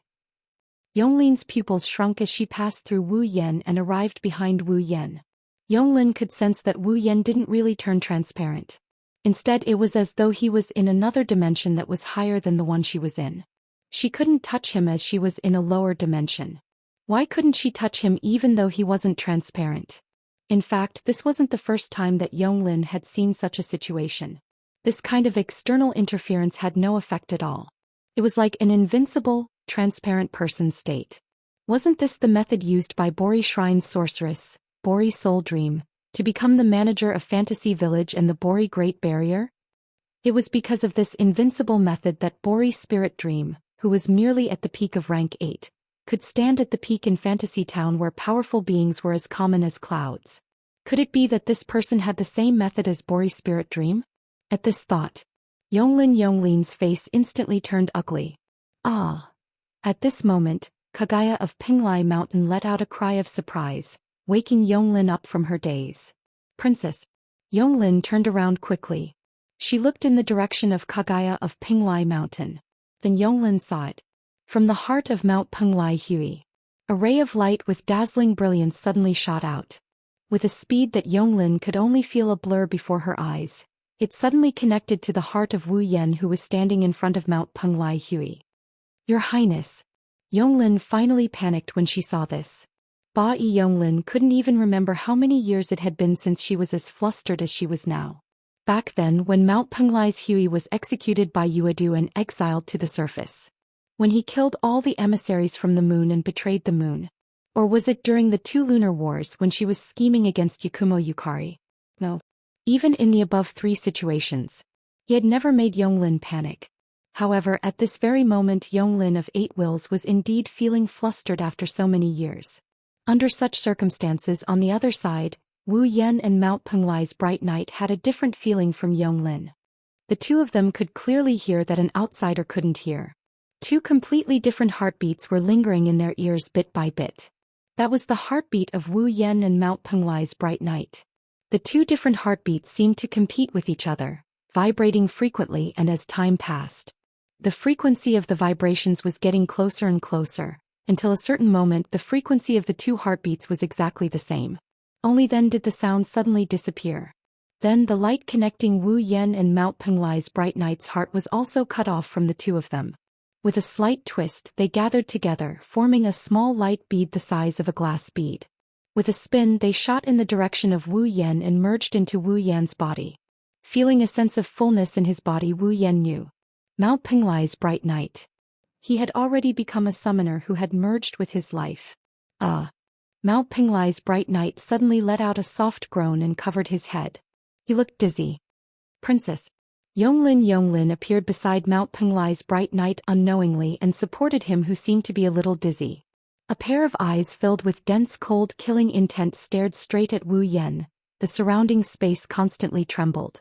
As if she was suppressing the rage and killing intent in her heart, Yonglin's voice that was cold enough to freeze people entered Wu Yan's ears. What did you do to the princess? Hearing Yonglin's forceful voice that was filled with anger and killing intent, Wu Yan believed that if he didn't give Yonglin a suitable explanation from now on, Yonglin would have an irreconcilable hatred with him. Wu Yan also knew that no matter what explanation he gave, Yonglin wouldn't choose to listen to it. He only looked at Mount Penglai's bright knight and said, "Don't worry, Princess Bright Knight is just receiving some memories and knowledge. The system will inject all the memories and knowledge related to the system into the user's summoned character's mind. Therefore, Mount Penglai's bright knight should be receiving all the memories and knowledge related to the system. Because he received the memories and knowledge that didn't belong to him, he would feel a little dizzy and would recover quickly." As expected, not long after, Mount Penglai's bright knight recovered and no longer covered his head. However, when he looked at Wu Yan, there was a trace of disbelief and shock. "Princess?" Yonglin hurriedly asked. "Are you all right?" Unfortunately, Mount Penglai's bright knight didn't pay any attention to Yonglin. It was as if he didn't dare to believe the memories and knowledge he received. He hesitated for a moment and asked with an uncertain tone. Is this all real?" "Whether it's real or not, it's hard for me to prove it to you." Wu Yan spread his hands. "However, you should be clearer than anyone about your own situation, right?" Mount Penglai's bright knight was also a strong person who was at least level 80. At this level, Mount Penglai's bright knight couldn't have not noticed that his life was no longer in his body but in the body of the man in front of him who he had just met for less than half an hour. His life was fused with the man in front of him and there was no way to separate them anymore. In other words, Mount Penglai's bright knight's life was no longer under her control. Mount Penglai Huiyi knew that even if someone had the means to kill him, he wouldn't die no matter what. Even if he died, he would be resurrected in another form. However, if the man in front of him died, then even if he was fine, he would die with him. In addition to the memories of the system, summoned character, and the dungeon world, Mount Penglai's bright knight fell silent. "Princess?" Yonglin called out, but her gaze fell on Wu Yan. She slowly raised her aura. "Yonglin, stop." Before Yonglin could do anything, Mount Penglai's bright knight laughed bitterly. "You can't kill him. Otherwise, I won't be able to live either. If we kill him, the princess won't be able to live?" Yonglin's face darkened once more as she understood what was going on. What kind of life-sharing contract was that? "It's not as simple as you think, Yonglin." For a moment, Mount Penglai Hui didn't know how to explain it to Yonglin. He could only sullenly look at Wu Yan. "You really made a fool out of me. I don't want to do that." Wu Yan quickly shook his head. "If it weren't for the fact that you guys are so difficult to deal with, I definitely wouldn't have used such a method." "What do you mean?" Mount Penglai Hui's expression became displeased. "Are you saying that I'm not qualified to be your summoner?" Wu Yan laughed bitterly. "I didn't say that, summoner." Yonglin frowned deeply. She stared at Wu Yan as if she wanted to see through him. In addition, Mount Penglai's bright knight seemed to be unhappy and reproachful.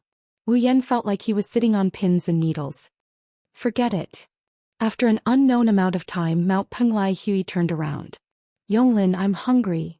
Yonglin didn't say anything. She just silently led Mount Penglai out of the room.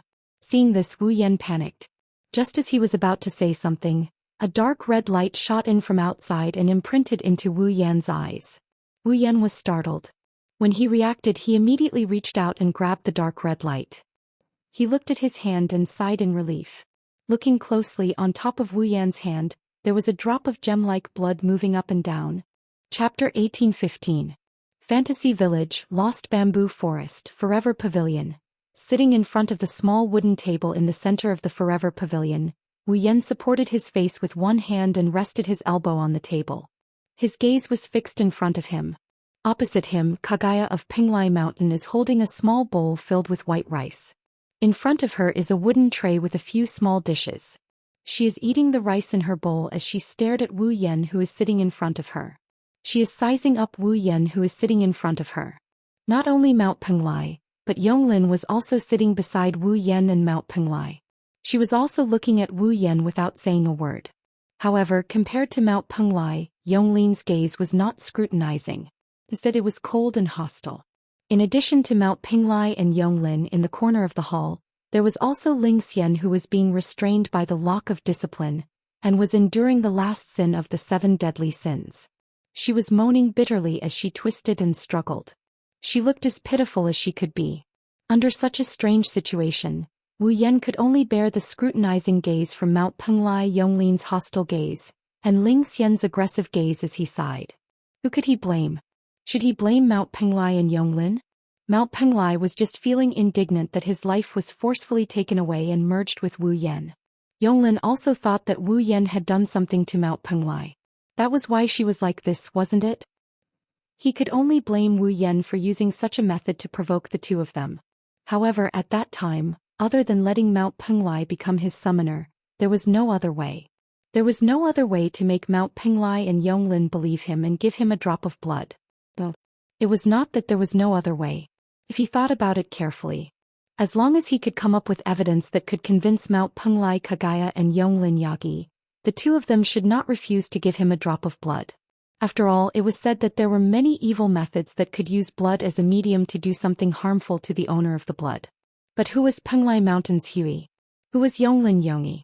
Of these two girls, one was the Princess of the Moon, the other was the Head of the Moon, and the other was a powerhouse of the 9th step. The other was a demigod powerhouse who had lived for countless years. What kind of evil methods could be used on them without them noticing? Mount Pinglai Kagaya herself said that she didn't care as long as Wu Yan could persuade Yonglin Yagi. Yonglin Yagi just wouldn't take Mount Pinglai Kagaya's safety as a joke. Yonglin Yagi didn't think that there was any way to hide from her and hurt Mount Pinglai Kagaya. If it took some effort, in the end he would be able to achieve his goal. However, Wu Yan did not want to waste any more time since he had already swallowed the medicine of Yonglin of 8 senses. Hence, he might as well use the most effective method. He would turn Mount Pinglai Kagaya into his summoner. Under the situation of life sharing, Mount Pinglai Kagaya had no choice but to believe that Wu Yan wouldn't harm her. Although this life sharing was only one-sided. Originally, Wu Yan wasn't very confident about turning Mount Pinglai Kagaya into his summoner. The system had once said that when Wu Yan was in a dungeon world, the characters in that dungeon world couldn't become Wu Yan's summoner. Unless the summoner knew about the system before becoming a summoner and voluntarily agreed to become Wu Yan's summoner. Just like in the date battle world. Yi Jiao, Xian, Meijio, and Origami had voluntarily become Wu Yan's summoners because they knew about the system from Wu Yan in advance. That was why Wu Yan could make them his summoners in that dungeon world. In this dungeon world, Wu Yan had exploited a loophole to make Mount Pinglai Kagaya his summoner. When he was in a dungeon world, he couldn't make the characters in that dungeon world his summoner. Then, if this character also existed in other dungeon worlds, what should he do? Mount Pinglai Kagaya was the Mount Pinglai Kagaya in the fantasy village, but wasn't she also the Kagaya in Bamboo Tale? On the system's summoning list, the introduction of Mount Pinglai Kagaya also said that Mount Pinglai Kagaya was the eternal pavilion master of the lost bamboo forest in the fantasy village, but it was also derived from the Kagaya in Bamboo Tale. Although the Kagaya in the real Bamboo Tale was definitely not the Kagaya of Mount Pinglai, in this world the Kagaya of Mount Pinglai was the Kagaya of Bamboo Tale. In this way, when he summoned Mount Pinglai Kagaya, it could be said that he was summoning Mount Pinglai Kagaya in Bamboo Tale. It couldn't be considered as summoning a character in the current dungeon world, right? Of course, this statement was a little forced. Because under this setting, Bamboo Tale could be said to be a story that happened in this dungeon world. The two dungeons were considered one and couldn't be separated. However, Bamboo Tale was indeed a dungeon world, and there was indeed a character called Kagaya. And here Kagaya was Mount Penglai Kagaya. With the contradiction between the two, it couldn't be better to use the word loophole to describe this situation. It was precisely because there was such a loophole that the system recognized Wu Yan's summoning, allowing Wu Yan to successfully make Mount Penglai Kagaya his summoner in front of her. This was an exception. Unfortunately, in this way Wu Yan's goal was achieved, but it seemed to have caused a lot of trouble. At least from the looks of it, Yonglin completely regarded him as an enemy. However, Wu Yan underestimated Yonglin. After a while, Yonglin seemed to have figured out something. Her gaze towards Wu Yan was no longer filled with hostility. Instead, it returned to its previous calmness. I don't know what kind of method you used to forcibly establish a life-sharing contract with the princess, Yonglin suddenly said. But I don't think you can tie the princess to you like this, right? Yonglin's meaning was very simple.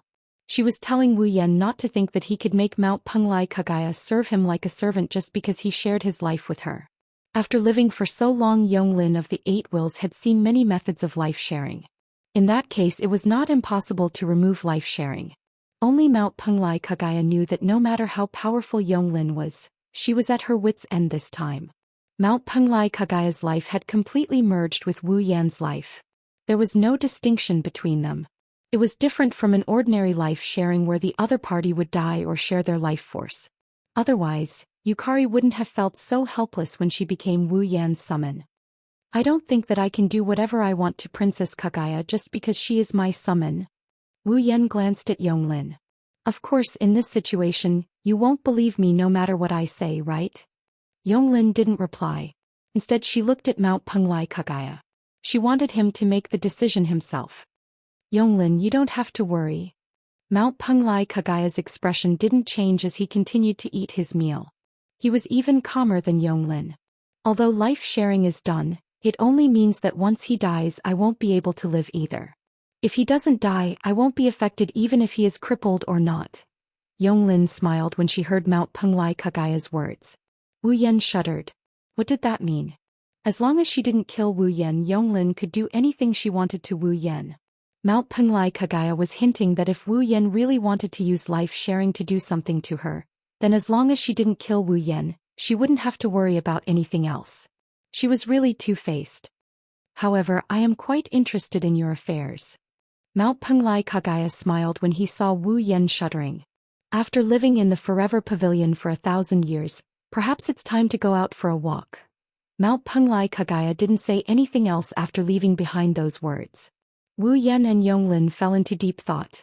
Silence slowly returned to the scene. Chapter 1816. Fantasy Village, Lost Bamboo Forest. Standing outside the Lost Bamboo Forest, Wu Yan turned his head and looked at the misty green bamboo forest. He sighed faintly. Although he had no choice but to let Mount Penglai become his summoner and obtain a drop of her blood to convince her that he would not harm her, no matter what, Mount Penglai had already become Wu Yan's summoner. As the fusion of life, it could be said that they were inseparable. Wu Yan planned to let Mount Penglai follow him. At least she would follow him back to the Spalier world after he left the fantasy village. However, when Wu Yan told Mount Penglai his decision, she gave Wu Yan an unfathomable smile and went back to her room without saying a word to continue playing the game. Wu Yan did not understand what Mount Penglai meant. When he was about to chase after her, he was stopped by Yonglin with a cold expression. She ordered him to leave with an unquestionable attitude. Wu Yan was not surprised by Yonglin's attitude. After all, when he asked Mount Penglai to follow him, Wu Yan did not hide it and directly said it in front of Yonglin. With how much Yonglin doted on Mount Penglai, it would be strange if she was nice to Wu Yan. Wu Yan even started suspecting if Yonglin is one of those idiotic moms who would guard against foreign stinky men getting close to her own daughter. No matter what, he did not know how Mount Penglai would develop. He could only take one step at a time. Fortunately, he got the essence blood with eternal power. This trip to the Forever Pavilion and 7 days of suffering were not in vain.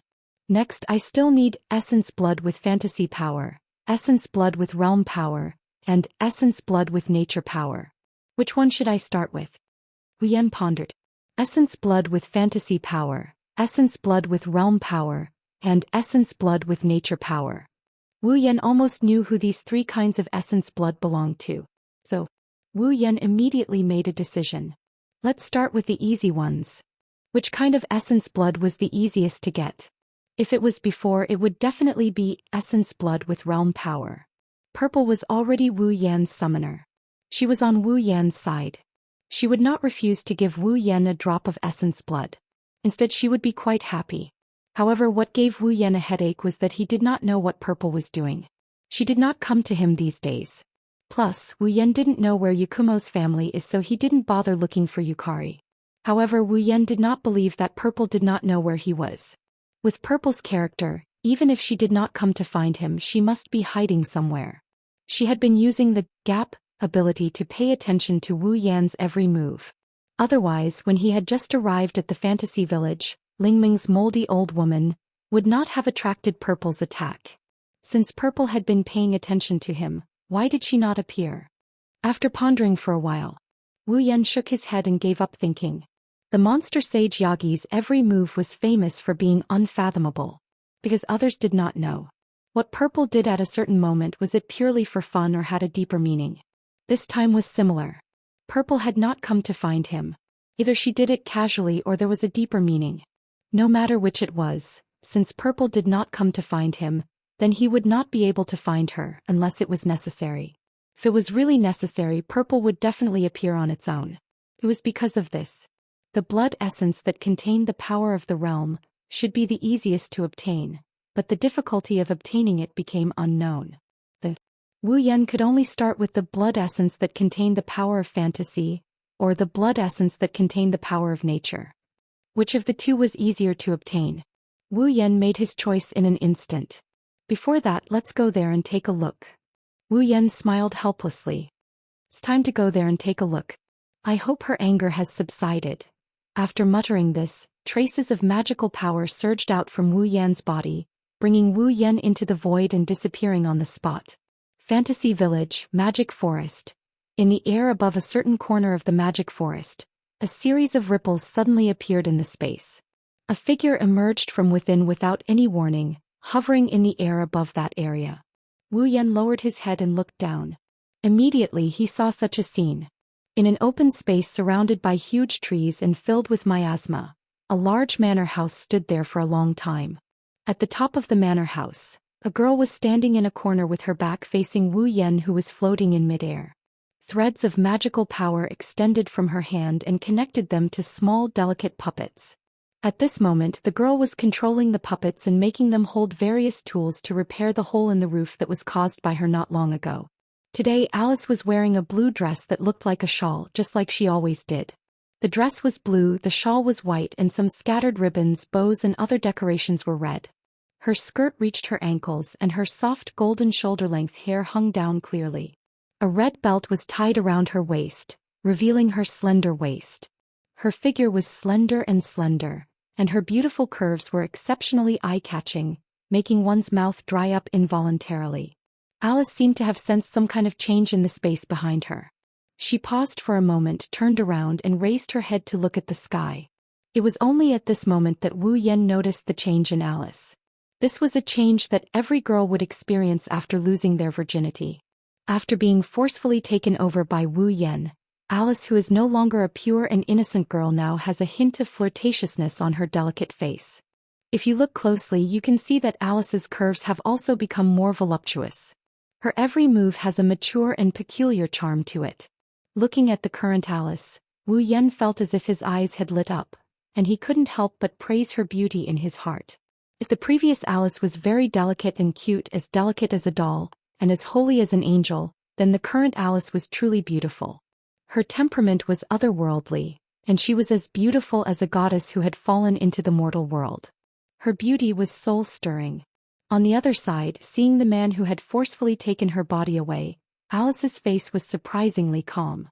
She was as calm as still water. On the surface it looked like this. But whether Alice's heart was as calm as it looked on the surface, that was yet to be determined. Looking at Wu Yan, who was floating in the air, Alice didn't have any intention of saying anything. After a slight glance, she turned around and continued to control the puppet to repair the roof. Wu Yan scratched his cheek and in a flash he appeared behind Alice. That. After thinking for a moment, Wu Yan tentatively called out. Alice? Alice's hands didn't stop moving at all. While controlling the puppet, she continued to do what she was doing, but she didn't seem to have any intention of paying attention to Wu Yan. Seeing this, Wu Yan simply approached. But when Wu Yan approached, Alice spoke. What's the matter? Alice's voice was as light and pleasant as always, but there was a trace of coldness that Wu Yan could clearly detect, and a trace of nervousness that Wu Yan couldn't detect. Although he didn't detect the hidden nervousness in Alice's voice, Wu Yan seemed to have made a decision.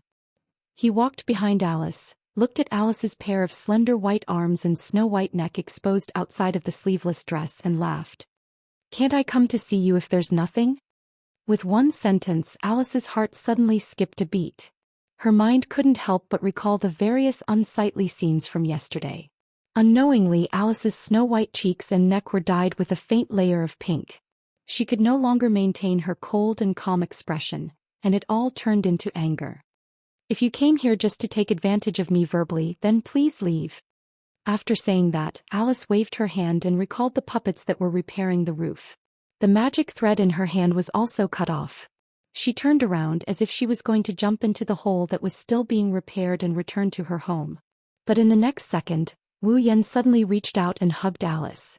Chapter 1817. Thump. This was the sound of a huge heartbeat.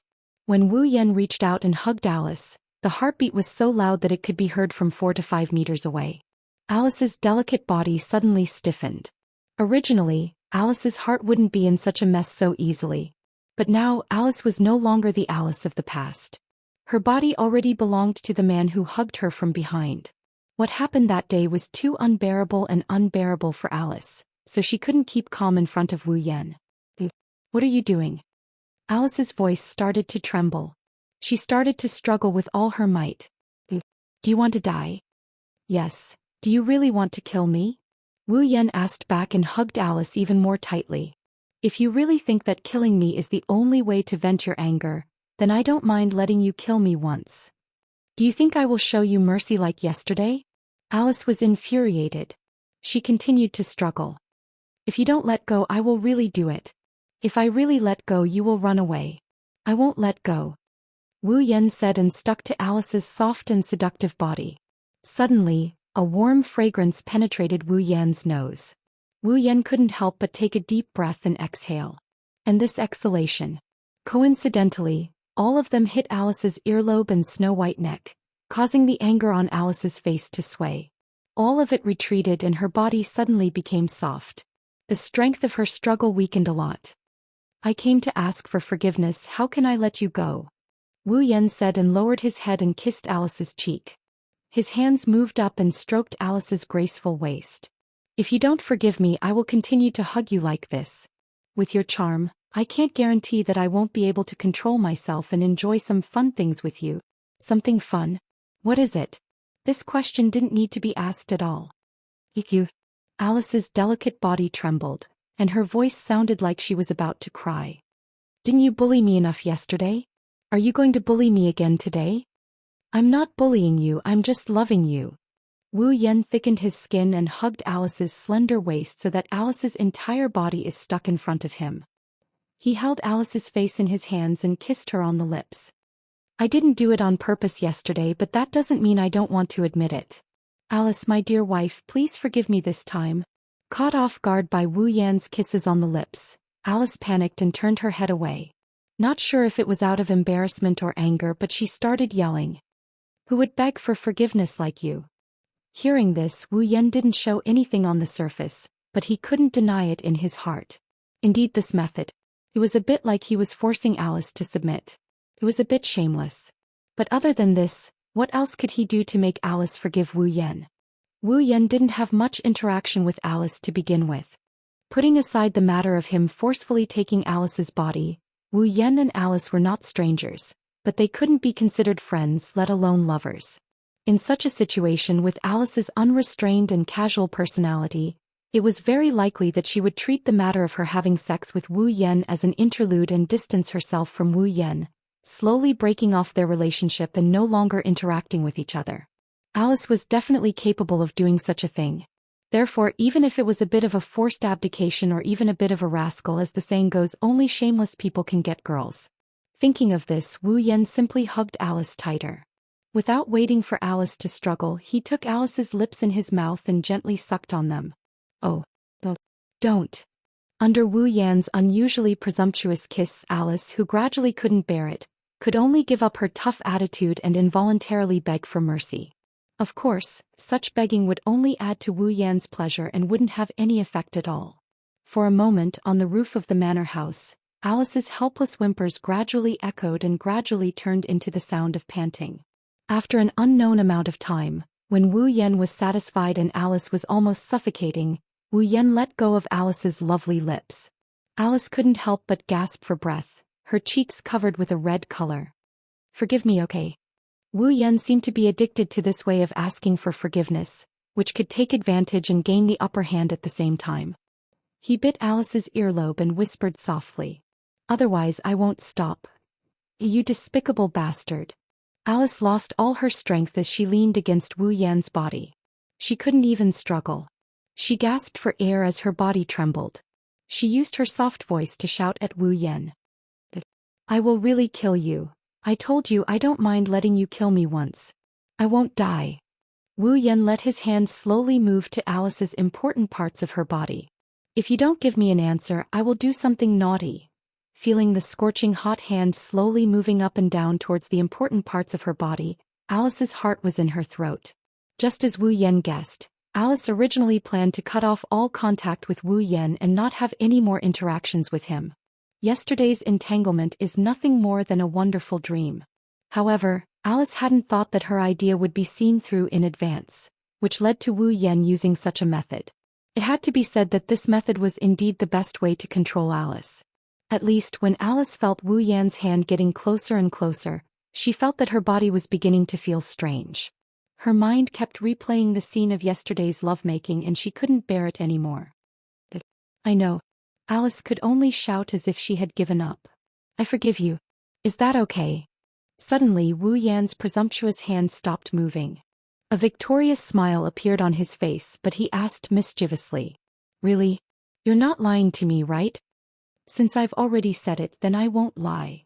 Alice's tone was filled with unwillingness and indignation. "So let go of me immediately." "Ma, I believe my wife Sama's words." Wu Yan giggled. "You can't lie to me. Otherwise next time I won't stop, unless you have a way to hide from me forever." Hearing this, Alice, who had intended to be perfunctory, completely lost her temper. Hide from him forever? Whether it was Wu Yan or Alice, their lifespan was unlimited. It was basically impossible for them to die. In this life, if there were no accidents, they would definitely live forever. So, did Alice have the confidence to hide forever? The answer, of course, was no. Not to mention that Wu Yan had far more strength than Alice. He also had the ability to appear and disappear unpredictably. In addition, the fantasy town was so big, how could Alice hide from Wu Yan forever? And once she was found, Alice could imagine her fate. Alice was anxious, but there was nothing she could do. She could only sigh sullenly. "I understand, I won't hide from you, let go of me." Hearing the resignation and helplessness in Alice's tone, Wu Yan shrugged and let go of Alice. Alice was caught off guard and almost fell to the ground. She glared at Wu Yan. Snorting coldly, Alice was full of grievances and unwillingness. She angrily walked back to her home. Seeing this, Wu Yan quickly followed. "Why are you following me?" Well, don't be so cold, I'm already here. It doesn't matter if you treat me to a cup of tea. There's no tea for you to drink here, go back." "It's fine if you don't want to drink tea, I'll just go in and sit, I won't disturb you." Can't you just let me go?" "How can I let you go, you're my lord wife." "Who's your lord wife?" "Don't say that, lord old lady, don't call me that, it's disgusting." "Then I'll call you Lily? Or I'll call you Cece? Then I'll call you AI. Do you want to die once?" Chapter 1818. Fantasy Village, Red Devil Mansion. Holding a wrapped cake in his hand, Wu Yan hummed a song as he descended from the sky. He landed in front of the Red Devil Mansion and walked in the direction of the Red Devil Mansion. That cake was made by Wu Yan at Alice's house. Due to the way he asked Alice to forgive him being a little too shameless, it caused Alice to be very angry. Wu Yan also used all kinds of methods to make Alice happy. In the end, he used his best cooking skills to soothe Alice's cold and angry face. And this cake was made by Wu Yan when he made Alice happy. He was going to let everyone in the Red Devil Mansion try it. Speaking of which, Wu Yan had also made an agreement with Sui Yi that if he had the chance he would personally cook a meal for them to try his cooking. Unfortunately, it was destroyed by the arrival of the 7 deadly sins. Now, although there was only one cake with Wu Yan's cooking skills, Wu Yan believed that Remilia and the others would definitely be satisfied. After passing through the lake of fog that was filled with cold fog, he walked towards the bright red mansion. Not long after, the iron gate outside the Red Devil Mansion appeared in front of Wu Yan. On the side of the iron gate, a red-haired girl in a green cheongsam was leaning against the wall. She stood there like a guard, guarding the gate outside the Red Devil Mansion. Taking a closer look, the young girl was wearing a green hat. On the front of the hat, there was a golden 5-pointed star pattern. In the middle of the 5-pointed star pattern, there was a glittering, sharp throwing knife stuck on it like a target. Seeing this scene, Wu Yan's expression instantly became embarrassed. In the fantasy village there were many people wearing strange clothes. It wasn't like there weren't any outlandish outfits like throwing knives and hats. Those who didn't know would think that the throwing knife was one of the decorations on the hat. Only the people of the Red Devil Mansion knew. It was just something left behind by a punching bag. The girl didn't seem to notice Wu Yan's approach. She just closed her eyes and gently leaned against the wall, as if she was very unfathomable, deliberately pretending to be so that others would let their guard down. However, reality was cruel. He must have fallen asleep again, right? Wu Yan exposed the truth of this scene without hesitation. He rubbed his eyebrows speechlessly. And from the looks of it, she must have been taught a lesson by Sanyi just now. It's really amazing that she can immediately slack off and sleep. With that said, Wu Yan directly walked over, squinted his eyes and shouted angrily, "China. Time to eat. Have you eaten?" In China, the girl who was reading Hong Miling was like an awakened crocodile. She suddenly opened her eyes, and her eyes shone with unprecedented brightness. "Where's the food? Where is it? Miss Xiaoyi hasn't given me any food for 3 days." Hearing this, Wu Yan couldn't help but look at Hong Miling with pity. Hong Miling noticed it. There was no food, but the true master of the Red Devil Mansion was standing in front of her. Hong Miling's pretty face froze. Although because of her position, Hong Miling had never interfered in the recent matters of the Red Devil Mansion, but as a member of the Red Devil Mansion, no matter how stupid Hong Miling was, it was impossible for her not to know what had happened in her family.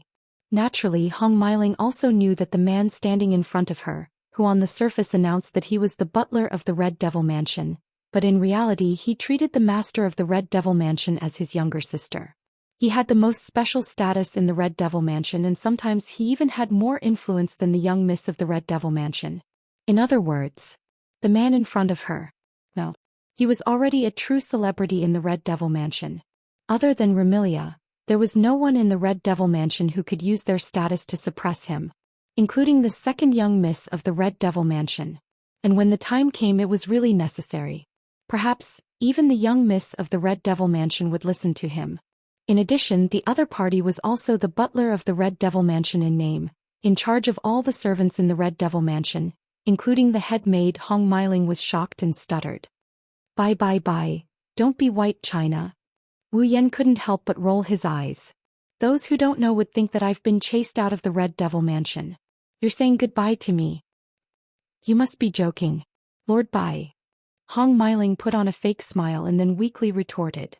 "Also, Lord Bai, my name isn't China." "Your name isn't China?" Wu Yan pretended not to know. "If your name isn't China, then what is your name?" "My name is Hong Miling." Hong Miling wanted to cry but had no tears to shed. "Lord Bai, please remember my name at least." "Hong Miling." Wu Yan widened his eyes in surprise. "Liar. Who is Hong Miling? How come I don't know?" "Wah. Lord Bai. How can you do this?" Hong Miling seemed to have suffered a heavy blow. The corners of her eyes gradually became moist and she looked like she was about to cry. Wu Yan couldn't help but laugh. All right, I'm just teasing you. Wu Yan took out a piece of the wrapped cake and handed it to Hong Meiling. This is for you. Taken aback, Hong Meiling received the cake in a daze as if she couldn't believe that she would receive a present. It wasn't until the aroma of the cake wafted into Hong Meiling's nose that she realized that this is all real. In the next second, Hong Meiling's eyes flowed with tears. What's wrong? Wu Yan was shocked. Why are you crying? Wah wah wah. Hong Meiling cried uncontrollably. Lord Bai, you're too good to me. This. Wu Yan was at a loss. It's just a piece of cake, isn't it? No one in the Scarlet Devil Mansion is this good to me. Hong Meiling said emotionally. Forget about bringing me food, Miss Ruo Yi often doesn't let me eat. I remember the longest time she did it, she directly deducted a month's worth of food. I was so hungry that I could only go to the fog lake to drink water. Is that so? Wu Yan laughed dryly. It's been hard on you, it's okay. Hong Meiling wiped her tears and clenched her fists. She looked very encouraging. In the end, it's my fault for being lazy. I shouldn't have fallen asleep at the gate and let Miss Ruo Yi find out. Next time I must find a way to be lazy without Miss Ruo Yi finding out. Haha. Wu Yan's mouth twitched.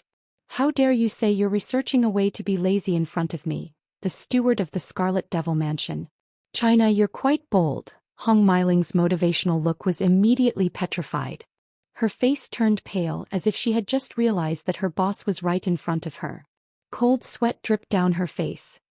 All right, I won't be like Sakuya and deduct your salary for slacking off. Wu Yan bitterly smiled and reminded her as he shook his head when he saw her face getting paler and paler.